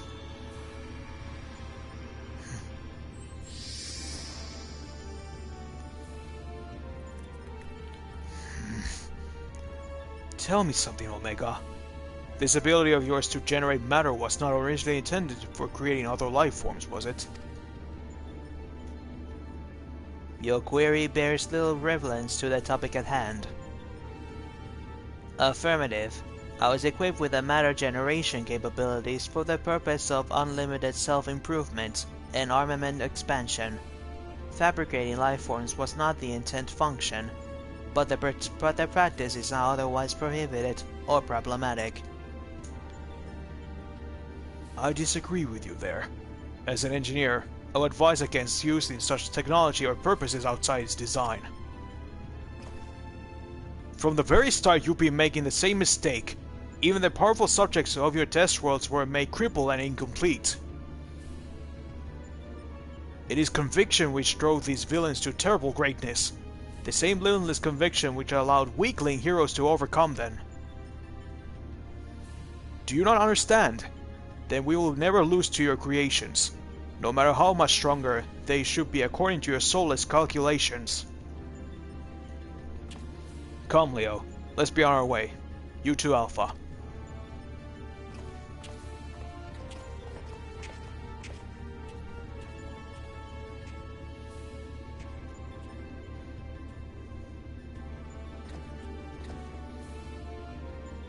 Come on.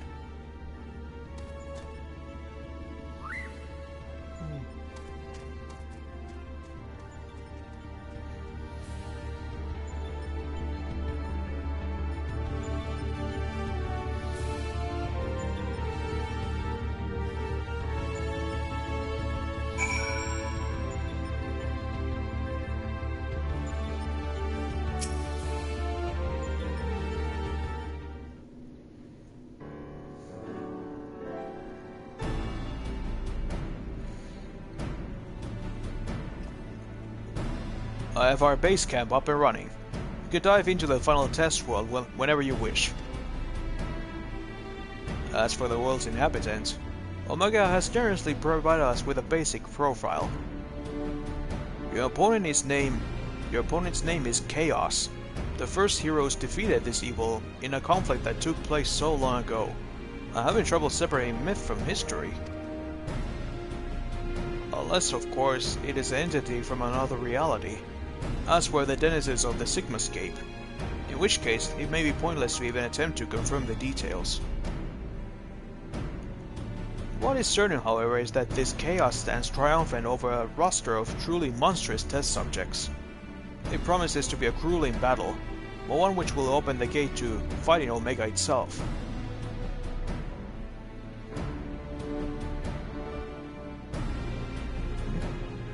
Alpha, you and I will need to provide support for Leo. Will you be my assistant? You're bothered by what Omega said earlier. You think you're responsible for dragging us into this mess? Trust me when I say this is not your fault.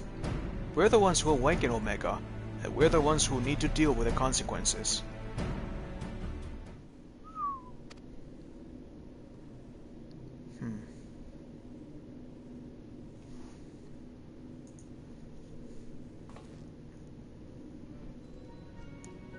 By the way, do you still have that card you used to boil water with the kettle?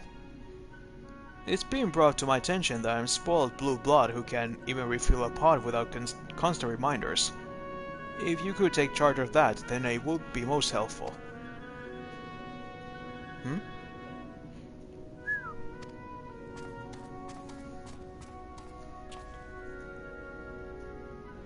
It's convenient without Midgard Summer here to translate his chirping.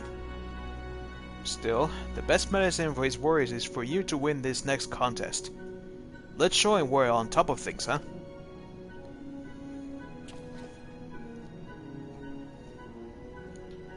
So, next up is Chaos.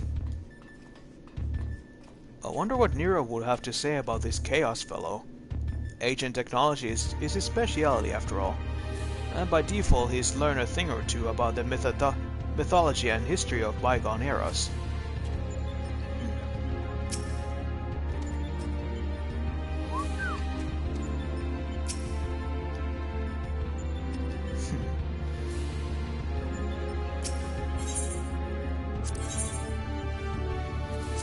And now Alphascape.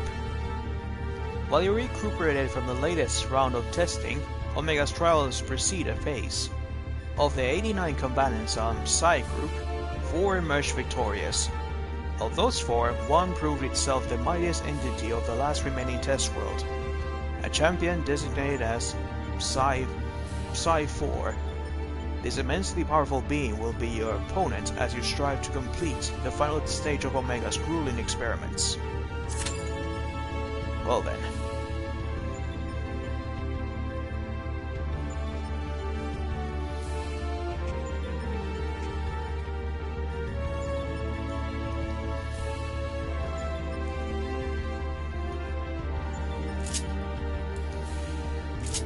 So Chaos is next. The main bad guy of Final Fantasy 1.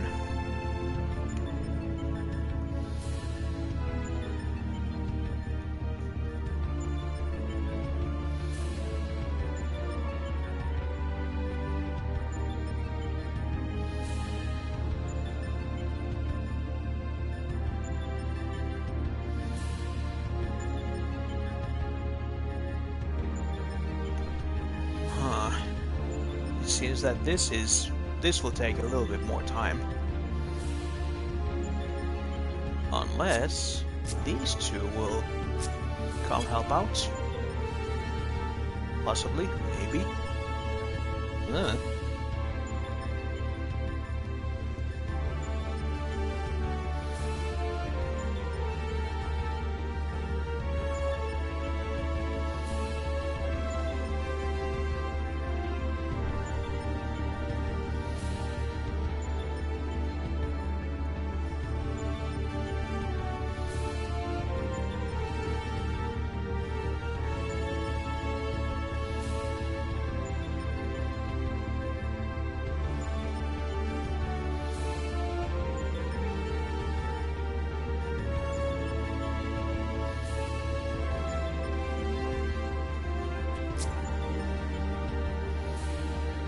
Natsu? I mean, Natsu. Completely different. Oh man, I started to remember the joke from the... what was that? The Seven Deadly Schmucks. The abridged version of Seven Deadly Sins. Hi, I'm one of the Seven Deadly Sins. Also known as the Nanatsu no Taizai. Hey, who's talking about me? I said no Notsu, not Natsu, you fuck!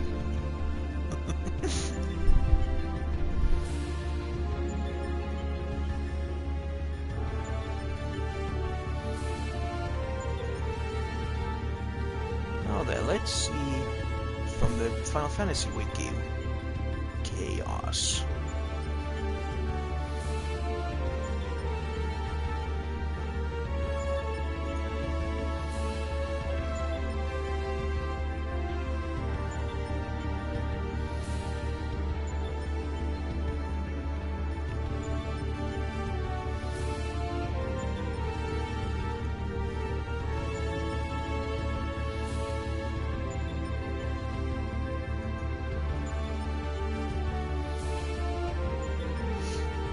Yeah, here it is.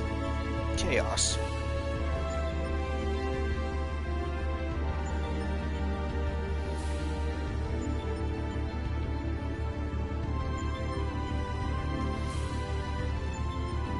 Chaos is the antagonist and the final boss of the original Final Fantasy.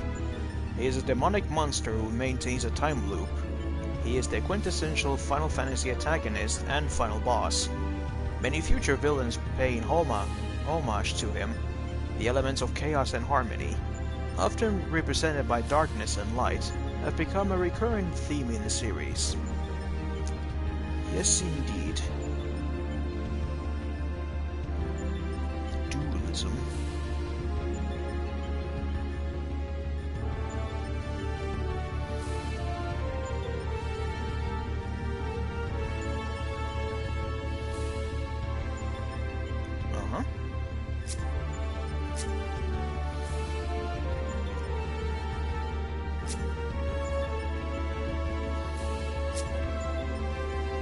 They're from the same group too.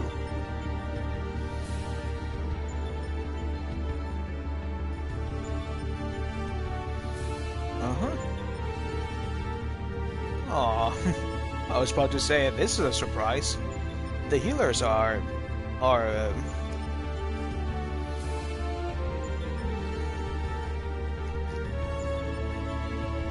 the healers came first before the tanks.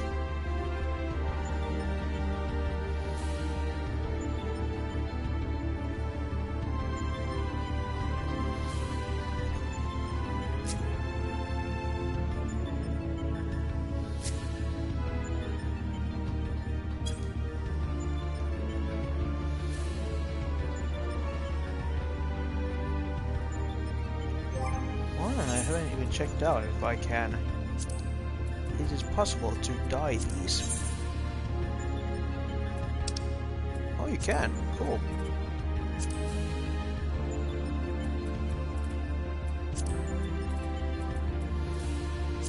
Let's see, what if I want to switch the colors?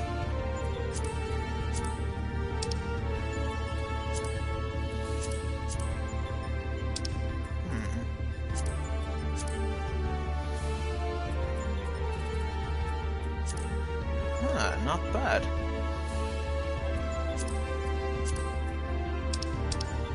How about in blue?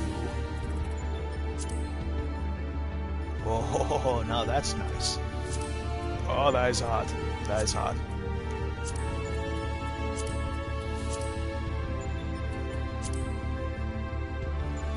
Okay, that's pretty cool too. Midnight blue, yes. Dragoon blue. Peacock. No.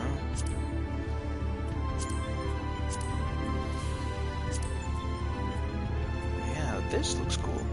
Rotano blue.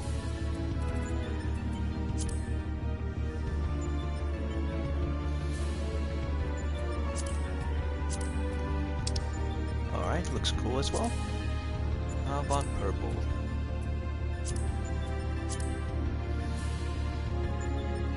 Alright, that looks nice. Great purple. Or currant.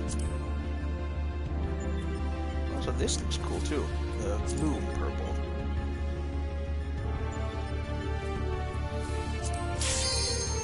Oh! Here we go then. Chaos, here we come.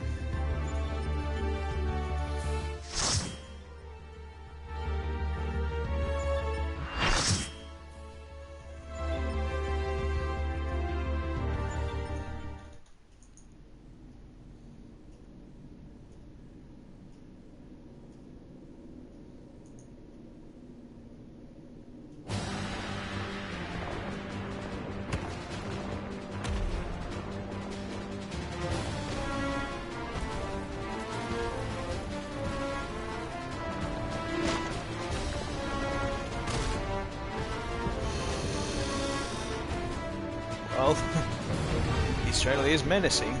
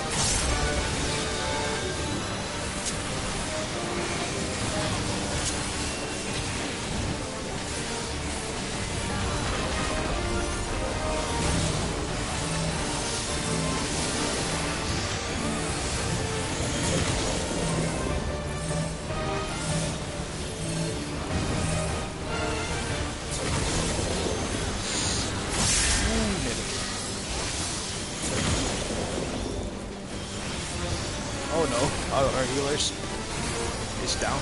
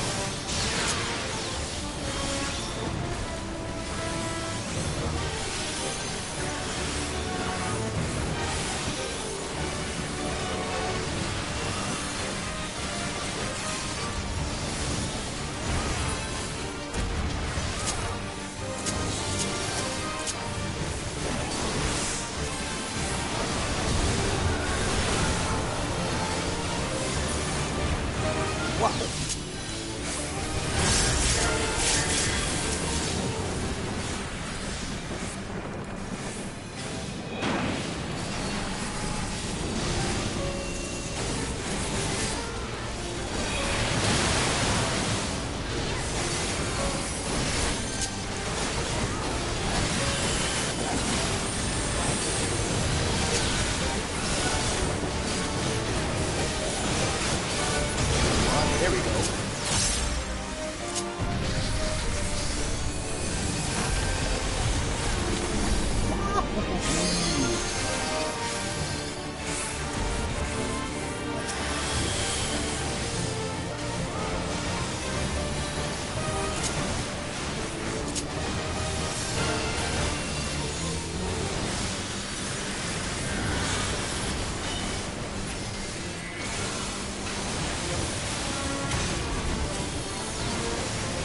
Oh, that's just a tank buster.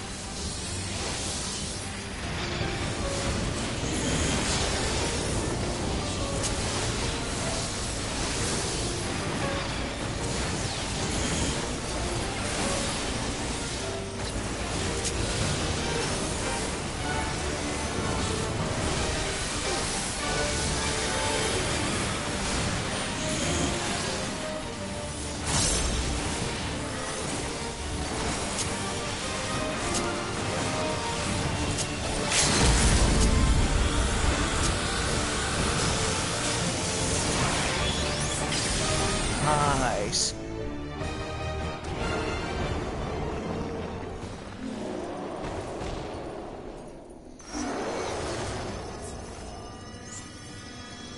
Chaos defeated. Ba, ba, ba, ba, ba, ba, ba, da.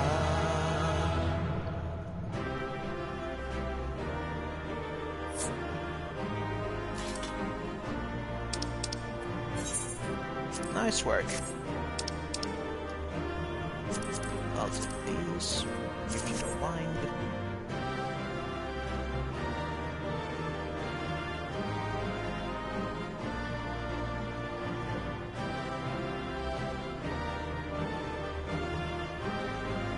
Ah, you got them all. Alright then.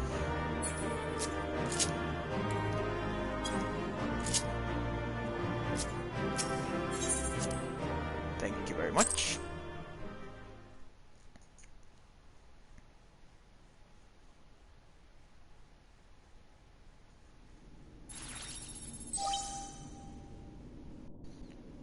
The battle is concluded. Our group is victorious. This also signals the completion of my experiments, and the incontestable fact of your supremacy. Yet the process by which you consistently exceed your projected potential continues to confound my understanding. Is it possible that Test Subject 6 superstitions are correct? That my calculations and simulations are fundamentally flawed? Do mortals truly boast some inevitable quality that I do not possess and cannot measure?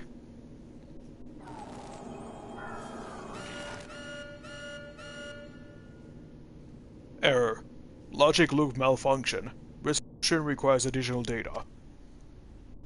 If the nature of your existence defies standard reasoning, then I must examine you from an illogical angle. I will subject the unknown to the imperfect. Test subject Leo Platinum will proceed to a supplemental stage.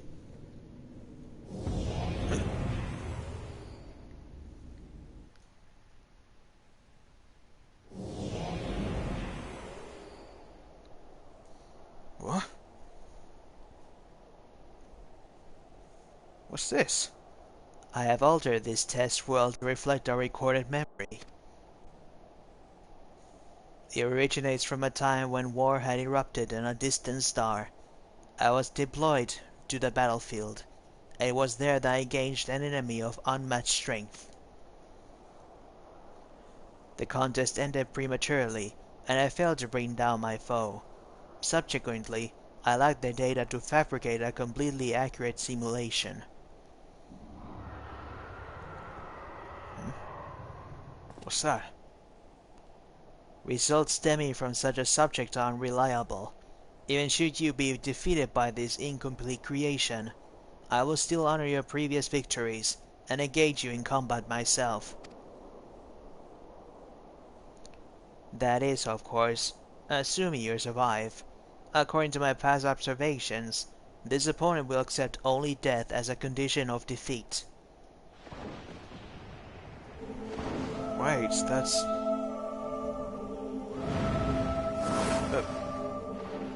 Midgard Summer?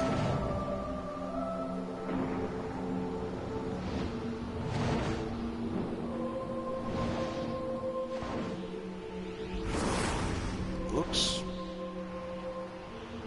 Prepare to face Midgard Summer, Red Maiden Worm of the Dragon Star, and nemesis of my world. This is not the fated spectre that you know, nor a mortal conjured simulacrum. You will contend with the true incarnation of the Father of Dragons, at the height of his power and glory.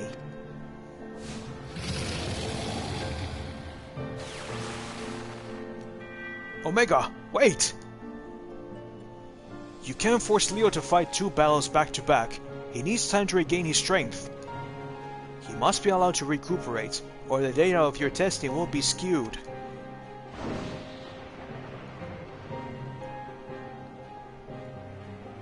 Acknowledged. Test subject Leo Platinum, you are permitted to leave. Re-enter the test world when your strength has returned to optimal levels.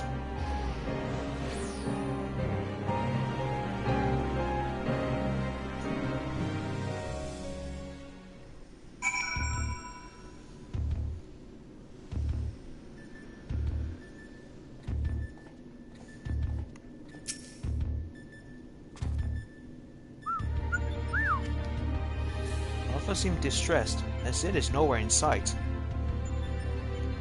Leo, I'm right here. I don't think you can see me, but I'm standing next to Alpha. What?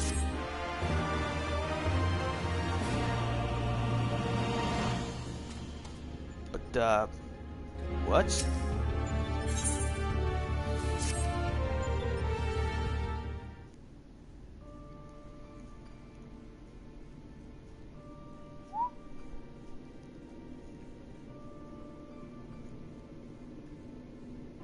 My apologies. It was not my intention to undermine the gravity of the situation with this diversion. I noticed the kettle was boiled and thought some tea would soothe my nerves. I poured myself a cup and was halfway through drinking before I realized my hand. Not to mention the rest of me had turned invisible. I understand the situation is unsettling, but I assure you I can still work on unimpeded. Now we had best discuss how to approach. Hey. Oh, it seemed to have worn off.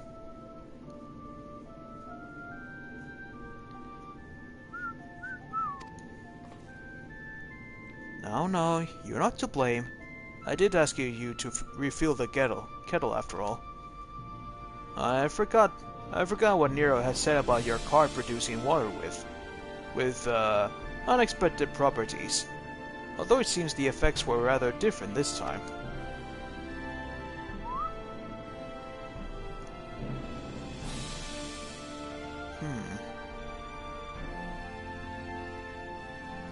In any case, it was pleasant to have a distraction from our greatest woes, however brief. We'll set the rest of the water aside for now, and decide what to do with it later. Right, Leo.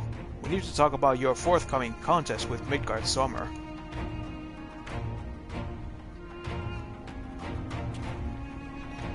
Watching through the monitor, I could see that this worm apprehended different to the one we know. From everything we heard thus far, it seems that Omega and Midgard Summer both hail from different stars. Two distant worlds at war with one another. As a result of that conflict, the worm was forced to gather his offspring and leaves his home behind. And after evading Omega's pursuit over the course of an unimaginable journey, the Father of Dragons arrived here on our world.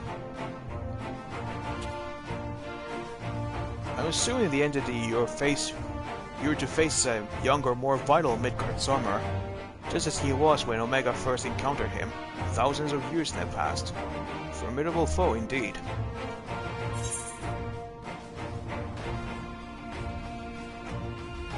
Well, I fought him once at the Keeper of the Lake, but never in this capacity. Wait, you fought against Midgard Summer before? But yes, I think I see your concern. To be unwise to treat this as the same opponent, considering how different they might possibly be. It surely doesn't help matters that Omega's little surprise isn't registered as an official test subject. You can't even use the terminals to search for the most basic information. With that in mind, Leo, I have a proposal. I wish to leave the completion of this supplemental stage entirely in your heroic hands. Rather than whittle my thumbs while as you prepare to contend with the dragon, I mean instead to work on a strategy for our inevitable confrontation with Omega.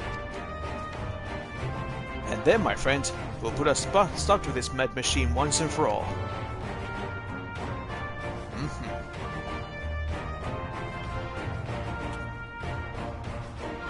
I'm glad we're in agreement. I'll ready my tools and you ready yours. You have a worm to slay.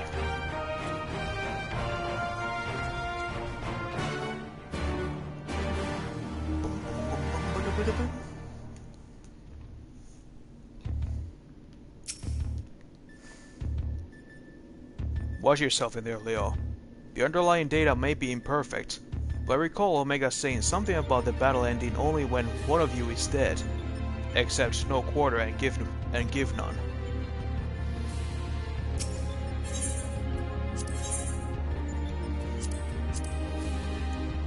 You have conquered chaos, a primal force of deific power.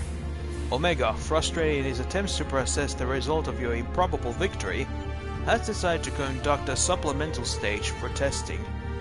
Drawing on this incomplete data of a foe who once stood firm against Omega itself, the machine generates a new simulacrum of you to face, the legendary Midgard Summer, Father of Dragons. Whew. I don't think I'll just stay quiet for a while. I think my throat is starting to hurt.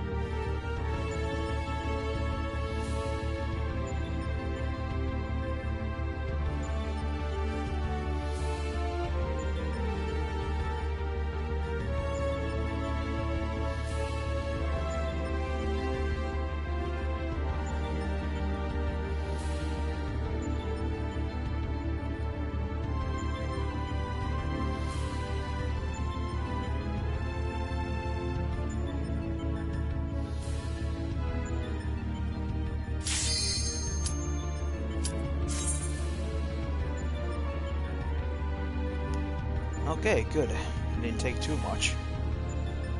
But once again, just stay quiet for this.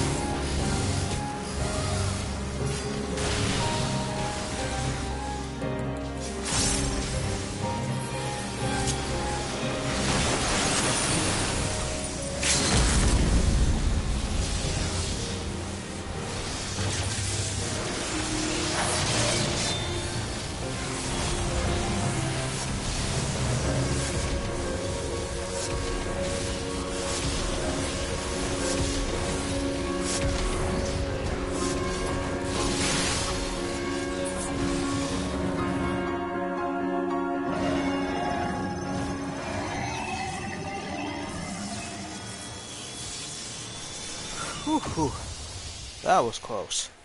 But I feel real bad for the ninja.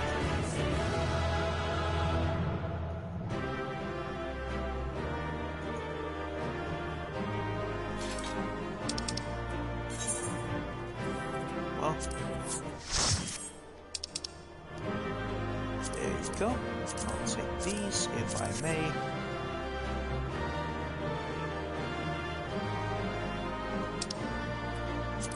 And also GG.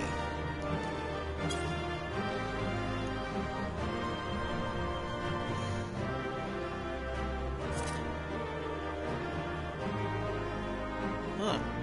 Seems those two are with each other. Yep. Same surname.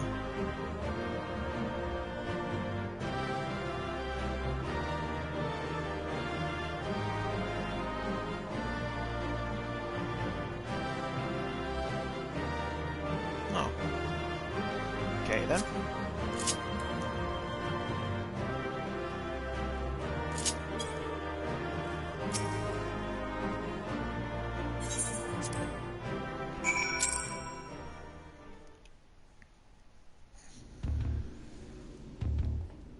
Mission complete. Another stunning victory, Leo. I felt the breath catch me in my throat on more than one occasion. Yet even as I watched the battle rage, I was struck by an idle thought. Did you notice the resemblance between Midgard's Summer and Shinryu? Unlike most primals, Shinryu's form has no basis in any system of belief. I heard the theory that the summoner was simply influenced by the majesty and power of the elder primal Bahamut. But now I'm beginning to think there might be another explanation. That the primal took its shape from the ancestor of all dragons on Hydaelyn. The widely held concept of how dragon appears has, for centuries upon centuries, been rooted in depictions of Midgard's Summer. The summoner may not have even sought to imitate him specifically. Subconscious thoughts and memories are alone could have guided this similarity. Not that I have any way of confirming this theory, of course. Nevertheless, it is interesting that Shinryu's summoning could lead us to awakening Omega, a strange twist of fate, when you consider the machine's connection to Midgard's Summer. Well, whatever else Destiny has in store, you've already bested the opponent that Omega itself failed to overcome. A feat worthy of celebration, I'd say.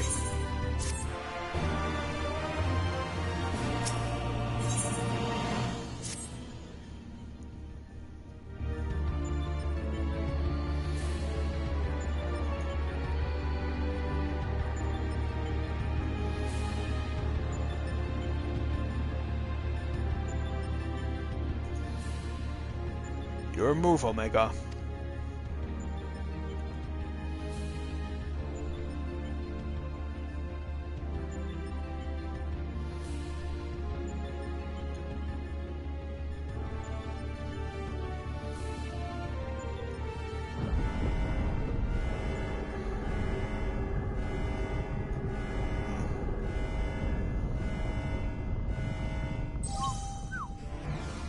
Shutdown initiated. All core experiments and supplemental testing concluded. Sky and test worlds. System resources rerouting to primary operations.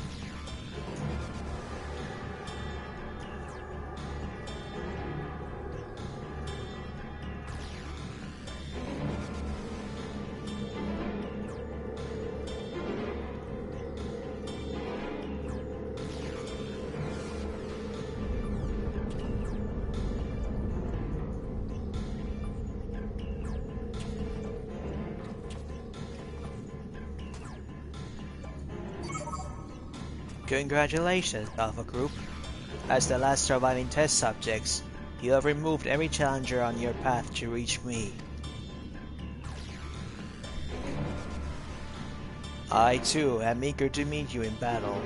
The margin of error I observed between my simulations and your practical performance against Midgard Summer necessitates direct and immediate analysis.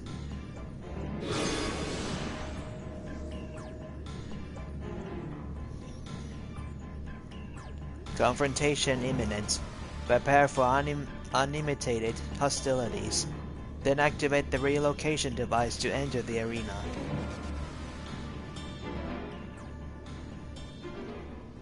This is it then.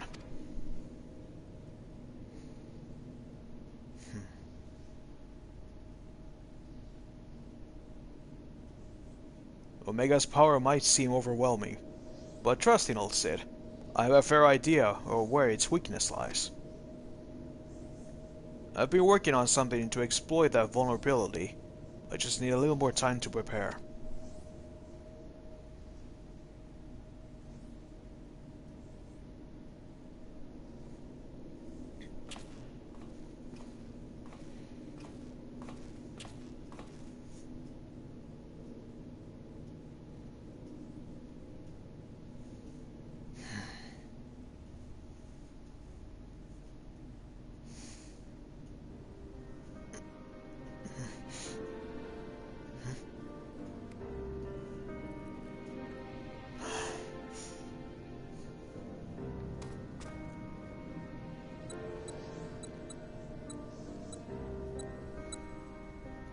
First things first, we make a few adjustments here, like so.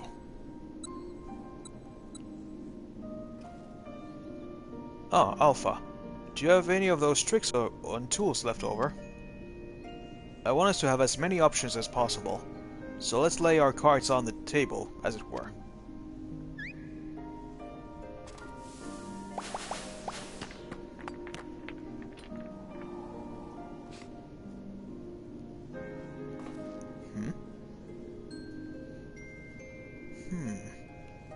What do we have here?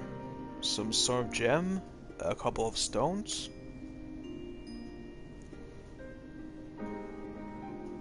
And one single card. This thing makes bigger, doesn't it? Or is it smaller?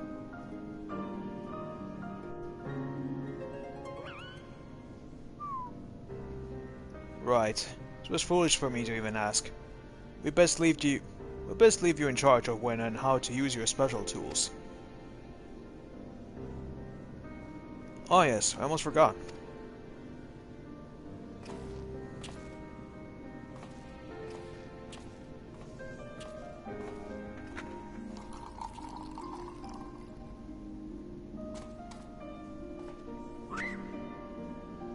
Aww.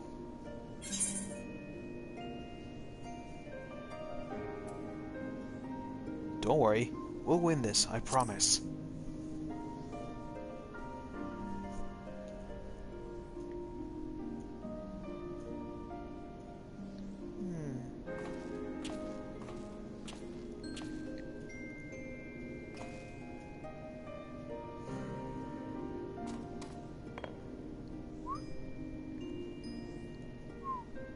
Here, you should carry this as well. I fill an empty bottle with the invisibility water from the kettle. It might just prove useful in the right situation.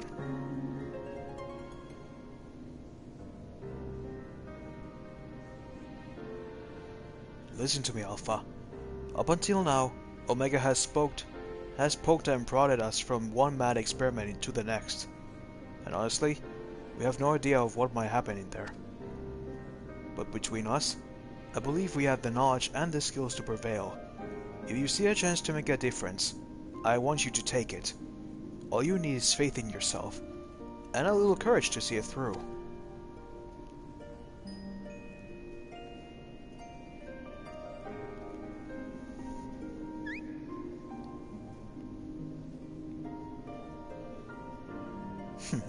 Good boy.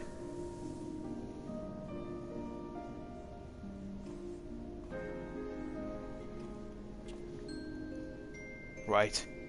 Jesse should have the device put together by now. Let's head outside, shall we?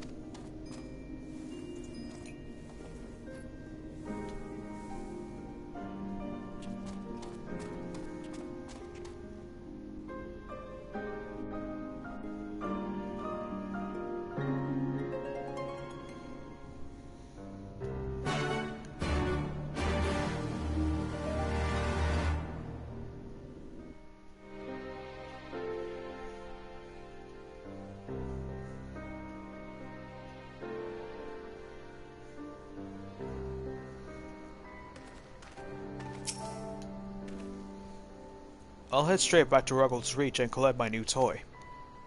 I do still need to run through a final inspection, so feel free to rest in town in the meantime.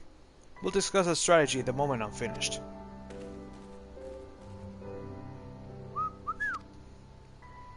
Alpha seemed concerned for Sid's well-being. You have a feeling he wants to follow him.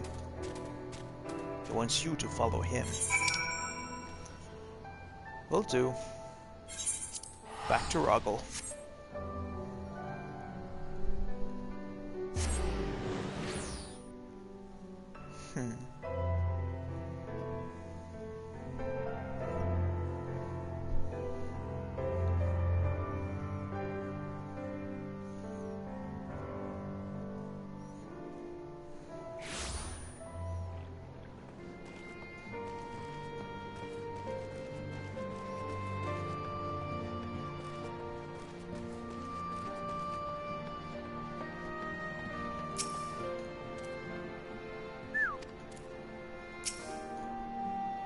Now, where is Sid?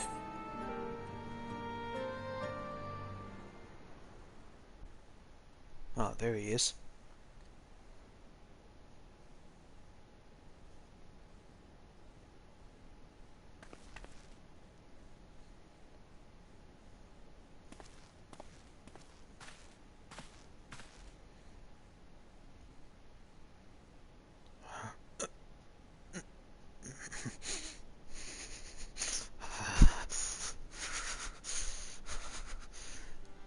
You're looking a bit shaky there, old friend.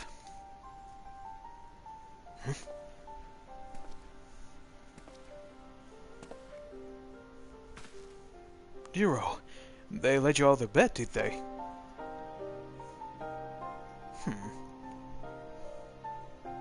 After studying the data collected from the battle between Omega and Shinryu, one is led to a certain conclusion.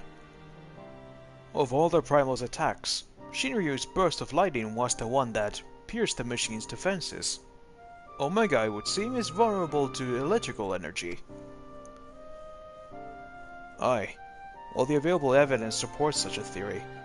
Just like an intrinsic weakness, that even Omega itself cannot fully compensate for. Yet be that as it may, I imagine it can still shrug off shocks generated by ordinary means. We'll need to hit it with a truly gargantuan blast of energy.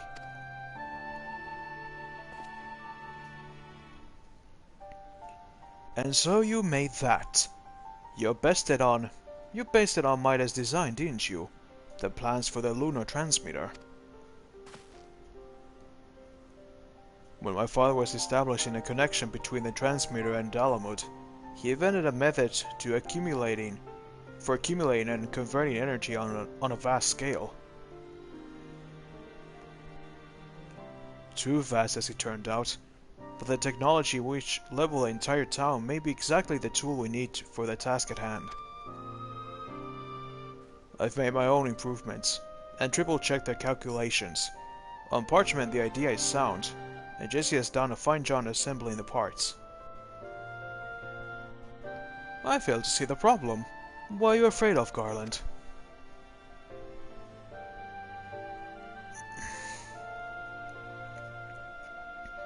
I don't know.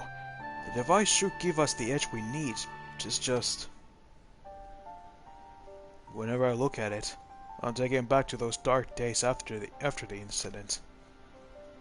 I remember bodies, melted by searing heat. I remember by the bereaved and feel the weight of their silent accusations. I remember the Empire's remorseless response. We turn outwards in search for answers, but the inventions we created to ensure our future were used instead to destroy lives, to wage war. And that's why I fled, came to Eorzea, and swore only to employ technology for benevolent ends. But not is ever so straightforward. Every connection I have forged with the people of this realm reminds me of that fact. Often the act of living itself is a never-ending struggle against a world determined to oppose you. You have the best of intentions, and still cause hurt to yourself or others, but 'tis Confronting these wounds that we learn the better path, how to grasp these moments of true contentment.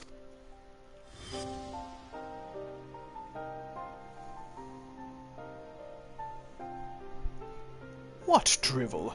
You never used to bother with all this tedious introspection.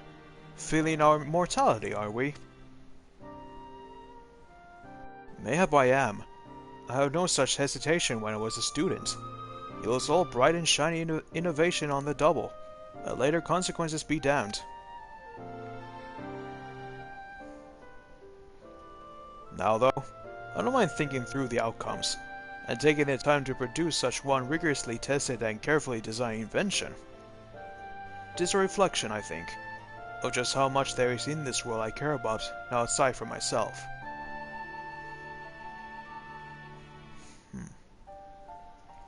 I don't understand you at all.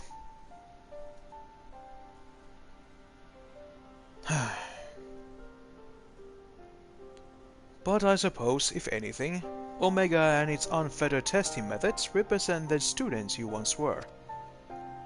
If you insist that your present itself is better one, then you best prove it with that device of yours.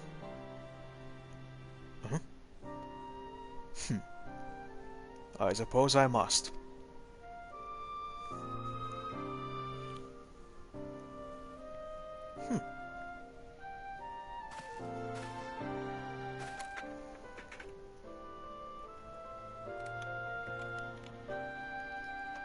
Although it is hardly fair to compare my youth to Omega's solitary existence, I always had the second best student in class pushing me to excel.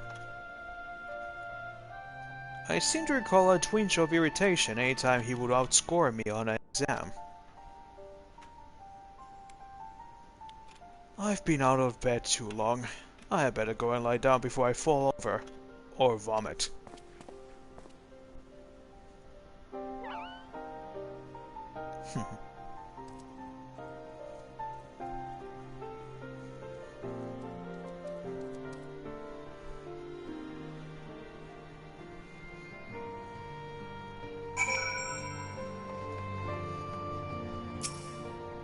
So, Sid, you ready? First Alpha, now you. Come to check out my progress, have you? Well, I'm happy to report that everything is set and ready to go. Once you're finished with restocking and repairing, or whatever it is your adventures do, then we can head back to the Rift and confirm our strategy.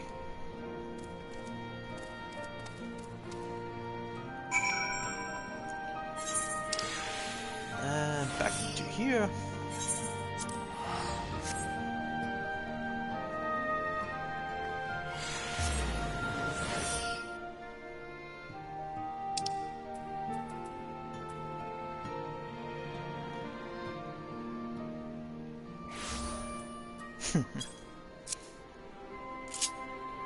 Seems someone has a concert.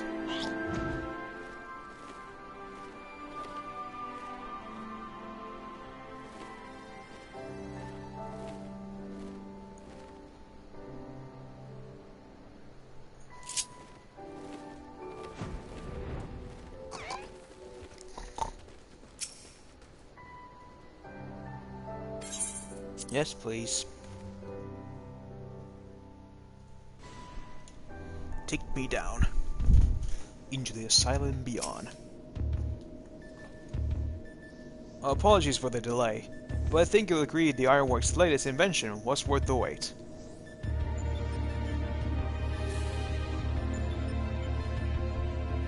This is the control module for something I dubbed the Omega Jammer. It will allow you to generate a colossal burst of lightning at any point of your choosing. The effect won't disable Omega itself, of course, but it should be strong enough to knock it out into armaments.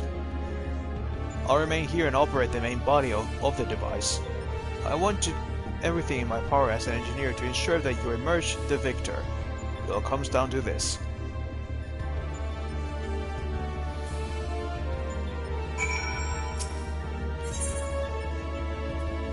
Alpha's Cave 3.0. Your triumph over the recreated Midgard Summer has convinced Omega of your supremacy, and the Master of the Rift will now engage you directly in combat. The final experiment is begun, and the arena awaits. Gather your courage and steel your spirit, for upon this battle rests the fate of entire worlds. Yes, indeed. Yes, do.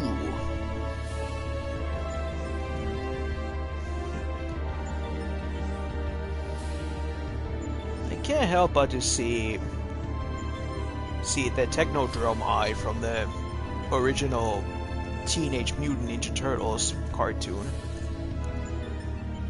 It's just like the Technodrome Eye.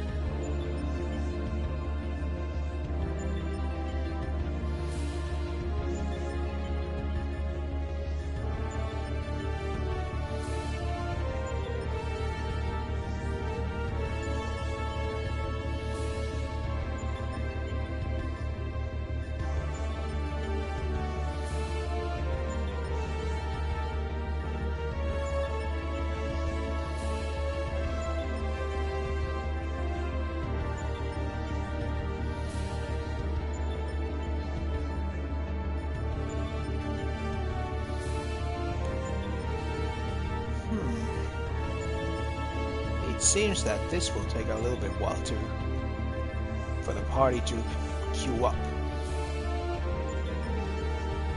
Well, no matter. We got time. Oh. Now stream for 5 hours and 31 minutes. Okay. I can now maybe explain some of my plans.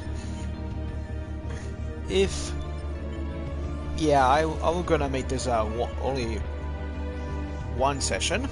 I'm gonna clear this on one session, I mean.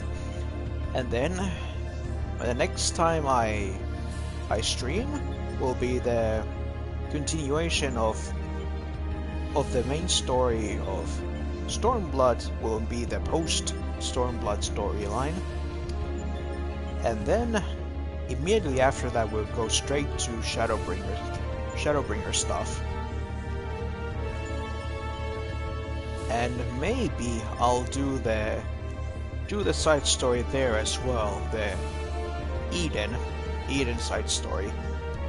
Maybe. We'll see.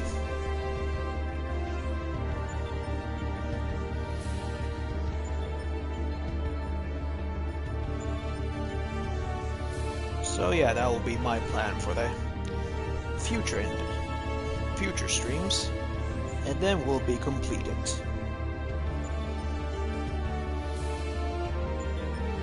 Now I must say I am really glad to be able to do this, like, to any people who may watch these, not right now or in the future, able to get some sort of enjoyment out of these, however small they may be.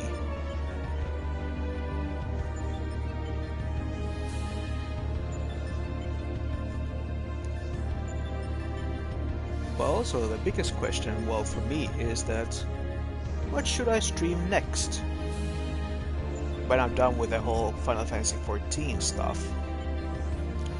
Well, I have a couple of things. I may stream my fighting games, like Street Fighter V, Guilty Gear Strive, maybe some Dragon Ball, any of those, and of course the future game like KOF 15 and King of Fighters 15, or go to my Xbox One and maybe from there stream Bayonetta, one of my all-time favorite games, or maybe from back to my PlayStation 4. I wanted to do like a blind playthrough of Fist of the North Star Lost Paradise. That'll be a pretty cool thing to do, like my first experience of that game. And my first impressions. Well, yeah, I'll be quiet again. Need to not to lose my voice completely.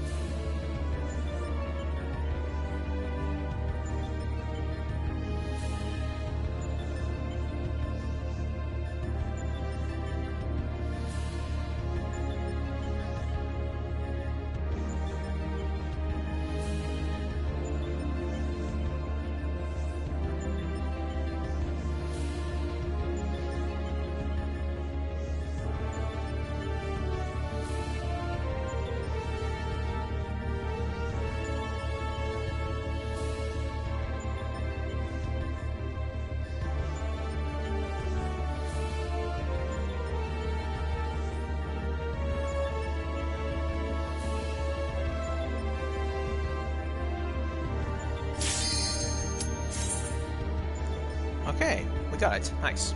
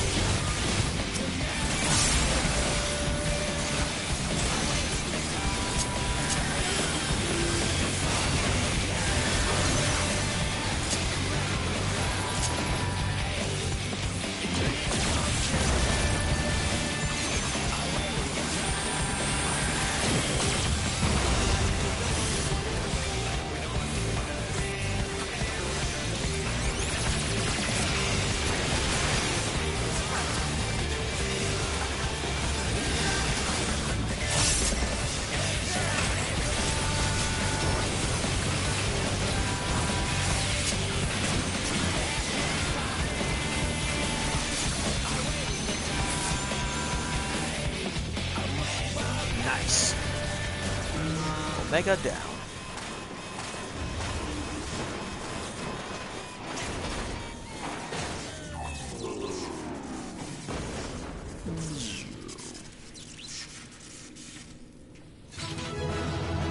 Ba, ba, ba, ba, da.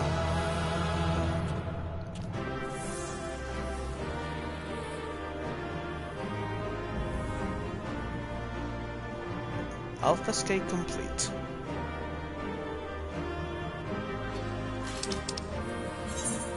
Very nice.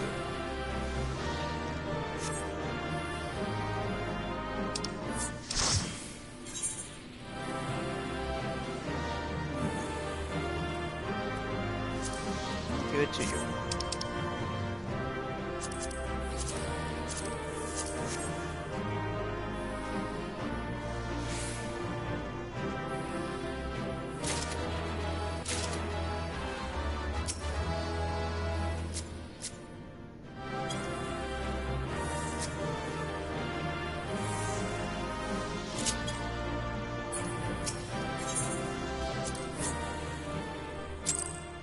Thank you for the commendation.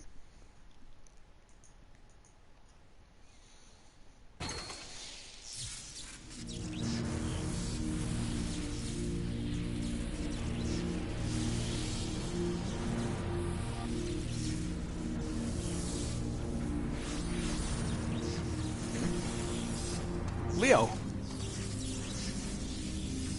By the gods, you've done it! You defeated Omega! We've won!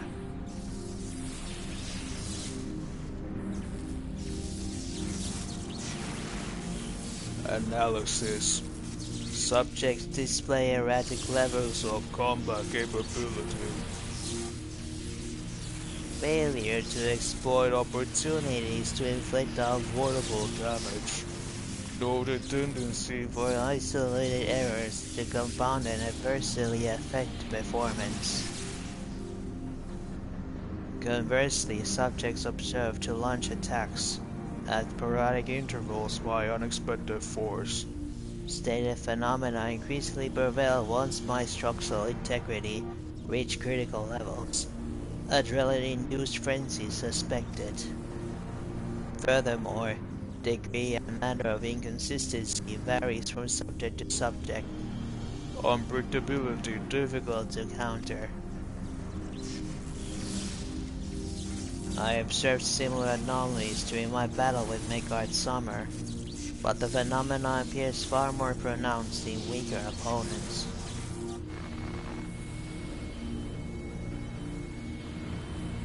I do not understand. Your physiology must include some enhancement function that I cannot detect.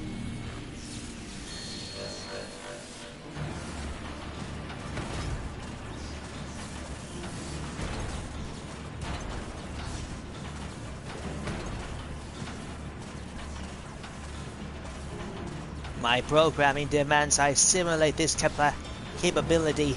Insufficient data. I must reassess my methods and devise a more exhaustive testing and combat protocol.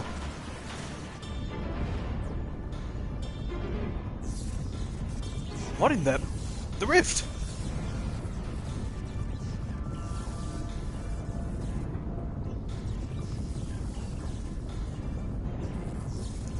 I have determined the optimal form for this experiment.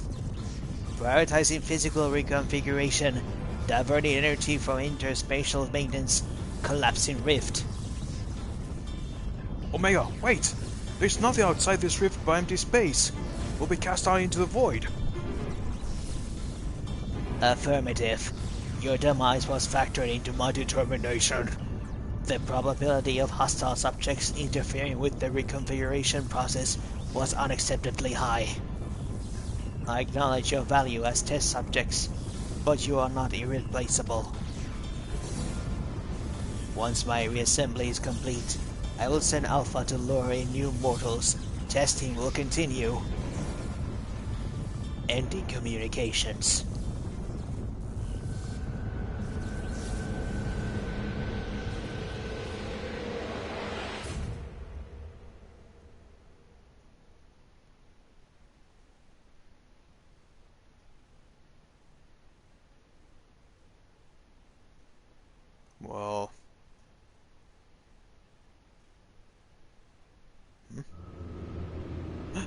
Alpha!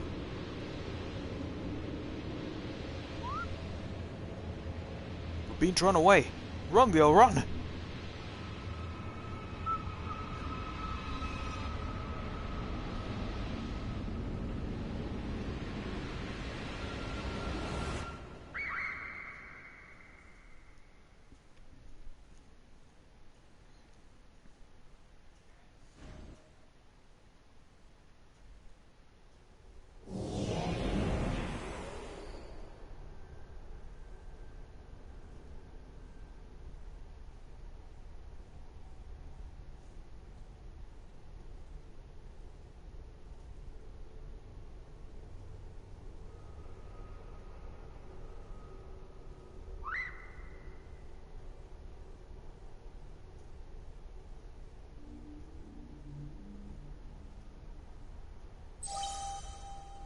Interspatial domain resources cut by 82%.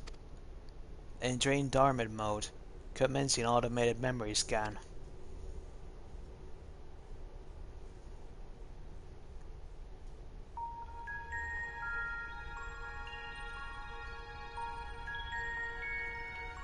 Data file. Target Megart Summer. Departure from planetary atmosphere confirmed. Presence of 7 distinct life forms detected in close vicinity of target. Irrelevant. Master indicates no change to existing directive. Commencing pursuit.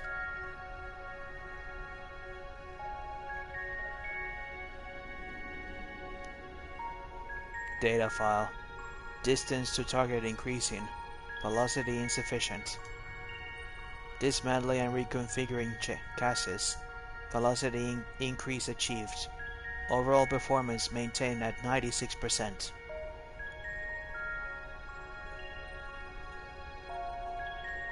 Data file. Asteroid belt cleared. Repairing damage and continuing pursuit. Performance at 72% and failing.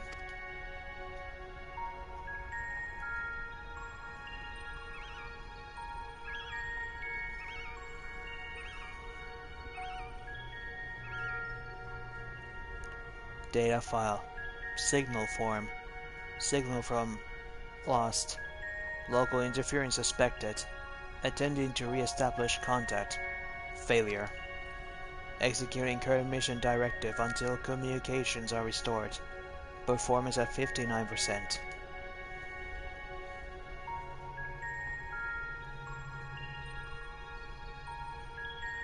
Data file. Struck by electromagnetic pulse while navigating. Quadrant.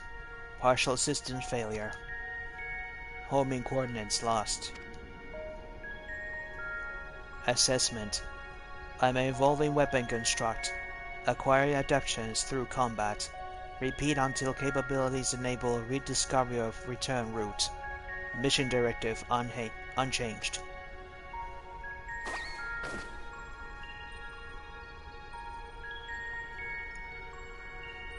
Data file. Data file. Data file.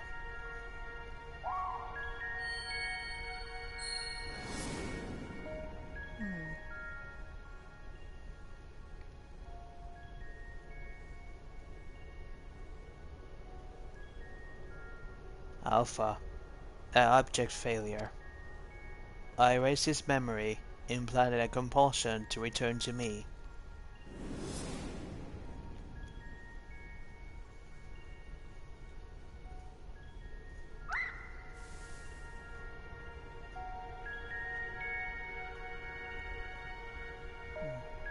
Data file. Damaged. Repairing. Damaged. Repairing. 53%. 33%. Data file. Passing frozen star. Passing barren star. Passing vortex star. Passing dying star. Operating on minimum energy. No signal detected. No response tube.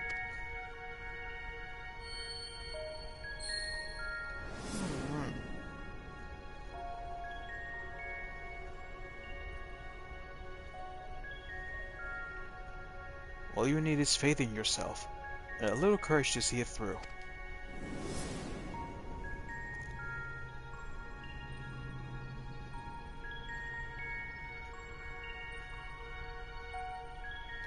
Data file.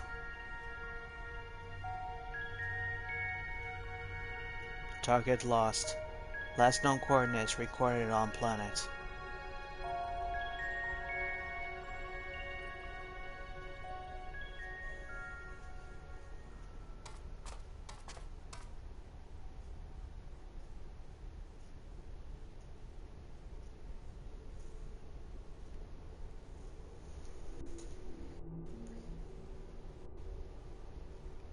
Alpha.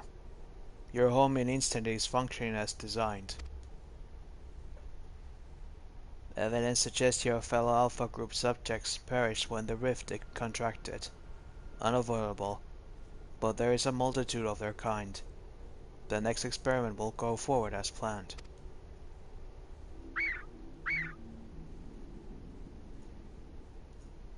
Such protestations are wasted energy. This does not aid you in executing your assigned task.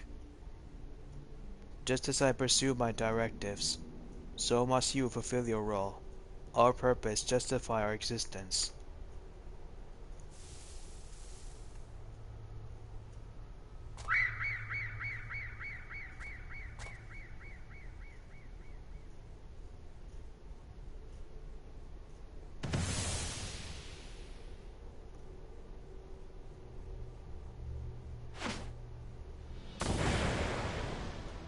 Haha! Surprise! Intrusion detected.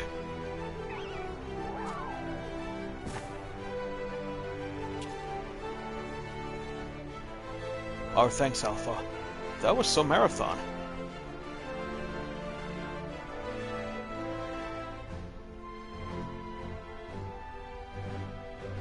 You did good, Alpha. Now, who was saying about Feather Companion here was an obsolete?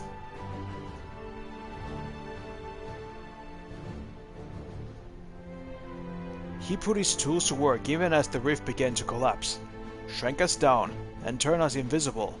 Also, he could bring you a little surprise. So I had to keep it quiet, or so he realized we'd survived. He had to trust that we're still clinging on, even as he ran through that endless freezing void. You wanted to test us, Omega. So let the experiment begin.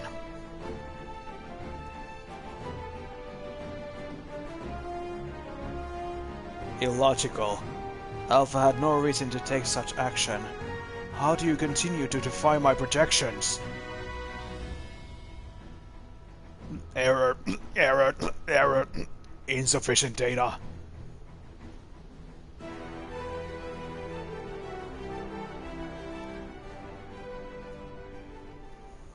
Adjusting experiment protocol. I will engage you in battle now. I must have my answers.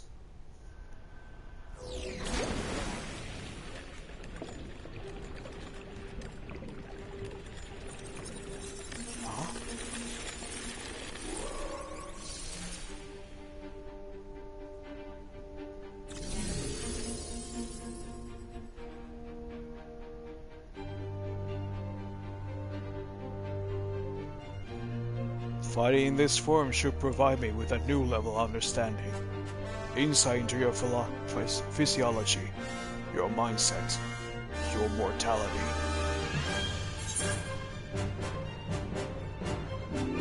We'll show you how weaklings fight.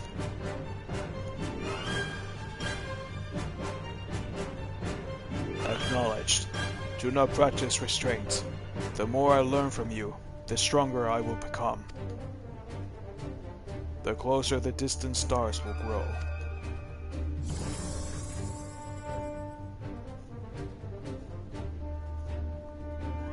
Commencing final experiment. Testing will continue until I unlock the nature of your anomalous strength.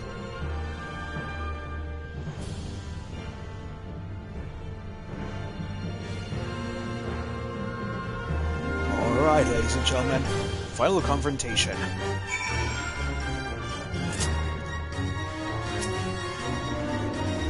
Alpha should be fine with a little rest.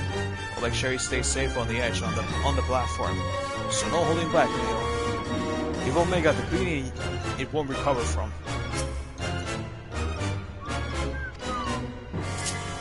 Day one, boy. Be well, boy.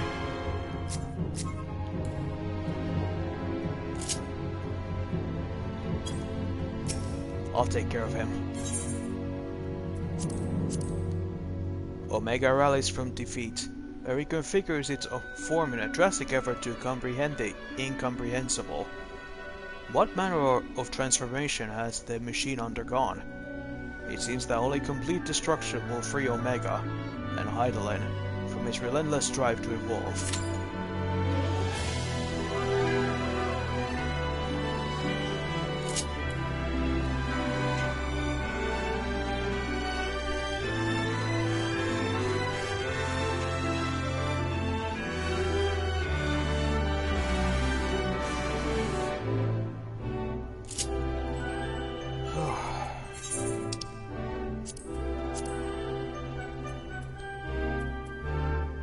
Alright then, ladies and gentlemen.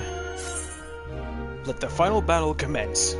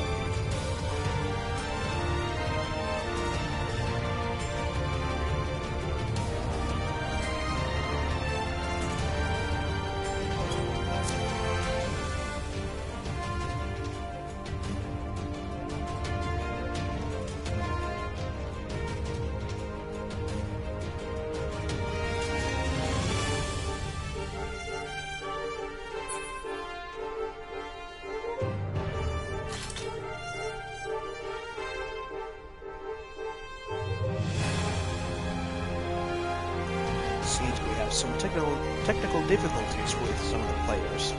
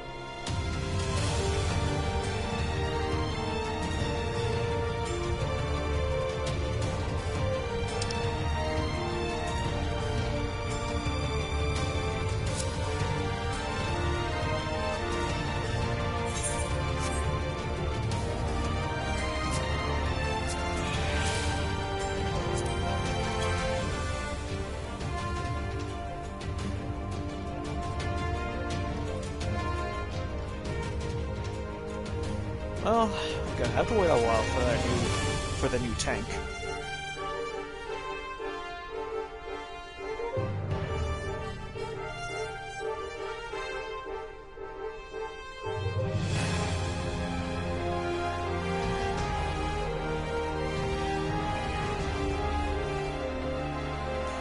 Let's see what we have. A very nice looking dragoon. Astrologian? Nope. Huzzah. We got our new tank. Noise. Let's go.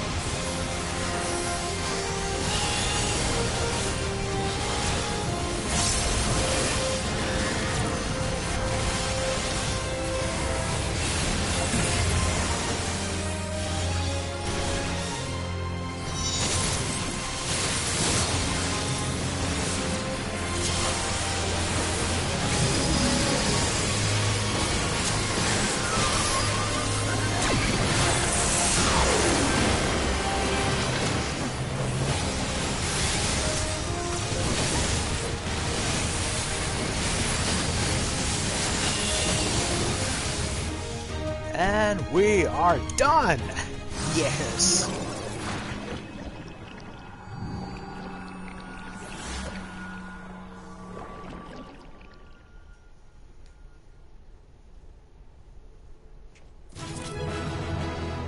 Yeah, baby!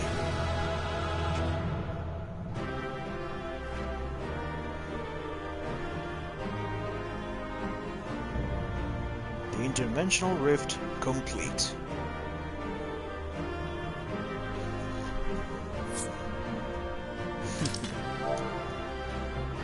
GG.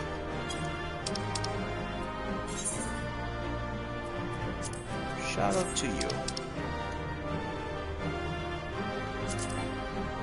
Alright. Have that already? I'll take these then.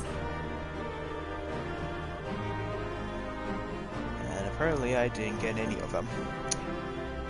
Fuff.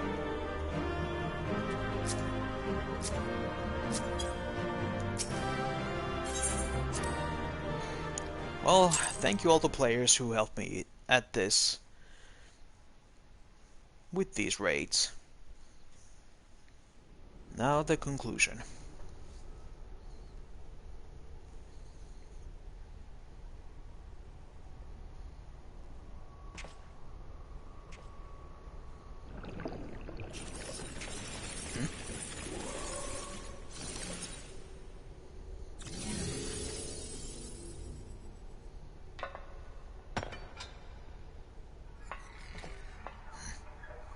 Want some more?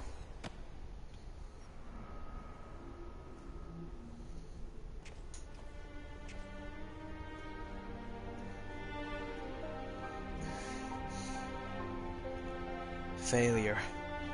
Defeated.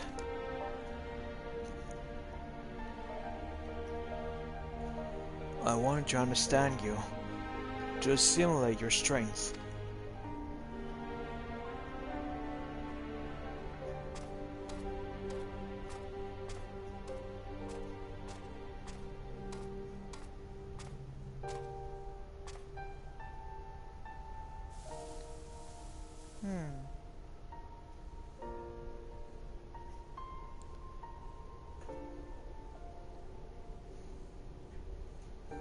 Alpha, your gesture serves no logical purpose. Yours is incomprehensible as these mortals. But you did not fight them. How have you become like them?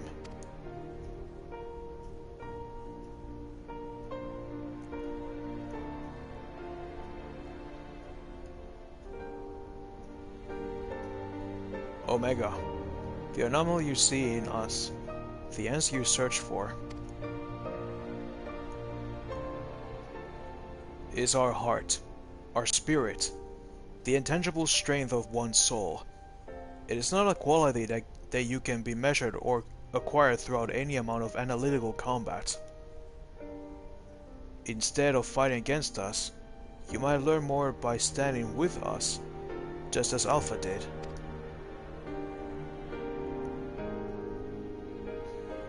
Heart.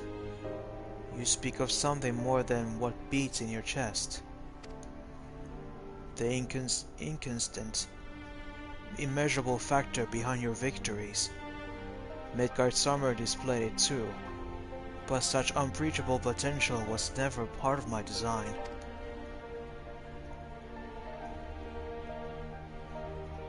Projection. Had I integrated this quality, how powerful would I have become? Strong enough to return?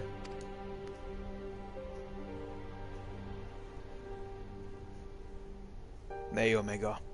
I'm afraid it doesn't work like that. It was a long, lonely path you traveled to arrive here. To return across that vast distance alone, anyone with a spirit to break would find the journey more difficult, not less so.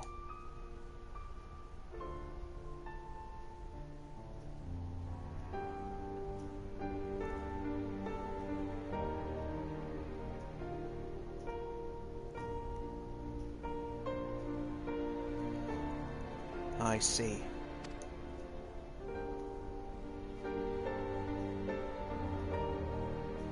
I think I understand.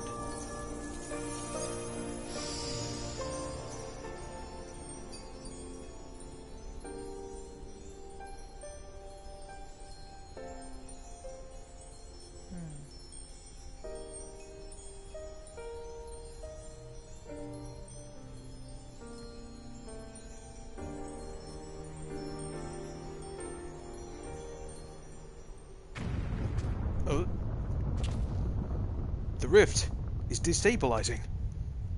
God's taking me for a fool. I hadn't planned past defeating Omega.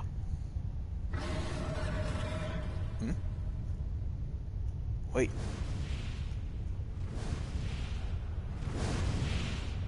Praise Valgar. Chief! Leo! Alpha! Hold on, we're coming! Wedge! And Biggs is with him! On the back of a huge dragon! Praise Valgar! Makart Summer sent us to rescue you! Explanations can wait. Hop on quick! Right.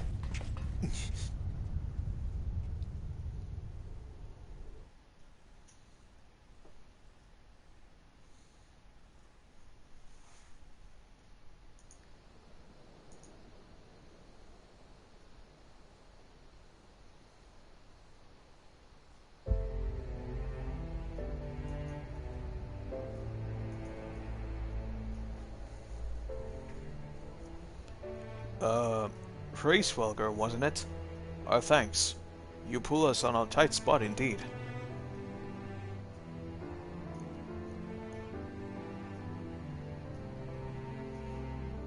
Spare me thy pleasantries, mortal. I but lent my wings at the request of my sire. Ah, so Makart Summer has been watching over us. I would dare give thanks to him as well. His intervention allowed us to continue our battle, and forever remove the threat of Omega from this world, from all worlds.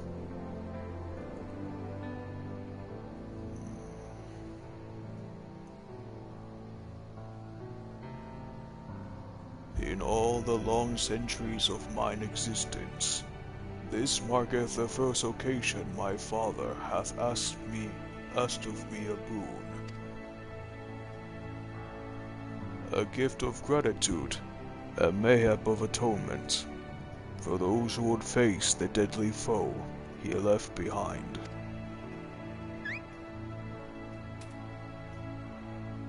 Will you remain in slumber? 'Tis likely, little one. What is but a fleeting respite from my sire might last a lesser creature's lifetime.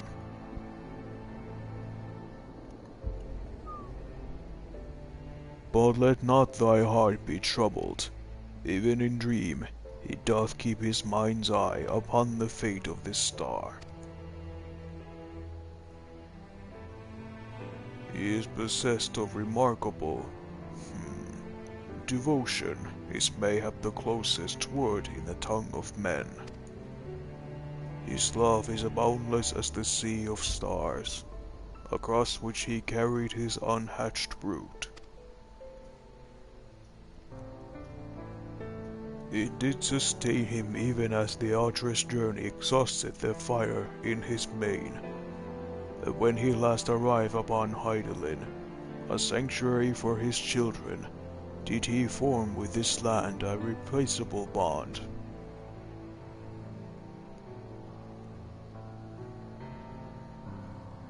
Enough.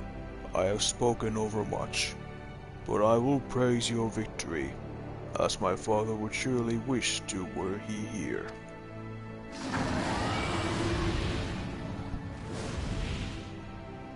Thanks again, Praise Valgar, for the victory, for helping us.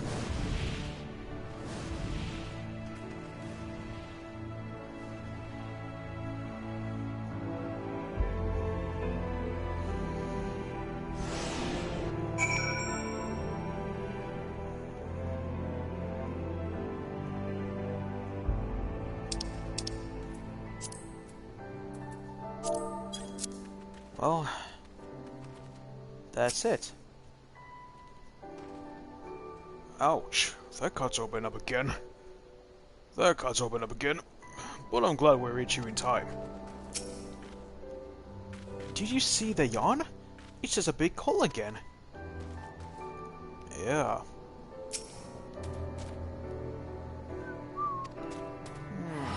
Baby. So sad. Well, I can add being rescued by a great worm to the list of things I didn't expect to happen today. It was fortunate Racefelger agreed to come for us. We had to defeat Omega at any cost, of course, but I much prefer being alive to celebrate the deed.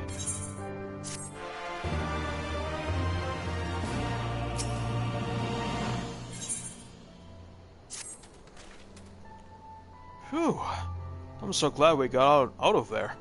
I don't know what we could have done if Racefelger hadn't come along. The situation being that what it was, Wedge and I came out to the yawn to see if we could lend you a hand. Kyrurgeon's orders be damned. That's when they saw the ether bubbling like hot water in a pot. Just as we were debating whether or not we should jump in, that big surly dragon flew down to explain the anomaly. Then he offered us a ride. And the rest you already know. Jesse will be relieved to hear that Omega is gone and a lot of you are safe. I say we head straight back to Ruggles Reach and let everyone know the good news.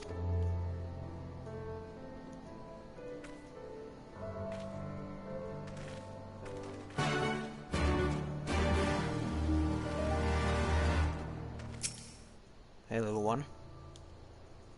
Alpha is staring quietly into the now empty yawn.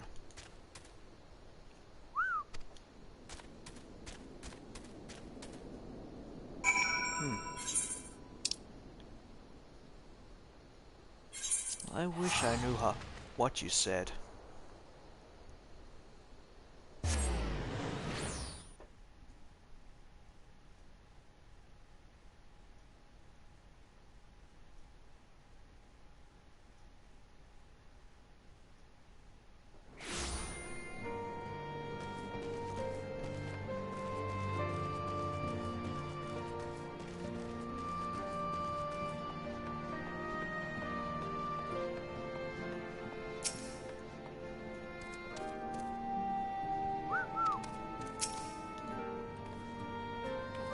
They say it's just a myth, but surely you've earned one this time, Leo.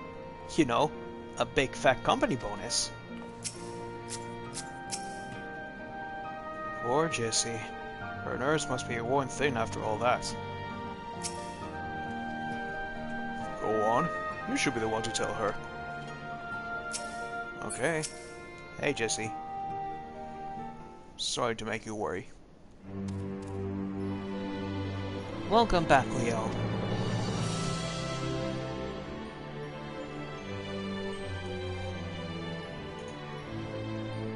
You truly are a force to be reckoned with. If ever there's another Omega, I wager you'll skip the experiments and go straight to generating a simulacrum of you. Really? Not that I wanted it to happen. Besides, I don't think anyone can truly mimic your unique strengths. You are one of a kind hero. Gee, thanks. So, does this mean we don't need to worry about Omega's monsters invading our world anymore? Aye. All these creations vanished along with the rift itself. With Omega defeated, we averted that particular catastrophe before it began.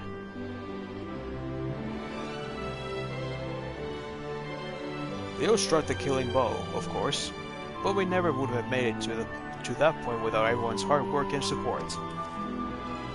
Once again, I'm sincerely grateful to be surrounded by such wonderful colleagues.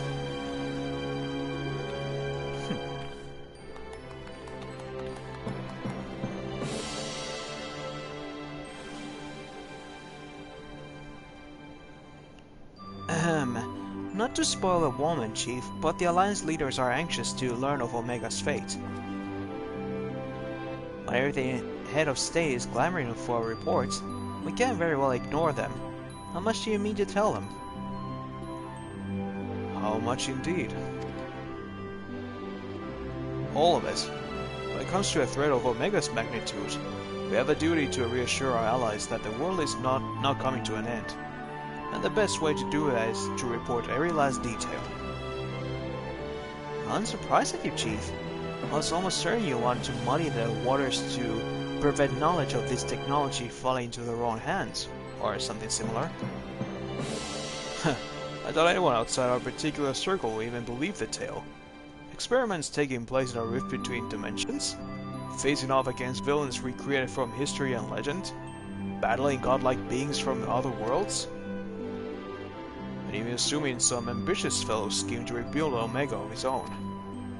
The technology required is far beyond our reach, as that terrible weapon's home star, a distant dream.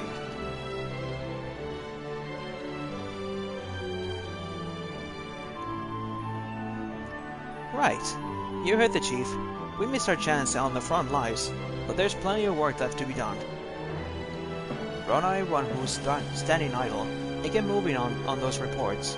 And don't forget to contract our people still out in the field.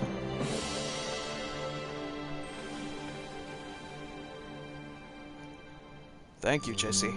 I'll leave things in your capable... Not so fast, Master Garland.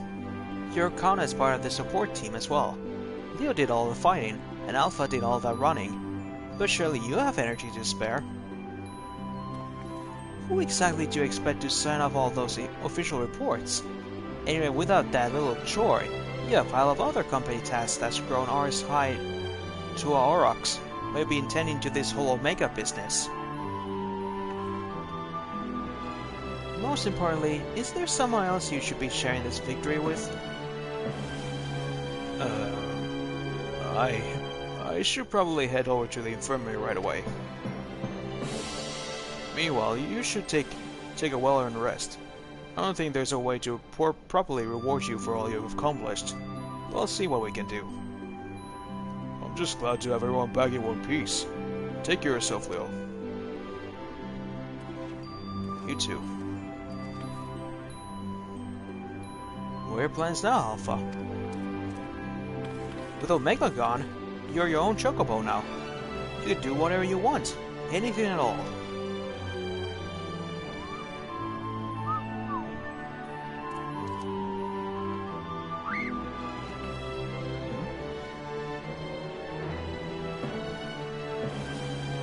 You wanna go outside? Did you have some place in mind? Come on, Wedge. Get those Alpha legs moving. I'll leave without you. On my way.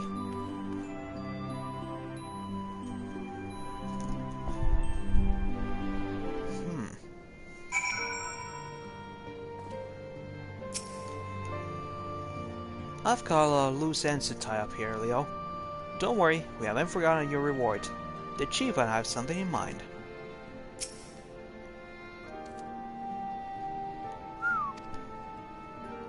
Alpha seems eager to see what Roggel's Reach has to offer.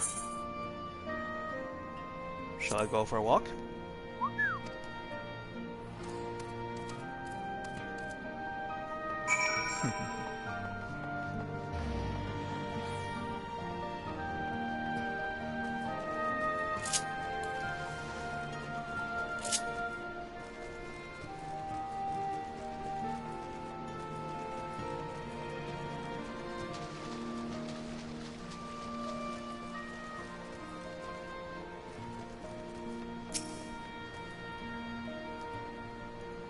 Alpha appears to be watching the inhabitants of Ruggles Reach with great interest.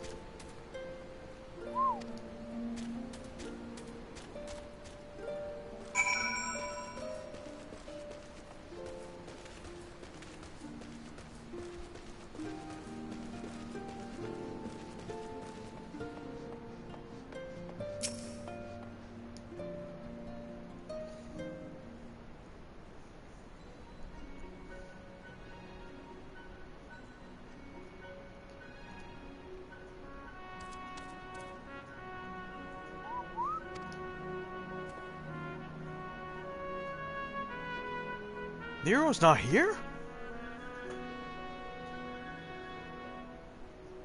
Hmm.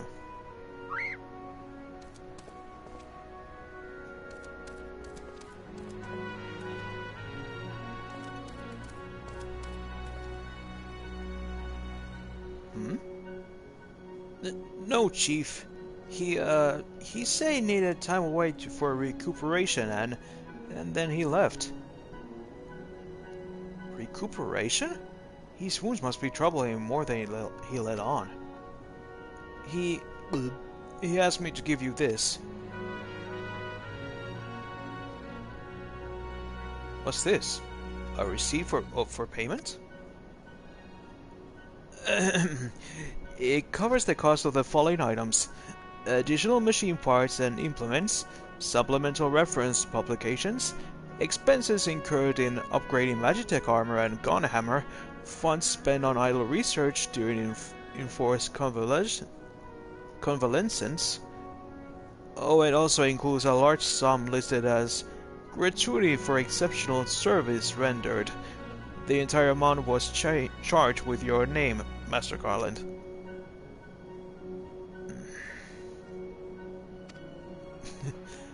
Find him! I want everyone searching for Nero right now! Everyone!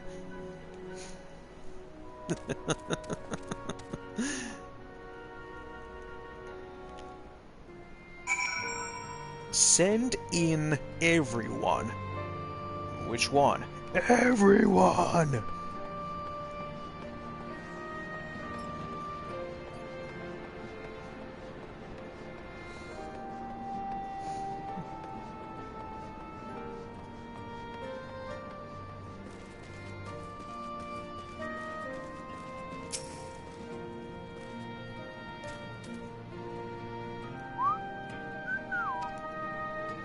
Alpha appears to sense the sullen purpose of this place. A gentle pet might rouse him from his sudden melancholy. Oh, little baby. Don't worry.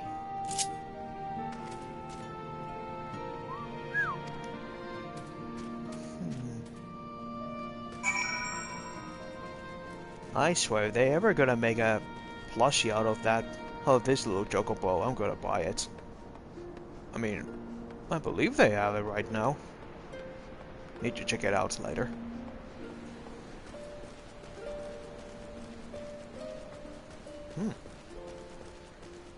Impressive. 6 hours and almost 45 minutes. Now 45 minutes. Well, I'm happy that I managed to get this this side story done in one take. No need for a part 2.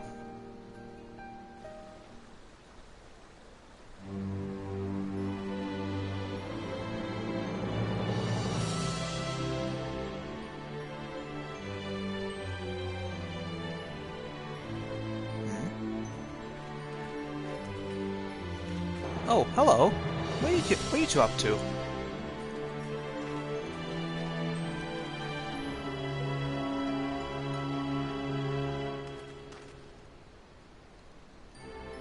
Taking in the sights, were you? Well, by the looks of things, you are eager to venture a little further afield.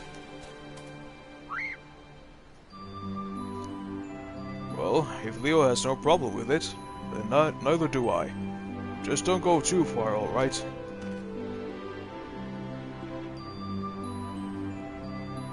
Not good enough? I'm sorry, Alpha, but we're a bit too busy to show you around the fringes right now. And I'm not too sure about sending you out there alone.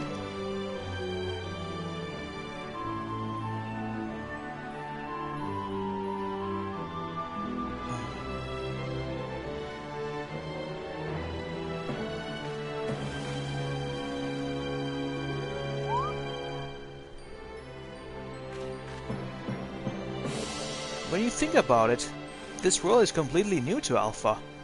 And all he's done so far is travel back and forth between the Reach and the Yawn. I bet his head is filled with questions and curiosity. He doesn't want to be taken for a walk. He wants to go on an adventure.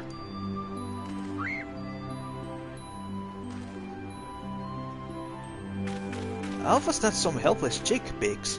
He's stronger than you or me. I wish I was half as brave. He should be allowed to.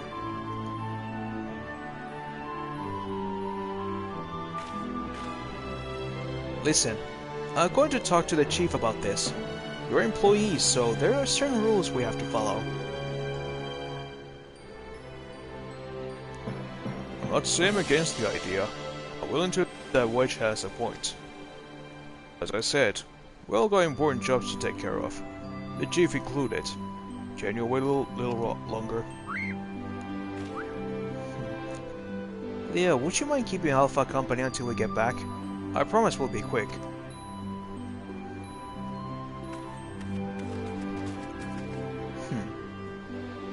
So you want to go for an adventure, huh? Well, let me give you some quick tips.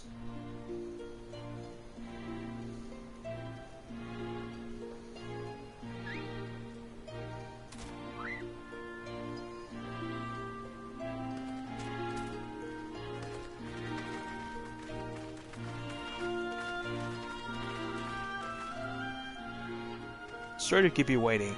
My desk was covered in paperwork, but I've managed to clear away most pressing matters.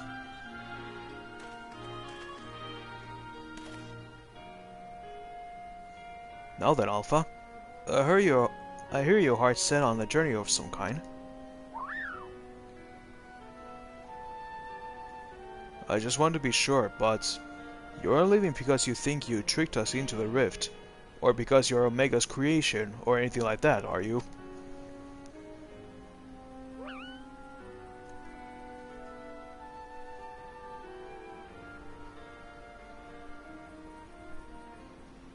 I would have stopped you if that was the case.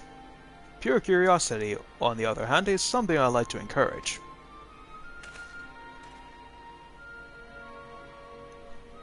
Exploring, interacting with the world, I think the experience will be good for him. Despite Omega's power, its potential to learn was hobbled by hostile directives. Alpha, on the other hand, is free to grow as he pleases.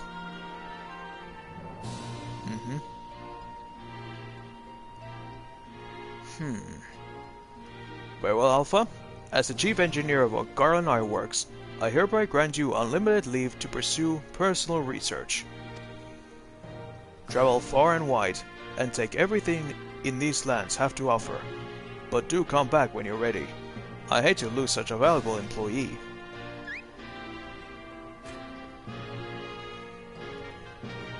Alpha, I'll miss you so much. You be careful out there. If you're honestly suspicious or shady, you stay away from them, even if they offer you treats. And make sure you greet folks with cheerful Kui. They might not understand you, but at least they'll know you mean no harm. I'm sure you'll make a new friends in no time. Just be yourself, you hear me?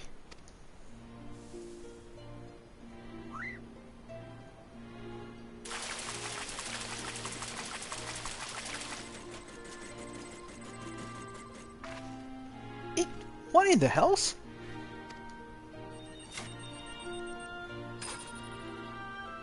Oh, I forgot to shut it down. This is a model Omega that Wedge and I were working on.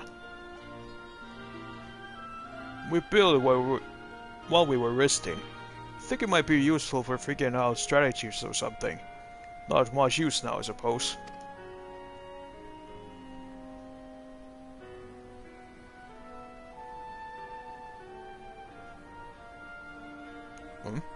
What?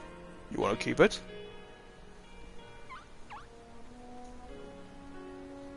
It's just a toy that'll follow you around. If you're happy with that, then it's all yours. Get yourself a companion.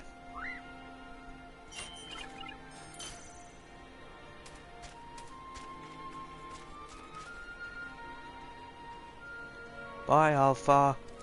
Have fun.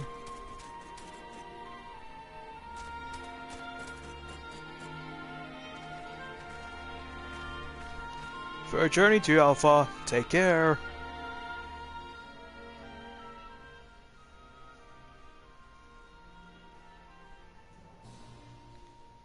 Thank you, Leo. I'm off to see the world.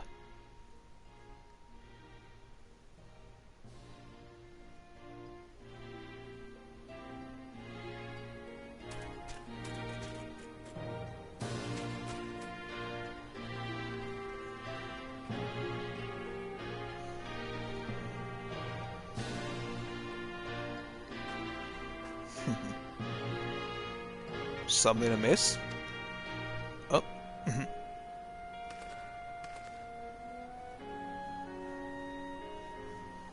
Huh? That's strange. The Echo never allowed you to understand him before. This is just a theory, mind you, but assuming the absence of a soul is what prevents you from hearing out in the first place, then does it not follow the reason you hear it now is he gained a soul? Aye, a little miracle. It explains his sudden urge to travel.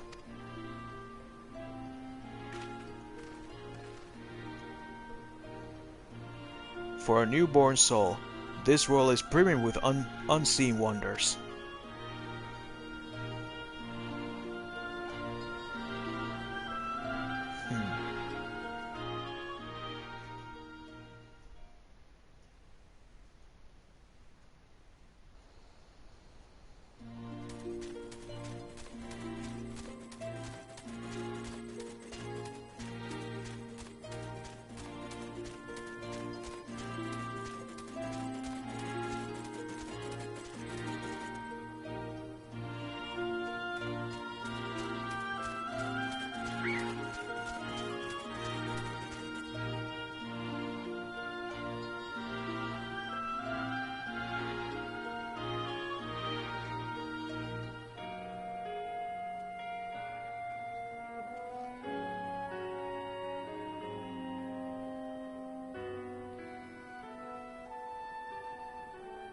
And so your journey begins.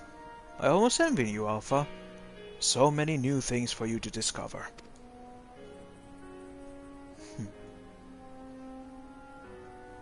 Speaking of which, what terrible marvels can I trouble my old friend with next?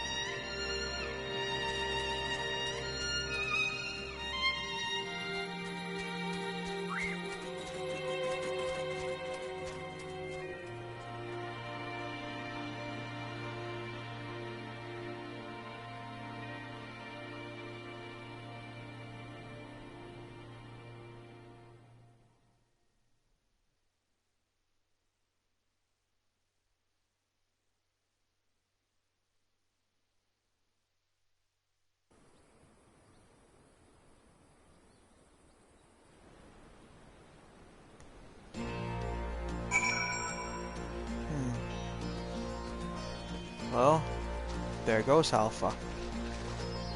After his own little journey.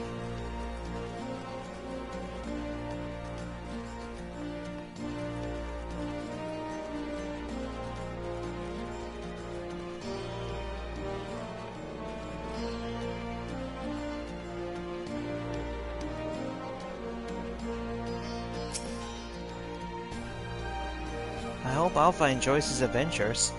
There's so much danger out there for one little chocobo. No, I'm sure he'll be fine. And dwelling on such things is not productive in the least. Why don't we discuss a happier subject? Like your long-awaited bonus. We drained the coffers to fund your expedition. But why sell for coin when you can have the latest automaton technology? That's right. We're gifting you a premium mammoth, the one-of-a-kind master model for merchandise copies, constructed with our patented ironworks quality. I present you the Clockwork Alpha.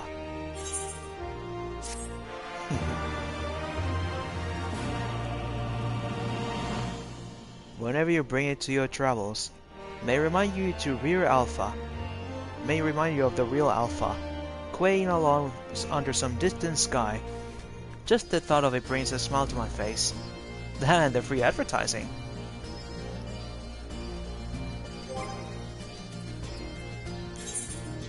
Indeed. Where's my little friend?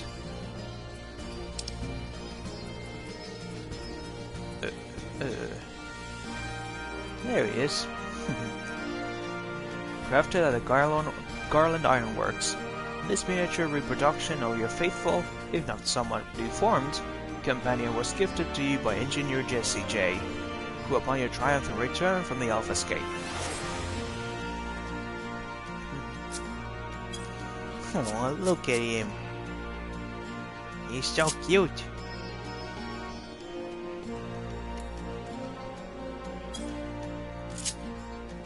Well then, that's the end of Omega side story.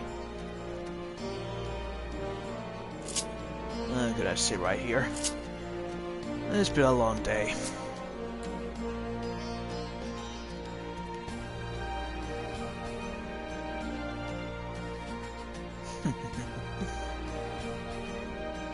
And with this, next time we'll meet, I'm gonna continue the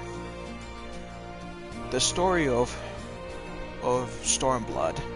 Well, the post-story, I mean. Until then, I am Leo Platinum, and thank you all for watching. See you next time.